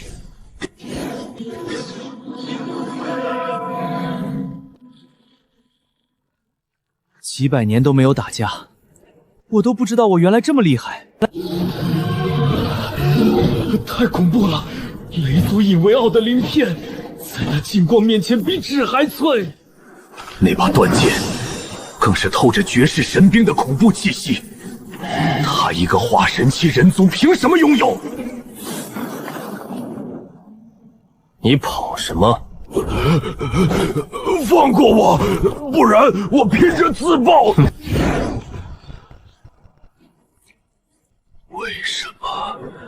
为什么他总能无视防御，找到命门？这没道理啊！根据记载，雷兽乃是兽族上古血脉，实力十分强悍，怎么会如此不堪一击？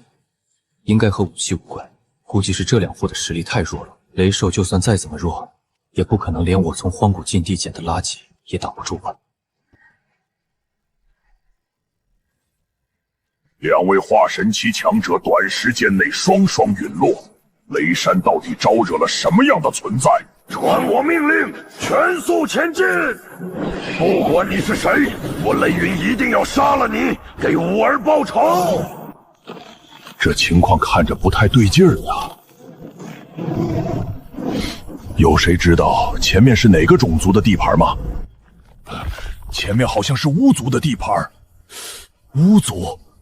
他们疯了吗？居然敢去招惹雷云那个疯子！另外，凭巫族的实力，没能耐杀了雷山呀。是不是巫族干的？我们看下去不就知道了？但我估计，这背后应该有强者操控。光凭一个巫族，确实没能力做到这一点。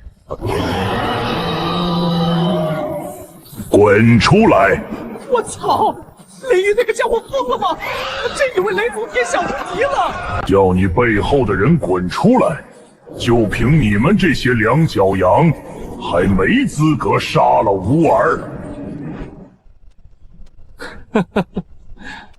这话说的，雷兽又不是天下无敌，我们为什么不能杀了他？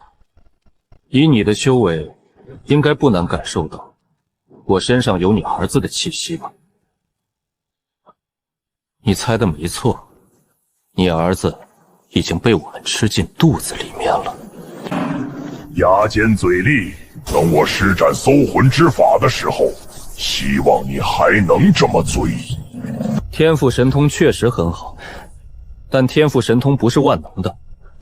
人族之所以能屹立于这片土地上，自然有其中的道理。今天就让你见识一下人族的天赋神通。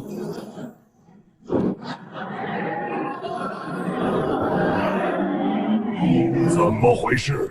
我竟无法与天道呼应。怎么？是不是发现无法调动天地之势了？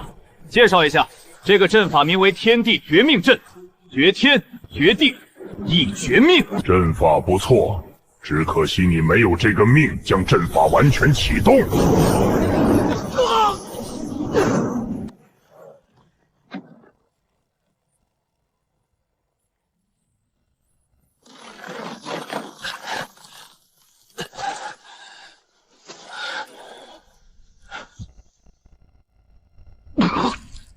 能挡住我一击之力，已很不错。现在我相信雷山是你杀的了。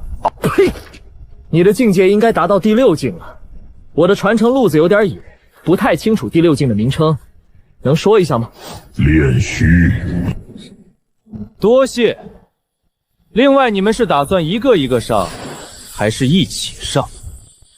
我不会让你们死得太轻松。这里所有的人都会活着，但你们的哀嚎声会响彻天地。100年的恩怨，今天就来做个了结吧！法向天地！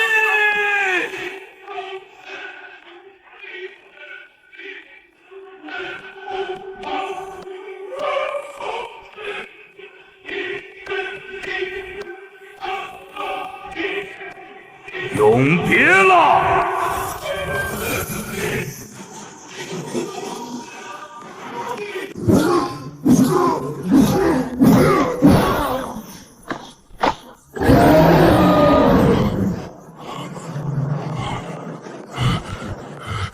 这是饕餮根骨，你从哪里弄来的？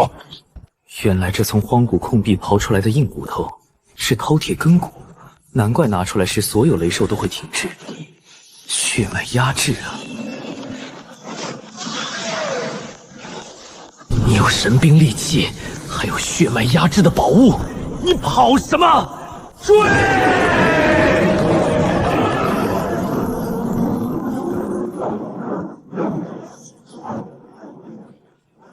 人类，现如今你们已经山穷水尽，把饕餮根骨交出来，我饶你们不死。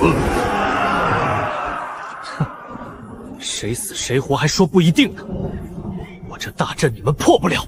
我不否认你这杀阵的威力，但可惜的是，你自己已深入阵了，已身处阵中，被我等围追堵截，根本无法操控阵法。光凭阵法自行运转，一时半会儿根本奈何不了我们。在这段时间，我可以杀光所有人族，包括你。我把饕餮根骨给你，你真的能放过我们吗？我从来不做什么保证，但如果你不把饕餮根骨交出来，我现在就杀了他们。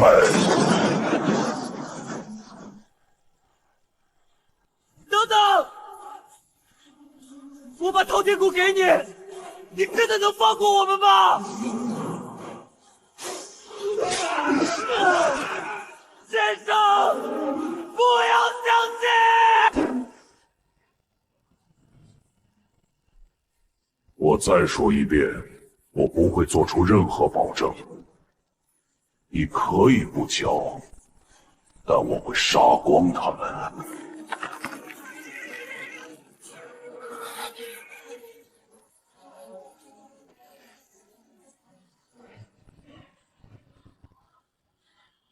你能告诉我一个问题？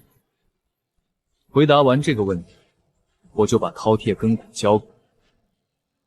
说。等一会儿，你想被做成什么口味？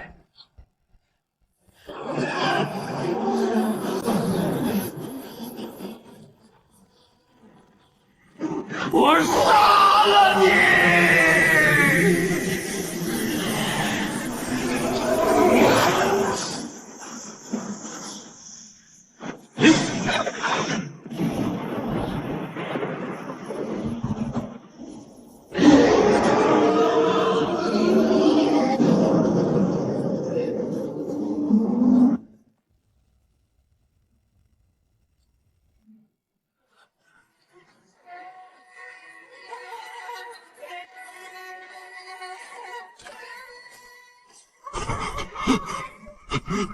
你做了什么？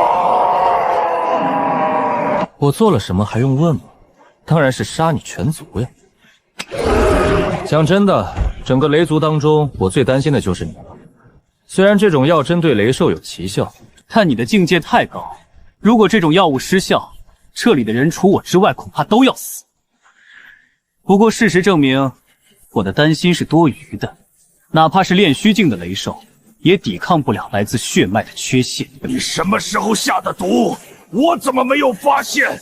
而且我们雷族百毒不侵，就算有毒药能毒翻我们雷族，那他们为什么没事？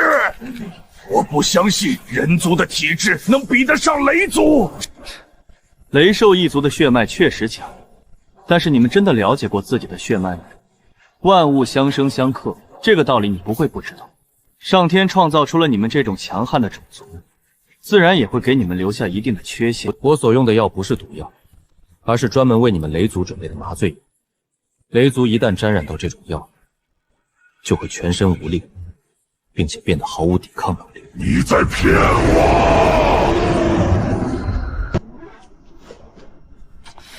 你烦不烦？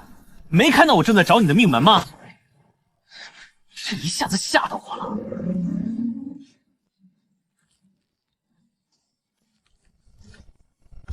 你什么时候下的毒？以我的修为，不可能没有察觉。你刚来的时候，没看到我们是从地道里钻出来的。我没有直接对你们下药，而是把药掺杂在这方圆500里的泥土里。除此之外，我还在地道下面架设了无数大铁锅。随着烈火的焚烧，锅里面的药力就会顺着泥土渗透上来，这样我就能做到无声无息的下药了。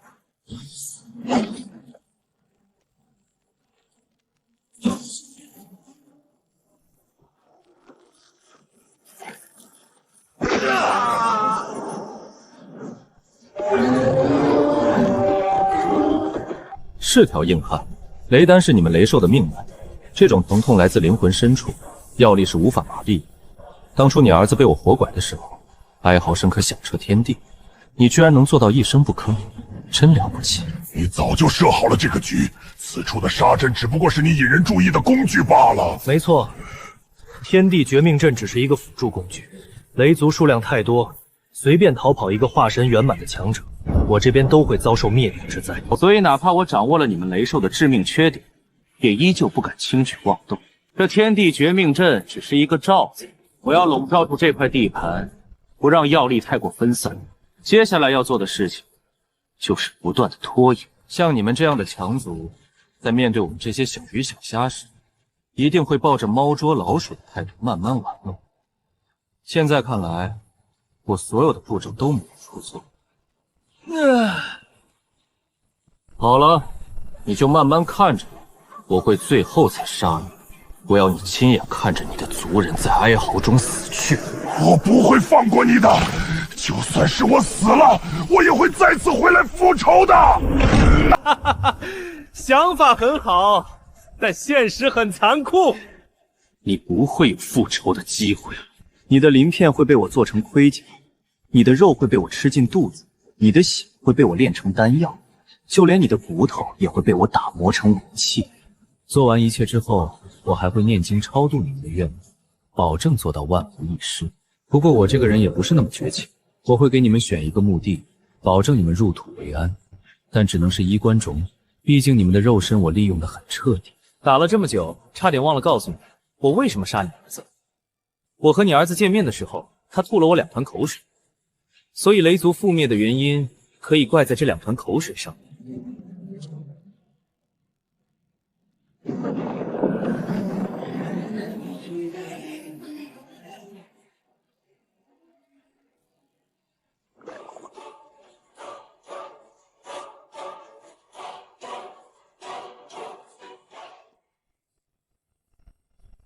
一人灭一族，这从来只是夸张的说法。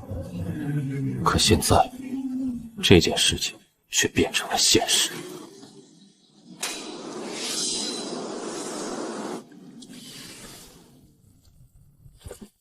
这蛋已经死了。雷山霸占水月洞天，估计是想借助这里的灵泉让它恢复生机。神使大人，雷族的资源已经清点完毕了。雷族的资源我拿走一半，剩下的一半留给你们。100年之内，这10万大山之中的凶兽应该不敢来招扰你们，所以你们要趁着这个时间快速发展。另外，你们能拥有今天，这一切都是我给你们的。所以你们要欠我一个人情，这个人情不管过去多少岁月，你们都要还。若是不还，给你们的东西我要取回来。神使大人放心，纵使千万年过去，巫族也不会忘记神使大人的恩情。不过，还请神使大人留下信物，方便日后相认。另一半今夜就代表我，等有一天另一半今夜出现的时候，那就证明你们该还这个人情了。修复3色传送阵还需要一些时间，这段时间我就不在巫族出现了。还有，等我走后，我不希望我的名字流传下去，你明白吗？古力明白。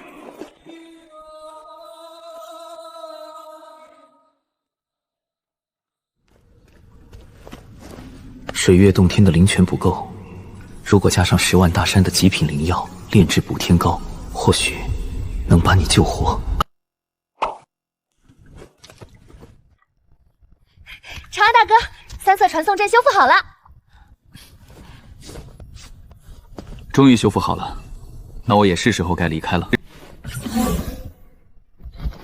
长安大哥，我想和你一起离开。阿玛，你是了解我的，我的选择你也知道。长安大哥，我知道你不会为某个人而停留。明安如此，我也是如此。你走的是一条漫长且没有尽头的路，但你不能因此拒绝那些陪你一同前行的人呀。阿满想陪你一起走，哪怕这段路程只是你人生当中短暂的一瞬间。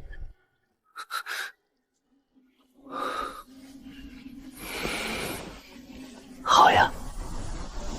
阿丽，你都挤到长安大哥了，你往那边挪挪。不至于，真不至于，真不至于。这个石膏这么大，躺3个人完全绰绰有余。你们又不是要在这儿洞房，至于吗？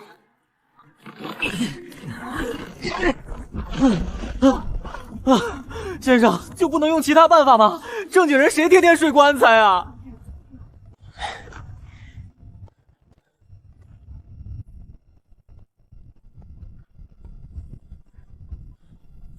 先生，这是哪儿啊？什么事都问我，真以为我是神仙啊？先看看再来说吧。要不我们再传送一次吧？这个地方应该不会有你要找的人。修复3色传送阵，我可是有经验的很，保管3、5年之内就能用。马兰开花21，28256，28257。已经找到了，接下来该做我们自己的事了。找到了什么？当然是我一直找的人呀。这个木条就是你要找的人？是呀，这个木条是我曾经送给一位故人的，现在他把木条留在了这儿，这就说明他还活着，而且活得很好。既然知道了他的生死，那我的目的自然也完成了呀。完全听不懂在说什么。先生，既然你已经找到了你要找的人，那我们接下来该去哪里？这个问题问得好，是时候展现我的大推演术了。有结果了，我们去那边。先生，用这种方法选择去向，是不是有些不妥啊？不是不妥，是非常荒诞。既然现在你对这个荒诞的方法提出了质疑，那你给我们选个方向吧。先生的大推演术简直是公参造化，我非常乐意走先生选的方向。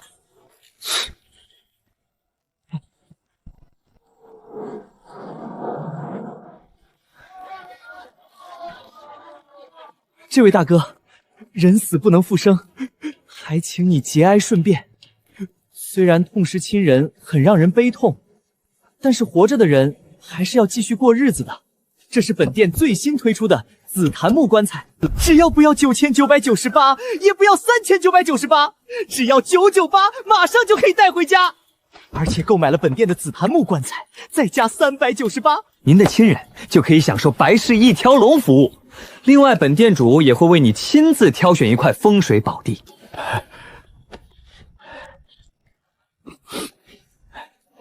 嘿嘿嘿。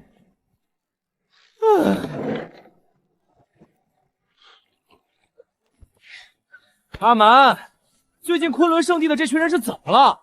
接二连三的来买棺材，搞得我都快忙死了。长安大哥，你这脾气也忒怪了一些。生意冷淡，你嫌没人；生意好了，你又在这抱怨。那你到底是想让生意好，还是不好呢？棺材铺这种生意嘛，我不希望太好，也不希望太不好。生老病死乃是天道轮回，人死太多了会出问题，死的太少了也会出问题。总而言之，要保持一个合适的程度。对了，阿丽那小子跑到哪里去了？估计是和昆仑圣地的人去寻找灵源了。40年前我们来到了这儿，你让他在店里待了足足20年。20年你放他出去，他自然要好好的疯一把。困他20年，一是为了让他熟悉这里的环境，二是为了好好修炼，最起码有点自保的能力。自保能力有了，我自然会让他出去的。还有，最近你收拾一下，我们也该离开这里了。我有预感，这里估计马上要不太平了。那阿丽怎么办？他短时间之内应该回不来。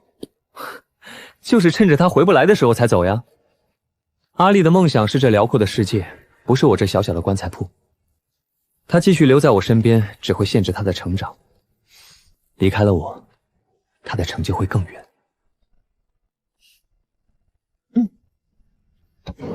长安大哥，你决定的事，我永远都支持。那我现在就去收拾。这些事儿慢慢来嘛，我又不是现在就走。快坐下来吃饭。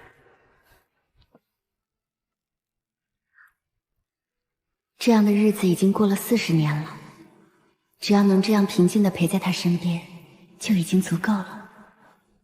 昆仑圣地，江不凡求见。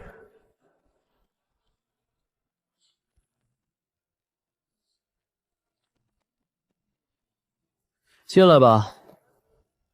您这位昆仑圣地的准圣子站在门口，我这生意还怎么做？多谢先生。今日不凡前来，是有一事相求，我想请先生。停。让你进来不代表我同意帮你，之所以叫你进来，是想让你给阿丽带一句话。你告诉他，天下没有不散的宴席，以后的路要靠他自己走了。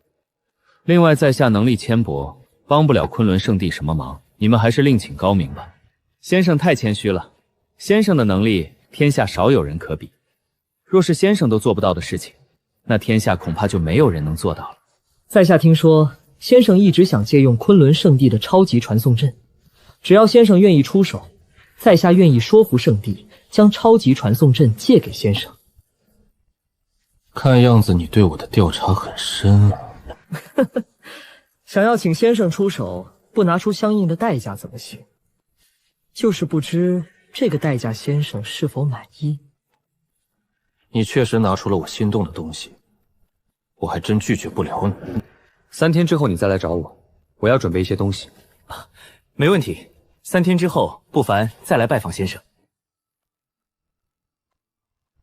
先生，你真的要帮他吗？帮什么帮呀？我骗他的。长安大哥，那你们不是约定好了3天之后见面吗？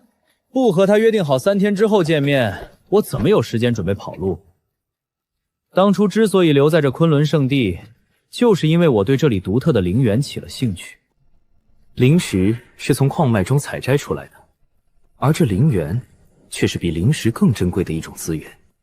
它里面不但蕴含着极为精纯的灵气，而且还会封存着各种各样的上古物品。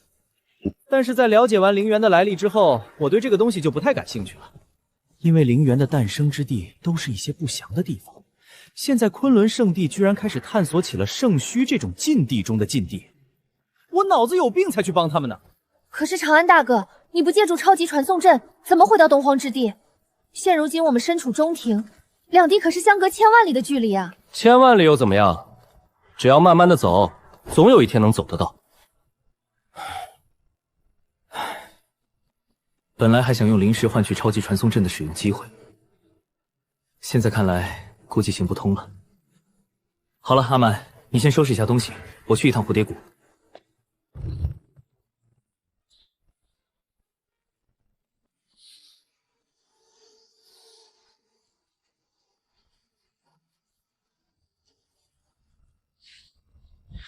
百草翁，我又来找你啦！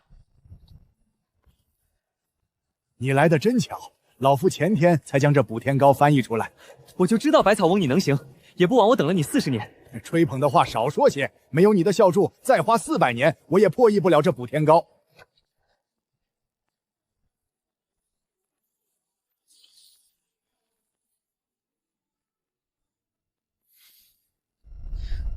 想不到补天膏的用材居然如此简单，真是让人意外。提升修为当然要用珍贵的灵药，因为那些珍贵的灵药当中蕴含着强大的能量。可是治病疗伤，灵药有些时候反而比不上一些普通药材。创出补天膏的这位前辈，能用这些常见的药材炼出起死回生的灵药，其天赋可谓是旷古谢今。补天膏的药方是你翻译的，你应该全部都牢记在心了。作为朋友，我劝你一句，就算你有能力炼制补天膏，100年内也不要让它现世。昆仑圣地正打算探索圣墟，最近已经死了很多人了。要是让他们知道你有补天膏，你会遇到数不尽的麻烦。你要走了？最近这几天吧，本来还想用昆仑圣地的传送站，可现在这种情况只能用脚走了。西周、东荒、北漠、南原、中庭，以前我可不知道世界会有这么大。从中定走到东荒，天知道要走几百年。既然你要走了，那我送你一份礼物吧，也算是补天膏的回礼。你把你的毕生所学都交给我了，你该不会是想收我做徒弟吧？这可不行，我现在不太想拜人为师。以你顾长安的能力，我给你当徒弟还差不多，怎么敢收你做徒弟？我一身医术尚未找到传人，如今动荡将起，我也不确定能不能全身而退。若是我们没能将传承留下去，到时候可能就要请你帮忙了。寻一个有缘人，把玉简交给他就是了。行，这个事情不麻烦，遇到有缘人我会交给他的。不过传承人这种事，你还是自己找比较好一点。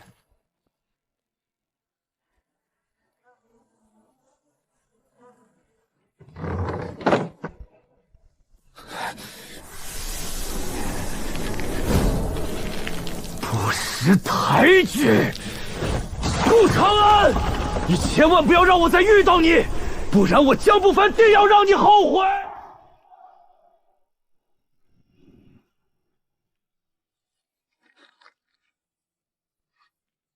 老师，你真的不要阿丽了吗？是阿丽哪里做错了吗？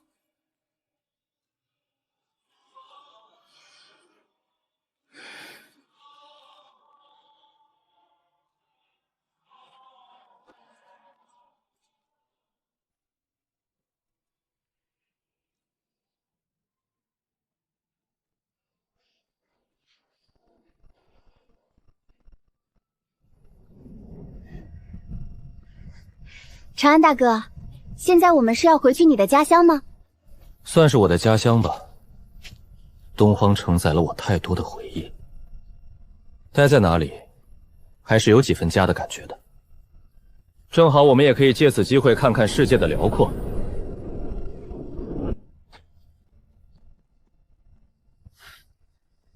只要能跟在长安大哥身边，无论去哪里我都愿意。长安大哥，这次你可要带我好好的玩一下，我可是给你当了40年伙计和丫鬟。没问题，我带你去看世间的繁华，也带你去看日升日落。只要是你想看的，我都带你去。昆仑圣地到大玄王朝1328万里路，我们足足走了240年，真希望这条路永远走不完。长安大哥，这就是你最开始的地方吗？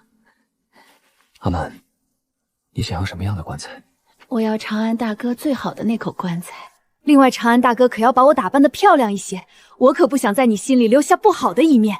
好，一切都依你。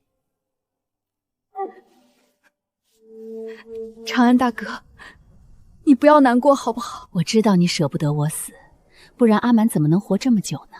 从认识你开始，我已经整整活了300年了。我只是一个筑基境的修士，让我多活100年已经是极限了。300年的岁月足够了，我活得很开心。若是没有你，我就算再活300年也不会快乐的。还是那句话，一切依你，我不伤心就是了。你还有什么想看的吗？我想看日出。好。长安大哥，阿芒其实很自私的，我知道这样做会让长安大哥你痛苦，但是只有这样你才会记住阿莫。你不要怪阿莫好不好？我是你的长安大哥，长安大哥怎么会怪阿莫呢？长安大哥真好，阿莫真想陪你看每一次日出日落，可是阿蛮有些累了，阿蛮想先睡一觉。这一次的日出，阿蛮就不陪你。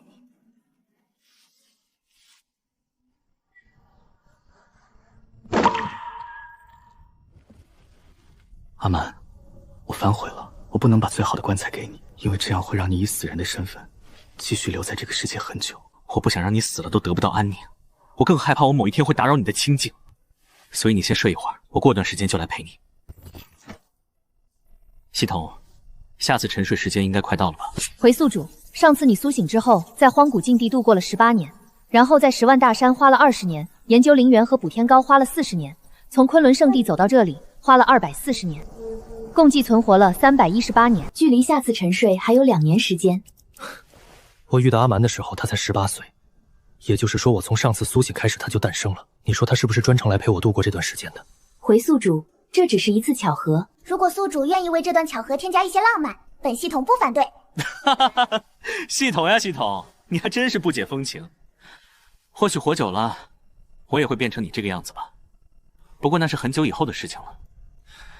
现在趁着我还有点人味，我要去见见我那些故人了。这次沉睡时间更长，我怕一觉醒来就见不到他们了。主持，你到底还有什么放不下？我在等一个人。主持，您在等谁？弟子们去将他请来可好？送葬人是请不来的，该他来时候，他自然会来。小和尚，才几百年不见，你怎么变成这个样子了？是你回来了吗？当然是我，除了我，谁还会来看你这个要死的老和尚？顾长安，你个该死的王八犊子，你怎么还不死？出家人怎么能说脏话呢？你好歹也是夜月国有名的高僧，有点风度好不好？不是，我都要死了，吃你个橘子还不行啊？当然不行，我吃橘子是为了用橘子皮压一下尸臭。我很好奇，你是怎么把自己弄成这副模样的？虽然元婴境的寿元只有800载，但是服用一些延寿丹药，多活个100-200年也没问题。可是根据我的记忆，你好像还没有800岁。我也想再活个几百年呀，但是条件不允许，我有什么办法？我被困夜月国禁地，你还记得吗？记得。然后呢？当时我被狼王追杀，被堵在了封印的裂缝当中。随着时间的推移，我的身体遭受到了不祥力量的侵蚀。这股力量让我变得很强，但需要付出一些代价。为了不让情况越发严重，我自斩一刀退回了元婴境。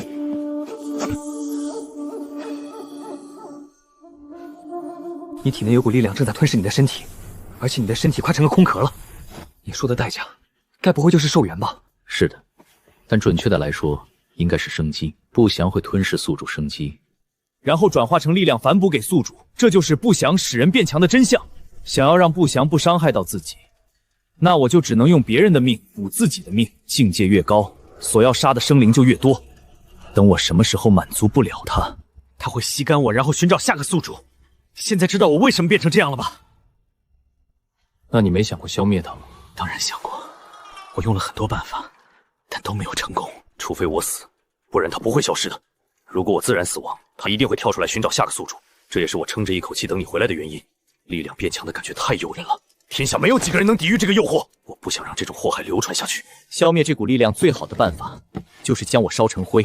骨灰盒我已经准备好了，剩下的事情交给你了。另外，以我的境界，死后应该会留下几颗舍利子，这些东西就当价钱。你的德行我清楚，让你白干一场，比杀了你还难受。那你的骨灰葬在哪里？要不要交给你的徒子徒孙？还是算了吧，梵音寺一代不如一代，那群小秃驴不是什么好人，把我的骨灰交在他们手里，搞不好有一天会被人扬了。埋葬的地方你自己挑就行，反正我也管不了。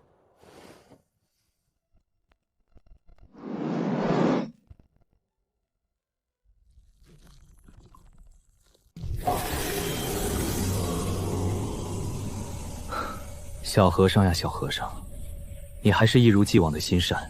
要是换成别人，恐怕早就大开杀戒了。小白，最近过得好吗？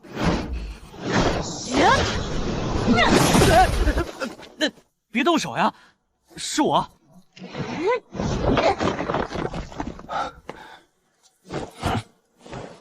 法相天地。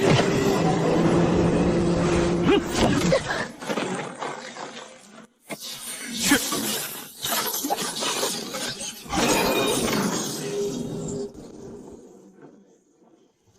连烟月里，你我也算熟人了，你至于下手这么狠吗？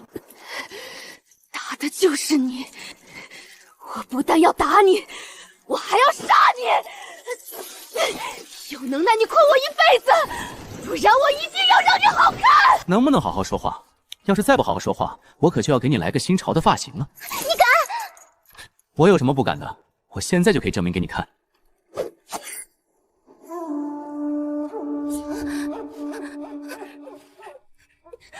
你别过来，我不和你为敌就是了。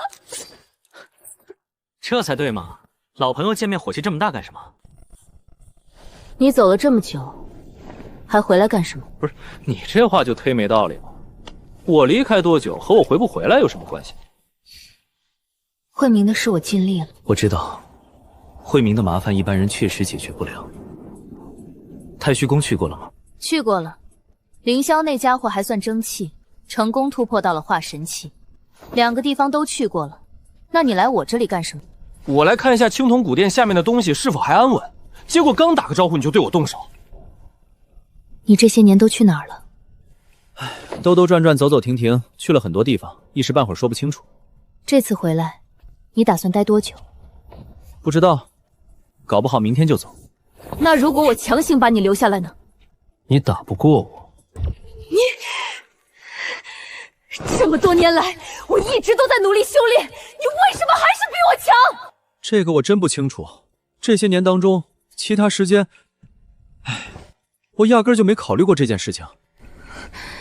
我也不知道为什么我会越来越强，比那些专心修炼的人还强。要不是打不过你，我真想狠狠地收拾你一顿。青铜古殿有我看守，不会出什么问题。你可以滚了。你该不会是爱上我了吧？你给过我这个机会吗？没有。那不就得了，还不快滚！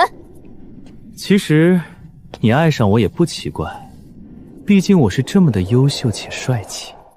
唉，可是我们俩是不会有结果的，毕竟你是狼，我是人，我们俩生出的孩子搞不好会变成狼。我来了你！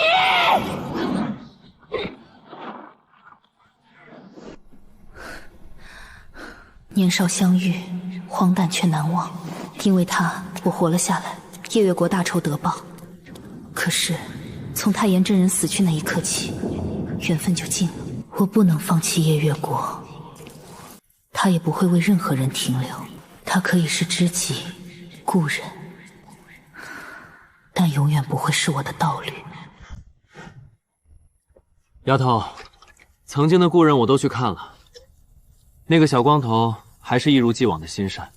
不过我那个小师兄还算正气，居然突破到了化神期，这样我应该就不用担心醒来见不到他了。世人常说，生不能同眠，但求死能同囚。这一世我负了你，如果还有下辈子，你不要再遇到我了。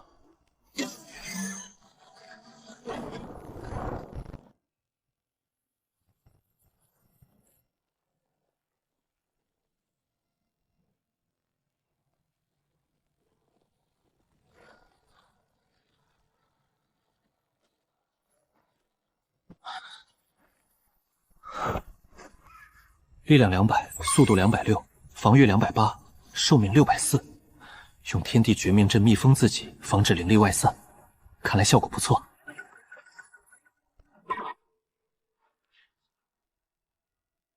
系统，这是怎么回事啊？标签只是对宿主实力衡量的一个标准，标准发生了改变，标签自然也会发生改变。因为现在情况特殊，所以只使用了模糊的标签。系统，什么叫标准发生了改变以及情况特殊？现在的情况过于复杂，宿主恢复修为之后，自然会明白一切。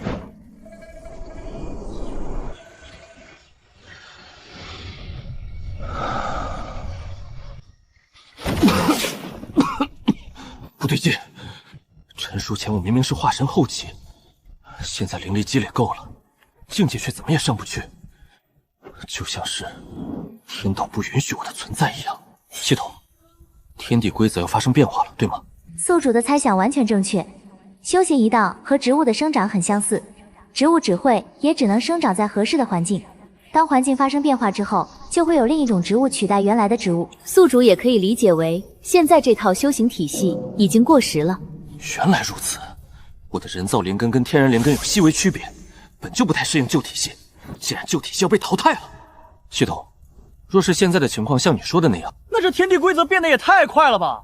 我才活了多少年呀，天地规则都开始变了。宿主，你为什么会认为天地规则变化得很快？你来这个世界的时间并没有太久，你知道现在这套修行体系延续了多少年吗？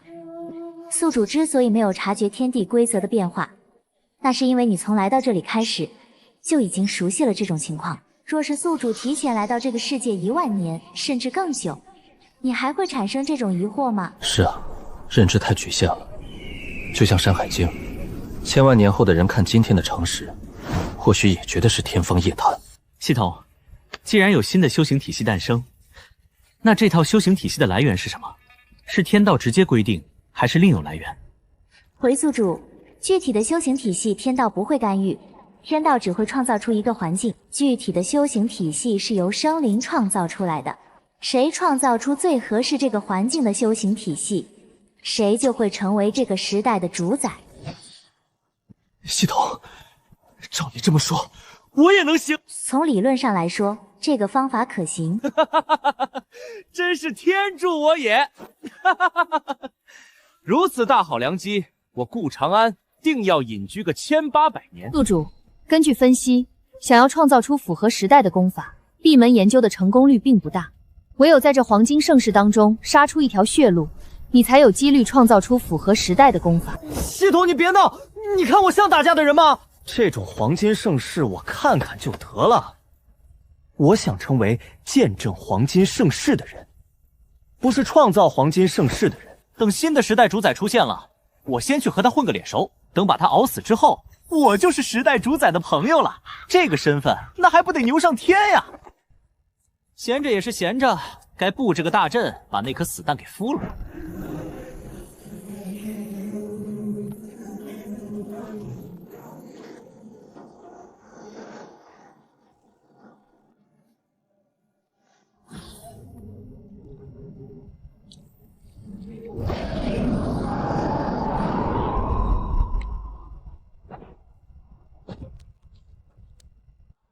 晚辈叶恨生拜见前辈。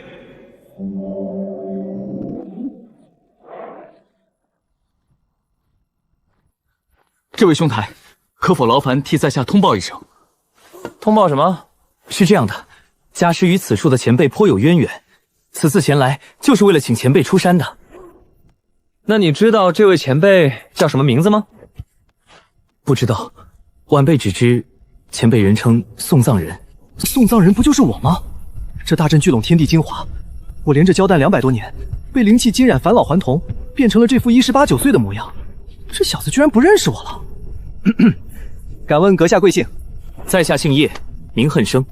叶恨生，这名字，完颜月离那头母狼起这名字，总感觉对我充满了恶意。原来是叶兄，失敬失敬。不知叶兄师尊是谁？小弟在这山中居住了一段时间，对外面的世界不是太了解。此处大阵绝非等闲之人可破，这少年能自由进出，真相只有一个。兄台，我观你气宇轩昂，想必你就是……没错，我就是送葬人的徒弟吧？没错，我就是送葬人的徒弟，顾长安。原来是前辈的高徒，真是久仰久仰，还请顾兄通报一声，让我进去见见前辈。帮你通报也不是不行，可是师父有令，闲杂人等一律不见。你还没告诉我你师父是谁呢？这我不太好帮你通报吧。家师乃是夜月国的狼皇。原来是狼皇前辈啊！师父确实与狼皇有故，就是不知狼皇请师父出山，所谓何事？家师曾经吩咐过，这件事必须当面告诉前辈才行。原来是这样呀，那你就慢慢等吧。我师父什么时候出来，我也不知道。顾兄，此事10万火急，还望通报一声。天骄大会，中庭即将举办一场天骄大会，此事需要前辈出面。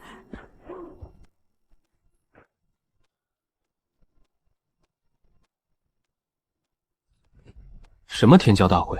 天骄大会乃是中庭昆仑圣地举办的一场盛会。此次大会汇集了中庭、西周、东荒、北漠、南原诸多顶级天骄。此次大会的目的有2个。第一是辨别从圣墟禁地当中取出来的神元矿石，第二则是共同商讨围剿中庭恶贼污吏的事情。这个事情，你师父不应该来找我师父呀。天骄大会一听就是年轻人参与的，我师父和你师父是同辈之人，怎么能参加这种事情呢？还有，你师父实力也还算不弱，就算要围剿中田恶贼，那也轮不到我师父出手呀。人都不锁呀。按理来说本该是如此，可是家师最近正在闭死关，国师不败道人同样也是如此。闭关之前，家师就给了我这么一个地址，然后让我来请人，其中的具体情况我也不得而知。这情况摆明了就是完颜月离和宋凌霄想偷懒，然后让我来做护道人。不过阿丽的原名就是乌力，几百年没见，我也想去看看他。加上系统把我骨龄锁在20岁，我去参加天骄大会暴打幼儿园，想想都带感。顾兄，此次天骄大会空前盛大，以你的实力，难道就不想见识见识吗？叶兄，不瞒您说，这件事师父其实早就提过了。是这样的吗？那令师多何时出山？是这样的，我师父说了，这种小事不用他出马，我跟你去就行。顾兄，前辈真是这么说的？是啊，我师父说了，真正的天才不需要什么护道人，仅凭一双铁拳便可杀出一条血路。依靠护道人的人，在他眼中都是一些窝囊废而已。顾兄，要不您去和前辈再说说，这个事情真的很危险。叶兄，你一个大男人做事，怎么婆婆妈妈的？我师父说过的事情是绝对不会更改的，你就别白费功夫了。另外他说，关键时候他自有安排，你不用担心。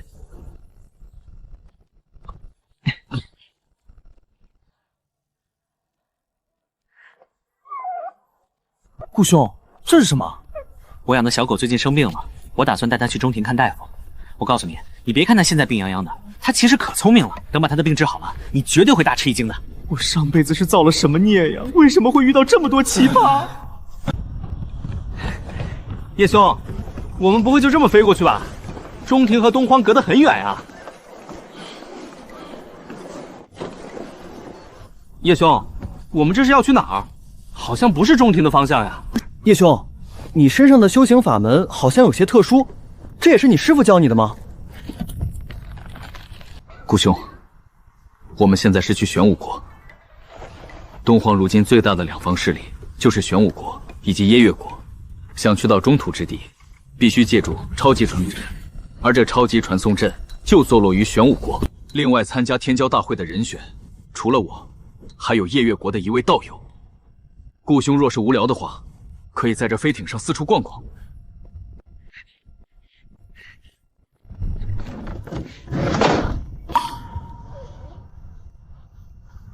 中庭天才地宝多，正好借此机会去寻点灵药，治治你这伤了根基的毛病。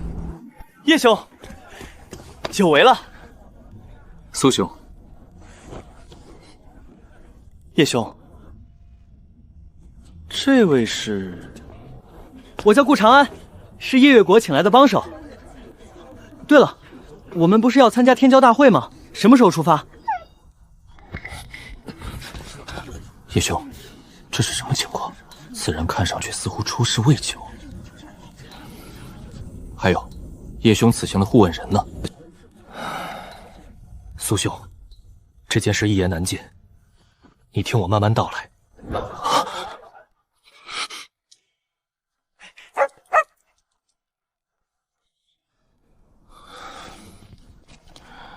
叶兄，真是难为你了。原来顾兄是送葬人的高徒呀，真是久仰久仰。送葬人历来神秘，若是有机会，我苏天一定要拜访一下前辈。我师父他老人家一直喜欢隐居生活，不过既然是苏兄想见，我师父应该还是会见的。毕竟我师父与玄武国还是有些渊源的。哦，还有这事儿？是的，我听我师父提过几句，但具体情况就不得而知了。既然如此，那我更要找机会去拜访一下前辈了。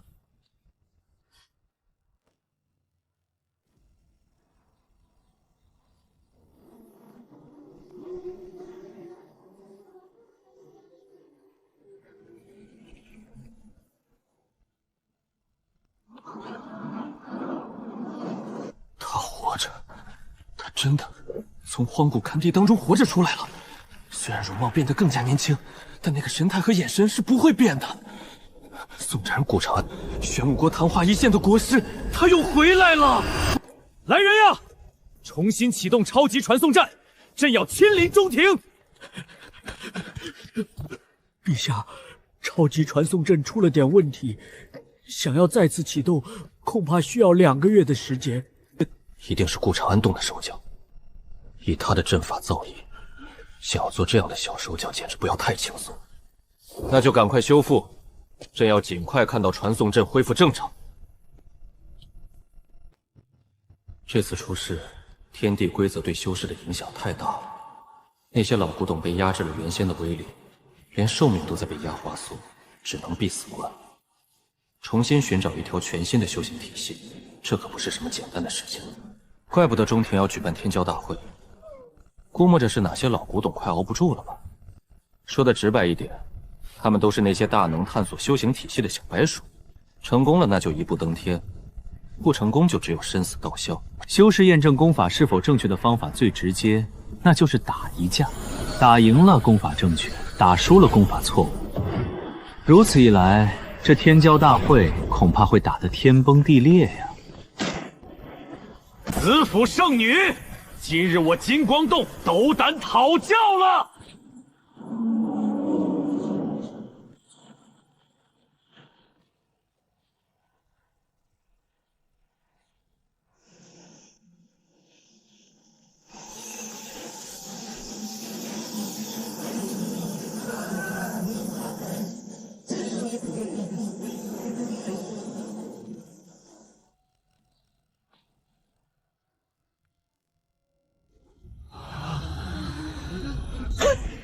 牛逼！你们看我干什么？他难道不牛逼吗？大家都打出异象来了，这还不厉害呀？顾兄，你莫要再说了。如今天地大变，只要不是原先的修行体系的功法，都有可能产生异象。原来是这样呀！那只要是所有新创功都会产生异象吗？当然不是。只有潜力强的功法才会产生异象，潜力越大，异象越强。那他还是很厉害啊，都有异象了。顾兄，这里是天骄大会，天骄就是能常人之所不能。换句话来说，这里每个人都有异象。顾兄，你应该也有吧？不知道，我最近又没打架，你不说我都不知道这个情况。这是300斤神元，客官你收好。短短200年时间，曾经的灵石就变成了神元。1比10的兑换比率，我感觉亏了好多小钱钱，看样子我要从其他地方赚回来呀。随着天地规则变化，蕴含异种神元的矿石只能从禁地开采，石皮隔绝一切探查，赌石坊稳赚不赔。不过凑巧的是，几百年前神元还不值钱时，我为了研究透彻它的属性，足足开了一座山的矿石。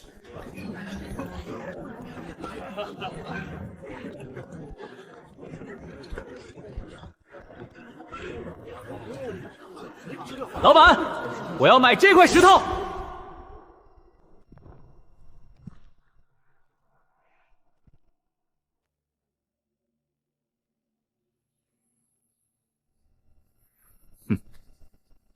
朋友，你怕不是来闹事的吧？你这人会不会说话呀？我是来你这儿赌石的，买块石头不是很正常吗？哼，是吗？行，这块石头需要等重量的神元来换，你出1000斤神元就行了。只要1000斤，是不是有些便宜了？这块石头起码4、5千斤。从理论上来说，这块石头当然要4、5千斤神元。但是考虑到客人你这么诚心诚意，我当然要给你打个折了。这个价格还算公道，可是身上只有300斤神元，能不能宽限我一下？我去筹钱，等钱够了，我再来买，行不行？这位客人，这个解决方案怕是行不通吧？今天你只有2个选择：第一，拿出1000斤神元买下这块石头；第二，让我们把你扔出去。几百年来，真正的大能我见得多了，这几个小趴菜还真吓不到我。不过上门买人家的招牌确实不太地道，能不惹事还是不惹事的好。1000斤神元我要了。王德发见过圣女，敢问圣女，这位可是你的朋友？不是。圣女，子府圣地一向和昆仑圣地交好，既然如此，你为何要帮助这个前来闹事的人？石坊就是卖石料的地方，只要在这里的石料都可以卖。我想买这块石头，不可以吗？当然可以，既然是圣女想买，800斤神元即可。不是你们怎么回事？我又没说不要这块石头，这多少有些过分了吧？小子，别不识好歹！若不是圣女替你解围，今天你怕是走不出这昆仑石坊了，还不快谢谢圣女！这块石头送给你。这位圣女小姐，根据我的记忆，我们应该是不认识的。你为什么要送我这块石头？800斤神元，这可是一笔不小的数字。要是用灵石来衡量，那就是800万灵石啊！800斤神元而已，不算什么。你若是愿意投效子府圣地，我愿意出8000斤神元。8000斤神元，这个价格都可以买元婴后期修士的性命了。8000斤神元少了点儿，这个价格不太够。我还是出800斤神元买你这块石头吧。哼，这是300斤神元，剩下的500斤先欠着，等一下我再给你。80！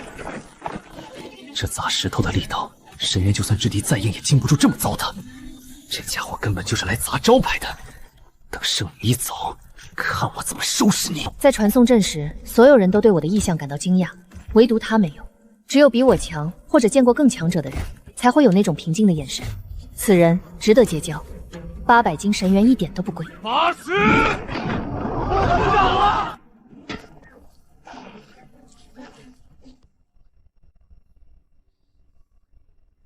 异种神元的价格我不太清楚，子府圣地同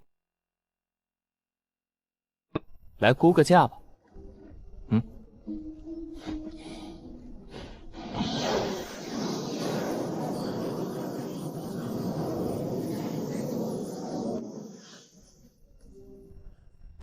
这块刚好够还账。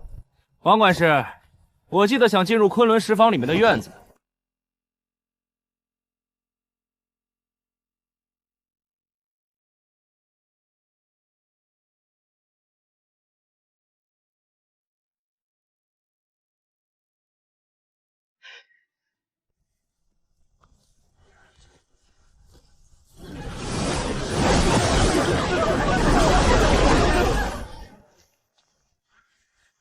这些石头上的气息极为浓郁，绝对是从圣墟禁地深处挖出来的。这种级别的原石，连我也拿不准里面到底封印着什么。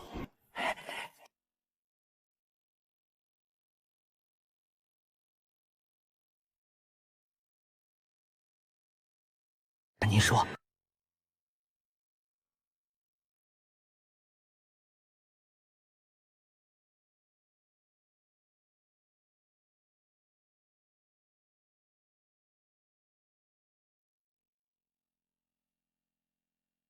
最便宜的都是5000神元一斤，一块石头动辄就是几十万，甚至上百万神元。你如果允许的赊账的话，哼，我倒是有兴趣开上那么3、5块。客人说笑了，我们这是小本生意，赊账当然是不行的。不过对客人您来说，180万神元，那简直就是小意思。得了吧，通知你上面的人吧，我给的东西你做不了主。几十上百万斤神元，我哪有这么多钱？我要用东西抵押。没问题，客人您稍等，我去就回。以你的能力，应该不会在意神元的多少。你想要神元当中的东西，圣女何处此言？正所谓财履法地，修行之路上，资源永远都是第一位。我来昆仑石坊，当然是为神元，毕竟谁会嫌弃神元多一些呢？其他人来石坊可能是为了神元，但是你不一样，因为你的眼神太平静了。那块火龙元少说有50斤，等同于25000斤的普通神元。这等修行资源，就算是天骄也不能无视。可是你看到火龙元的时候，连眼睛都没眨一下，这也就说明25000斤神元，在你眼中不算什么。整个昆仑圣地的人都知道，石坊内院的石头堪比天价。这样的价格，就算开出最顶级的神元，也无法回本。唯一的机会，就是开出封印着东西的神元。所以，你就是冲着神元里面的东西而来。哈哈哈，分析的合情合理。我确实是为了神元里面的东西而来。你也知道，禁地当中的矿石有很大几率开出神元，而这些神元当中也会封存着一些了不得的东西，比如一些不知名的灵药。这些灵药往往有着起死回生的功效，我需要这种灵药，所以我来了。对了，聊了这么久，还不知道小姐尊姓大名？子宁。子宁，好名字。在下左承耀，多谢子宁姑娘先前出手相助。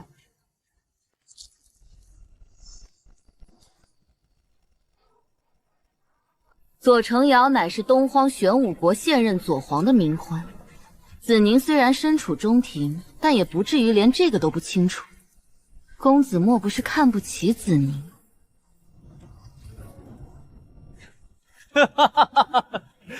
子宁姑娘果然见识非凡，苏天给你赔罪了。这个人还在骗我。苏天是玄武国天骄的领头人。我仔细调查，东荒天骄团的名单里根本没有他，分明是多出来的一人。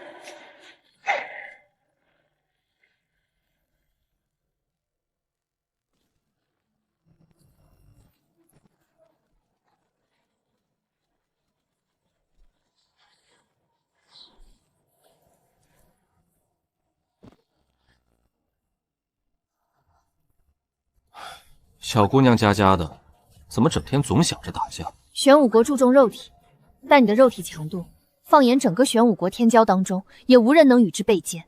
天骄团的名单上为什么没有你？你到底是谁？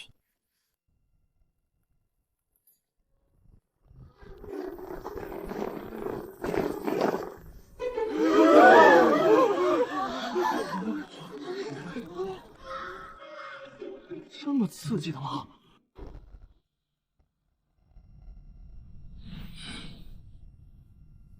诸位，非礼勿视这个道理都不懂吗？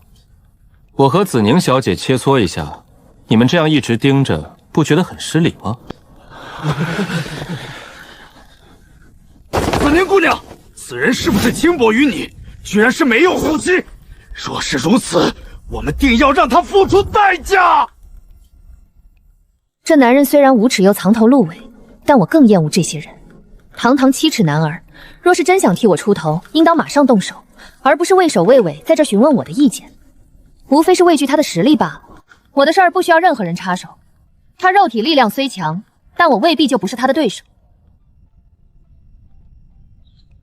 诸位兄弟，追女孩子怎么能用你们这种方法呢？你们刚刚可是犯了兵家大忌啊！想要追求一个女子，你们需要靠自己的人格魅力去征服对方。子宁姑娘的情况你们是知道的，背景不凡，天赋不凡。这样的女子对一些条件不是那么看重，因为放眼天下，能超过她的男子并不多，所以这个时候人格魅力的重要性就显现出来了。就以刚刚的事情举例，你们应该毫不犹豫地向我动手。一旦有所犹豫，这样就会显得你们有些畏首畏尾。试问这样的男子，又怎么能吸引紫行姑娘的注意呢？这下你们明白哪里出错了吧？顾兄，刚刚那种情况，如果对手是很强的，强又怎样？在昆仑圣地，你的对手会因为这点小事就对你痛下杀手吗？再说了，在座的诸位都是天之骄子，这小丫头老是爱关注我，太容易惹麻烦。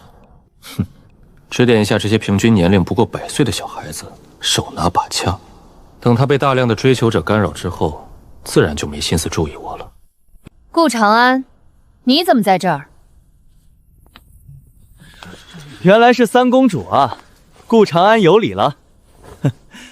我和诸位道友谈论一些修行上的问题。对了，苏兄他们没有来吗？苏天他们在调整状态，准备应对3天之后的天骄大会。我听说这里有一位无名天骄准备赌石，所以来见识一下。你来这儿比较早，你知道这位无名天骄是谁吗？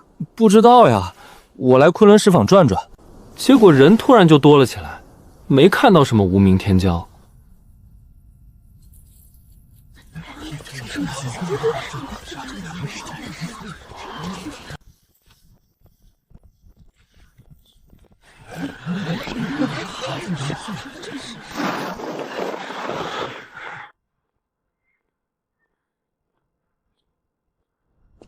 昆仑石坊招待不周，还请小友莫要见笑。江长老言重了，能来昆仑石坊见见世面，这是我的荣幸。听说小友想要开几块石头来玩玩，不知小友可有选中的目标？石头倒是选中了一块，可是在下囊中羞涩，拿不出这么多神元，所以只好用一些破烂来抵押了。不知昆仑石坊收不收这些东西？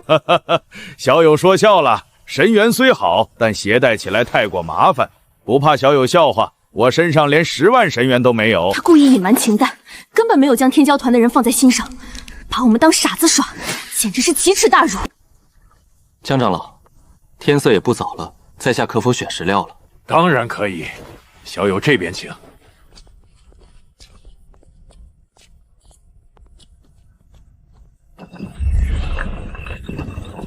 这块石头名为走盘珠，是从圣虚禁地深处取来的。有意思的是，这块石头封存在另一块神元当中。当初昆仑圣地本打算将这块石头切开，但因为情况有些特殊，所以才送到了石坊当中。是吗？这块石头怎么个特殊法？包裹神元的石头无法被灵力和神识穿透，可是这块石头却有些与众不同，灵力和神识都可以穿透，可穿透之后便会消失得无影无踪。诸多石料当中，有一种石料名曰黑炭石，这种石料同样会吸收神识和灵力，而且形状千变万化，难以捉摸。然而更有意思的是，这种石料的重量和神元十分相似。当黑炭石被一些石皮所包裹，便会形成内有神元的假象。假如这走盘珠外部的石皮非常的薄，然后内部包裹着黑炭石，这样一来便可以形成神识穿透但又消失的现象。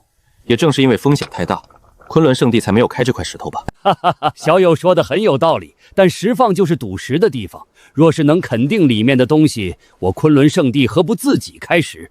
小友，你说是不是这个道理？江长老说的对，不知这块走盘珠需要多少神元？200万神元。200万神元，这个数字已经远超我能调动的资源了。就算把全部身家算上，也只不过勉强达到50万神元。石坊内院的石头竟然高到这种地步！200万神元，这个价格不高，很合理。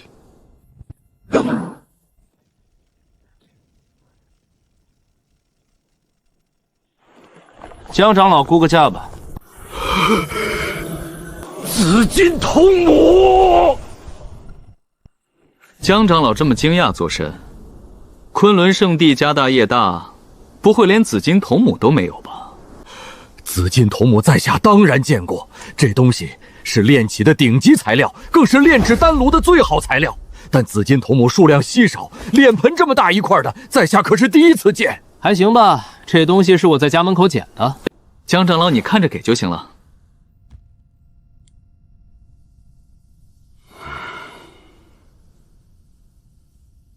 80万神元，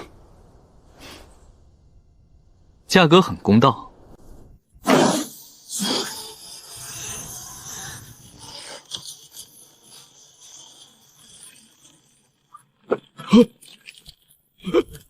小友，这东西你从哪里得来的？种地刨出来的。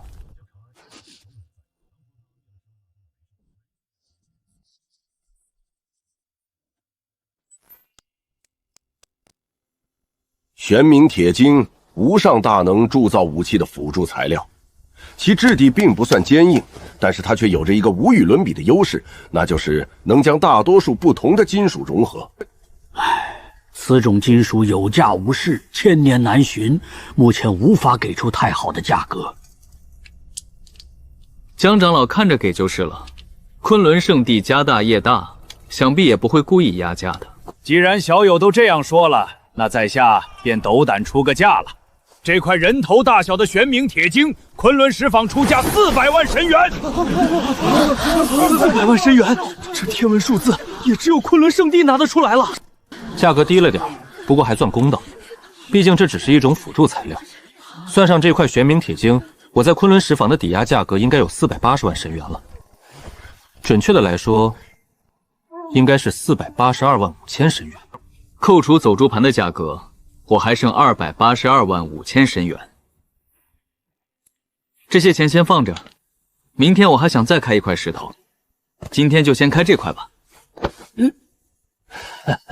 小友出手之阔绰，恐怕是一些圣地之主也比不了呀。能为小友开石，这可真是一件幸事。开大阵，防宝物跑了，也是防这群眼红的天骄下黑手。这江峰做事倒是滴水不漏。第6境，这威压，难怪当年能跟阿丽打成平手，果然走出了自己的路，没被旧规则压死。是金色神元，一斤抵1000斤的极品。神元里面有东西。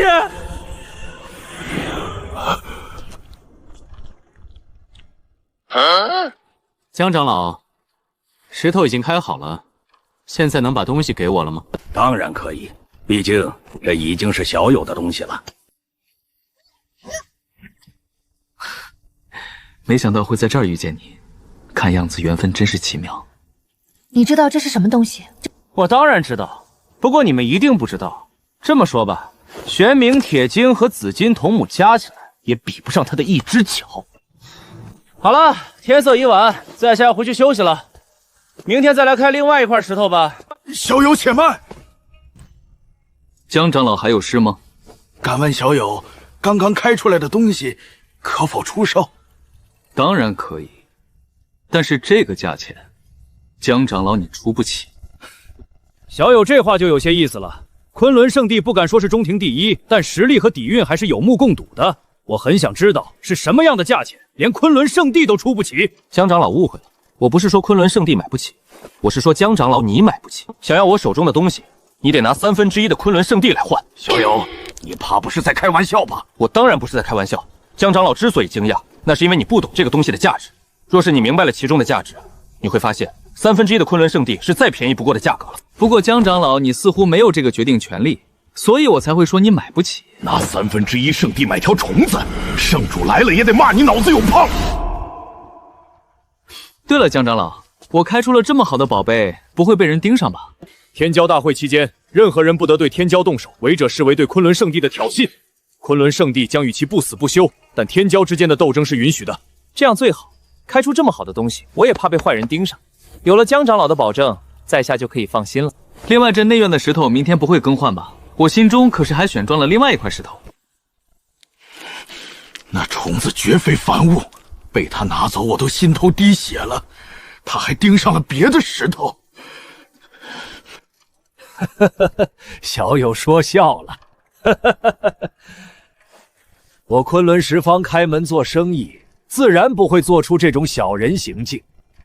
今天是什么样，明天就一定还是那样。昆仑石坊果然公道，那我们就明天再见吧。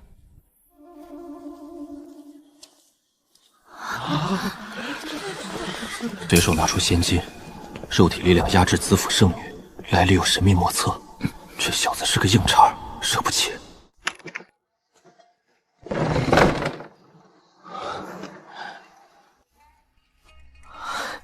没想到这世上还真有活着的金蚕蛊。10万大山中的巫族要是有你，也不至于过得这么落魄。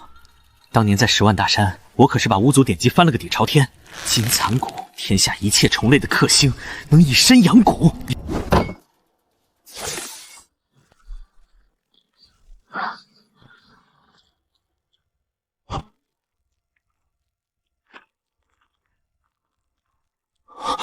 连真武剑都能当饼干啃。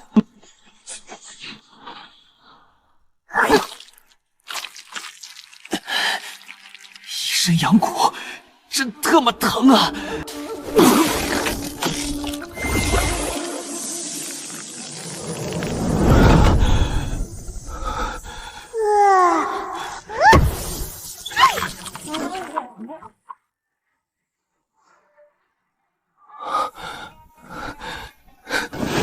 金散丝，神兵利器难伤，更是无上圣药。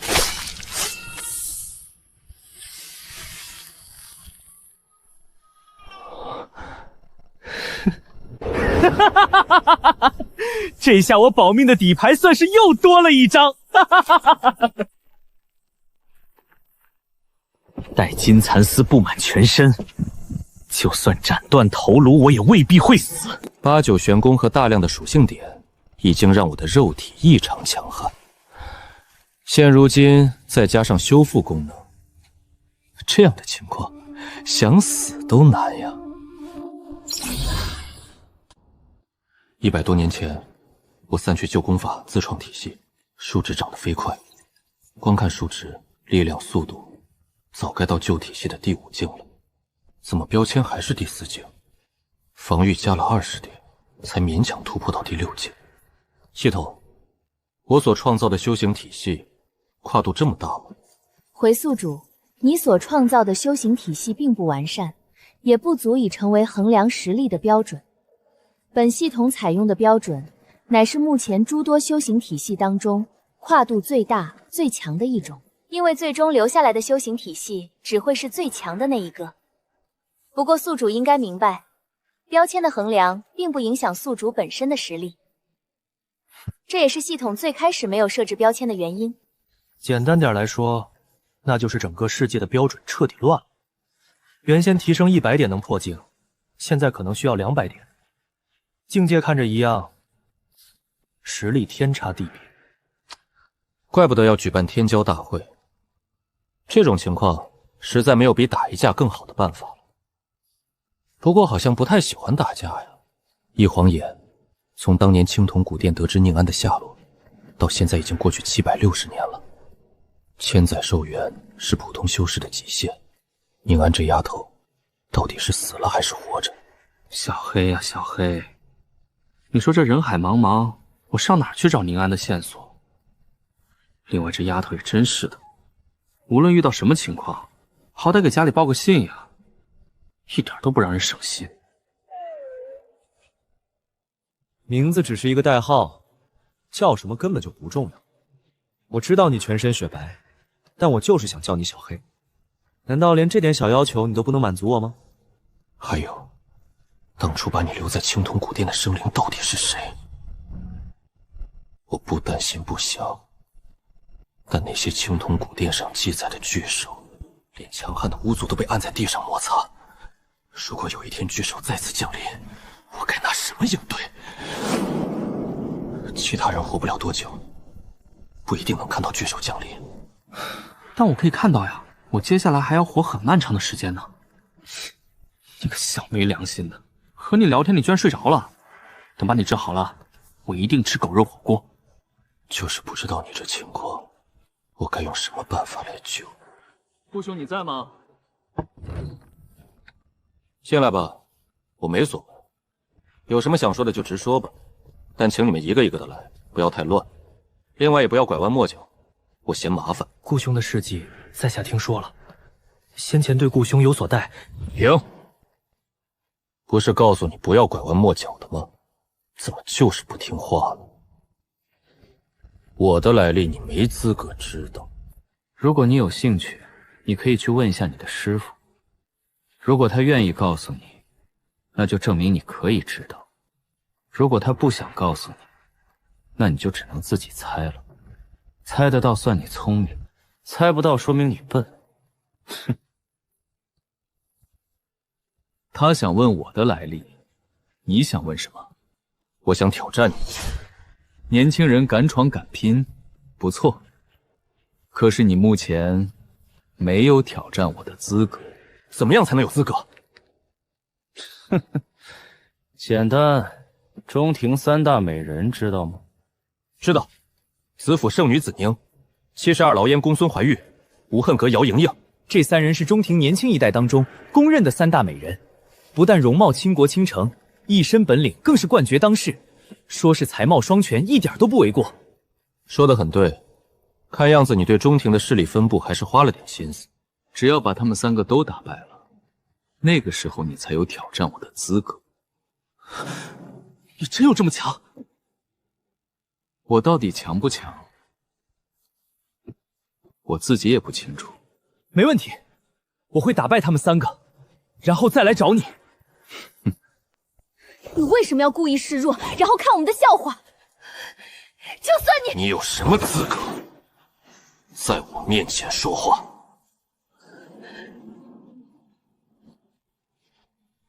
你是玄武国的三公主，称呼一声身份尊贵也不为过，但你没有资格来质问我。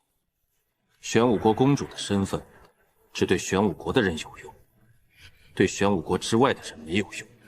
在玄武国之外，在这天骄大会之上，你说话的资本，只能来源于你的实力。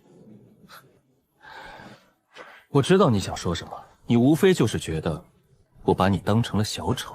虽然我没兴趣做这样的事，但你也可以这样认为，因为你在我眼中和小丑没有分别。怎么，你这是要哭了吗？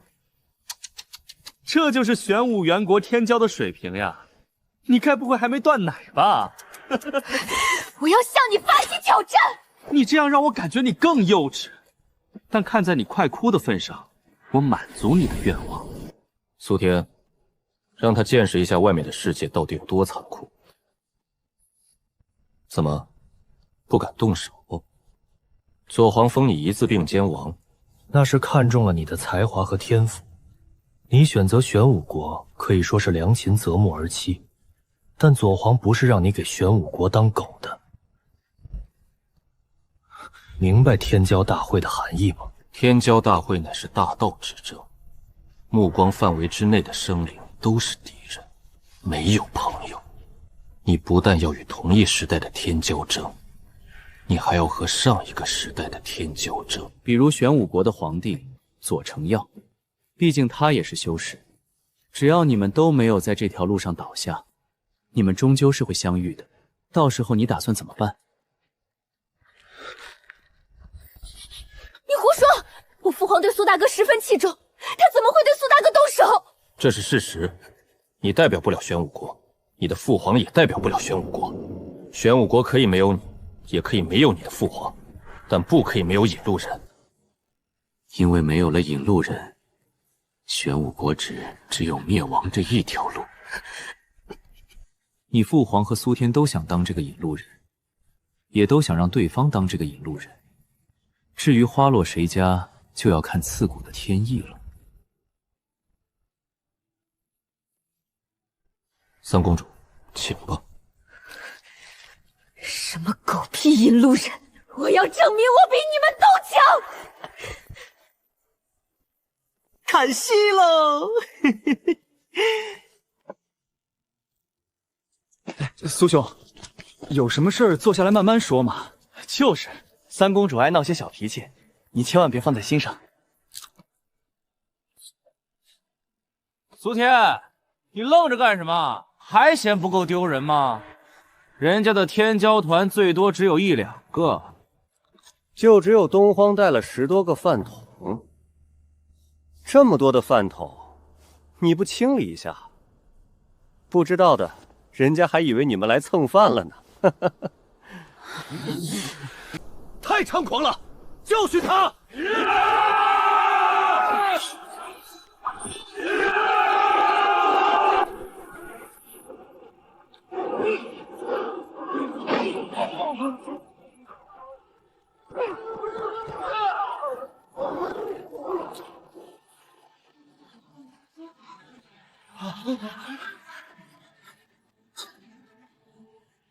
玄武国有我一人的罪过，你们回去吧。